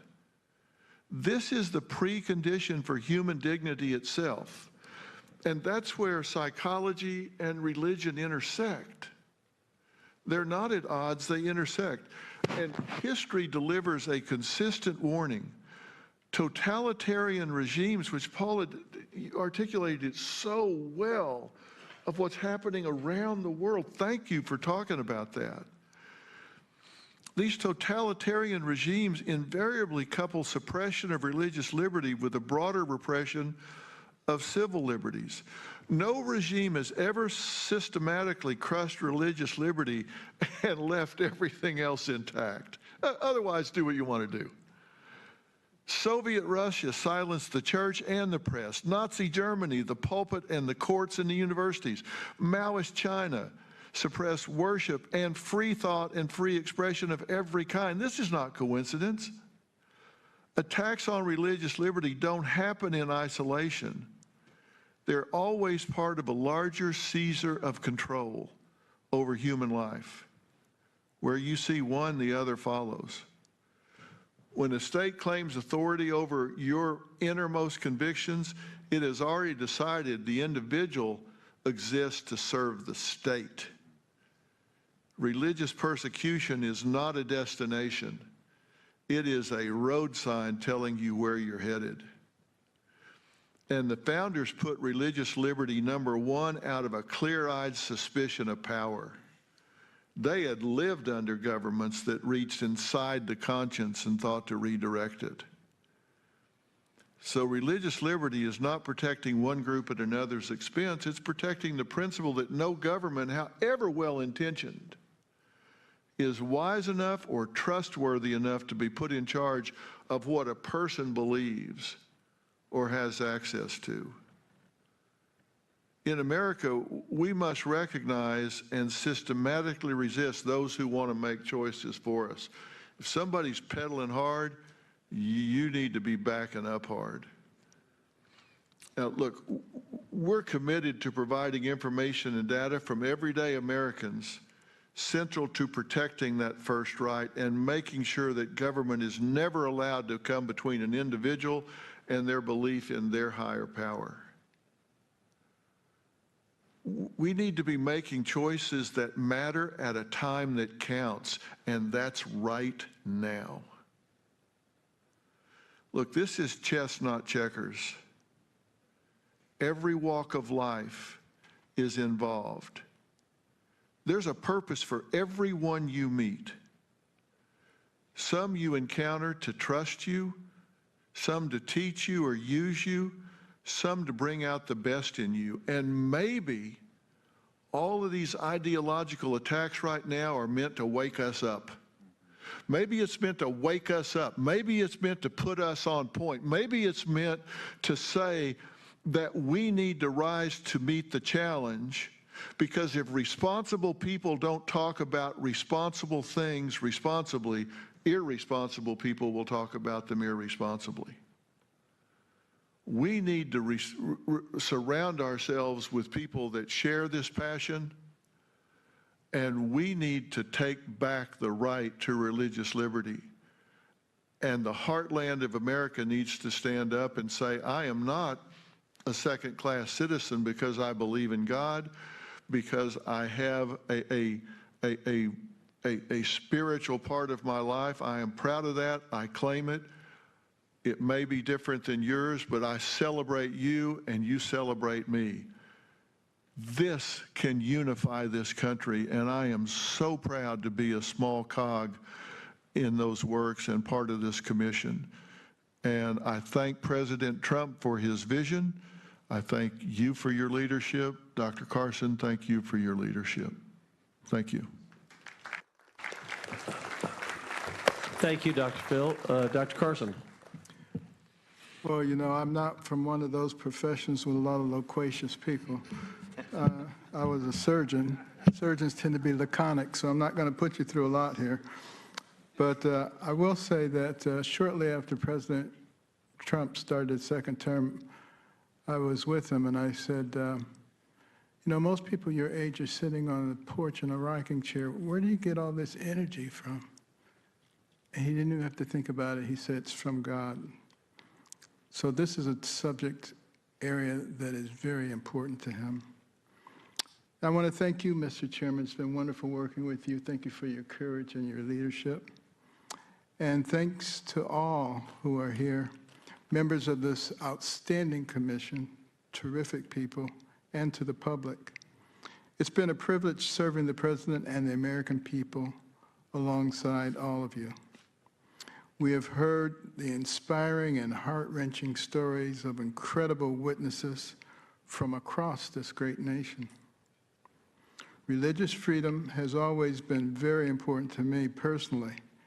As a pediatric neurosurgeon, I could not and would not have done the things that I did without praying before, after, and during challenging procedures. One of the things our work has shown in this last year is how important religious liberty is to America's entire way of life. Faith is so woven into the fabric of our culture, our art, our habits and holidays, our political and economic institutions, that it's easy to take it for granted. Easy, that is, right up until the moment you realize how vulnerable religious liberty is. Ronald Reagan famously said, freedom was never more than one generation from being lost. Religious freedom is our first freedom. It's our foundational freedom. With it goes all the others. In the last quarter of a century, it's come under attack. Religious students, teachers, parents, workers, businesses, and nonprofit organizations have been targeted by every branch and every level of government in this country. To say nothing of the anti-religious pressure groups working every day to strip God from the public square and God-fearing people from their constitutional rights. In many of America's most influential boardrooms, newsrooms, state houses, and faculty lounges, anti-Semitism and anti-Christian bigotry are considered chic, sophisticated, progressive virtues. And so, as the President charged us, this commission's work cannot just shine a light on threats to religious freedom. We have to offer concrete proposals to overcome those threats. That's what our report is going to do. We don't want a sectarian government, but we need a government that understands Americans' duties to our God and Savior come first. America's Declaration of Independence, our Constitution, our Bill of Rights are all premised on human dignity and inalienable rights endowed by our Creator that no man can take away, unless by fear we let them.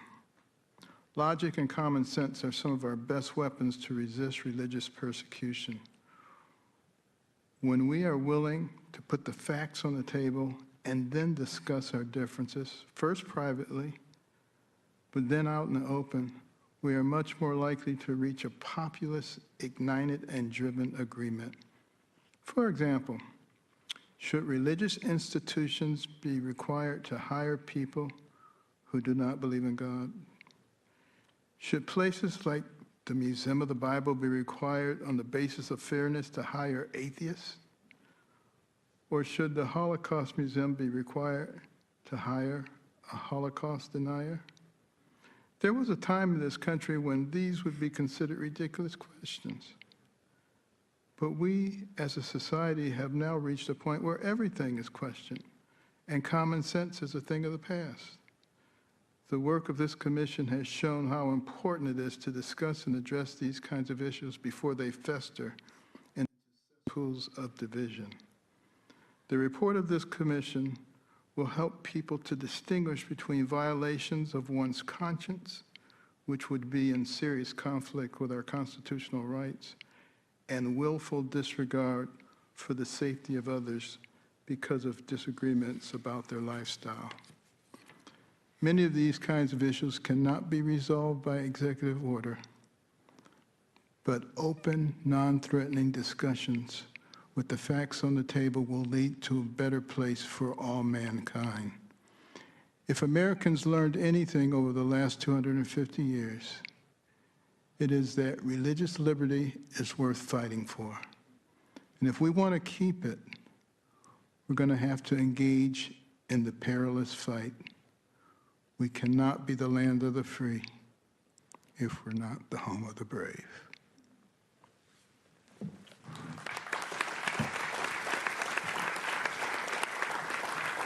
Thank you, Dr. Carson. I'll be brief. It's been a long day for everyone. Thank you for your patience and sitting and being here in the audience. You know, going back to the beginning very quickly, I knew some of the people here. I've known Kelly a long time. I've gotten to know Dr. Carson over the last several years, and I can tell you he's a pool shark. I've never won a game from him. Must have been that delicate working on brain surgery here. You know the angles. I just gotten to meet Dr. Phil and when he moved his productions to Texas, and we're glad to have you in Texas, who left Los Angeles because they thought he mentioned God too many times in the show, and he reminded them he can take it elsewhere. To Paula, who I've gotten to know during this process, and thank you, and Ryan and Allison, who I knew a little bit, and Eric, I've known you for a couple of years. But I want you to know that all of us came together not really knowing where we were heading. We didn't have a plan on day one, except we were going to have witnesses and ask them questions and talk about religious freedom in America.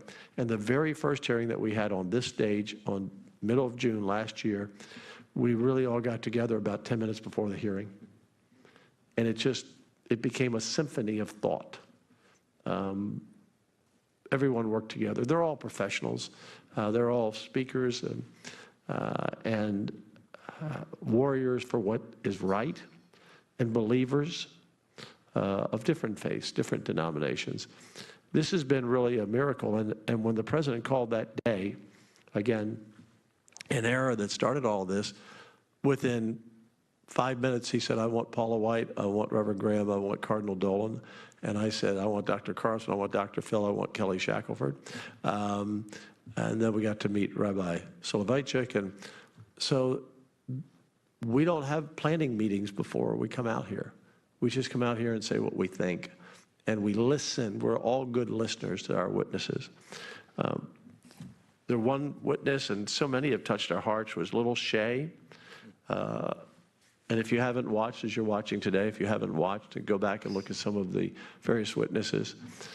When we have a little boy who was forced to read a book about being transgender to another student in his school, and he went home and said to his mom, I don't want to disappoint my teacher. I don't want to get a failing grade, but I don't believe this is what you would want me to do, and this is not how you brought me up. And when he was sitting here, he was in the last chair, and his mother was next to him, and I happened to be on that day sitting on the other side, and he just had such soulful eyes. His heart hurt every witness he heard, Dr. Phil. You could see he was reliving what he went through. And that school district drummed them out of school, drummed them out of the community. And he was courageous enough to fight. And while his mother read some of her testimony after he had talked, this little boy put his arm around his mother. Remember that, Paula? Mm-hmm. That was a moment that I'm saying, this is what we're doing to people in this country is wrong, and I agree with you, Dr. Phil. America is with us. And out of this committee, I can only speak for myself. I'm going to push back hard. I don't have any malice towards anyone that doesn't believe in any type of faith. That's fine. That's what America is about. But these organizations are pushed by some ideology and pushed by someone's bank account who wants to remove God from our country. We need to push back. Every time we hear separation of church and state, we need to say there is no separation of church and state. That's a lie. And every time, I think we have some interviews after this, I'm going to make it very clear because we know that's what the Constitution says. I want to thank also Brittany, Baldwin, and Vince Haley. They were assigned to me by the White House last March, and the two of us, and then we brought Kelly into the fold early, and this all became a reality. I think in terms of my recommendations, I do want to make a recommendation that we do post a person's rights on religious liberty in all of our school teacher lounges and our businesses. I'd love to see some type of hotline. And I know you need more staff, Paula, because you're getting calls all the time. But a place where someone is told, you can't do this because you violated the Constitution, that they can pick up the phone. And maybe the first thing the voice says, a recorded voice, I'm sure it will be AI. There is no separation of church and state. Go back and tell them. And then we need to push back and let individuals be able to sue. There's so many other things we can do, but this is, this has been a wake-up call. It's like, can this happen in America, like you said, Dr. Phil? And you come down to the conclusion that these people who throw this, always they throw it out there, separation of church and state. I know they'd never have me on The View because there's such hateful people on that show, but I'd like for them to defend it. I'd like for them to defend the hatefulness that goes on every day against people of faith. And remember, when someone throws that down, it's either their pure stupidity, and these are people in power, in elective office, again, superintendents, high-ranking officials, the CEO of a company. It's either stupidity, total ignorance, or they know the truth, and they're using a lie to deny someone their religious liberty. This Easter, and the rabbi and the Bishop Aaron had to leave for a flight. This Easter, sometimes God gives us reminders, and God has given us this commission, I believe, to stand up and fight, through, I say fight, through by pushing back every time there's a lie said against people of faith. But on the Friday before Easter, they thought they had killed him. He was in a tomb like a crevasse. And on Sunday, he emerged. I'm not talking about Jesus. I'm talking about a colonel who flew a plane. They thought they killed him on Friday. He hid in a tomb on Saturday. He left the tomb on Sunday, and the people rejoiced. That was not an accident. That was a reminder from God of who we are, and he's looking for brave colonels and brave citizens to stand up for his word in this country. God bless you all. We'll continue our work. Thank you all, and we'll see you all soon. Thank you. This commission hearing is over. Well said. Thank you.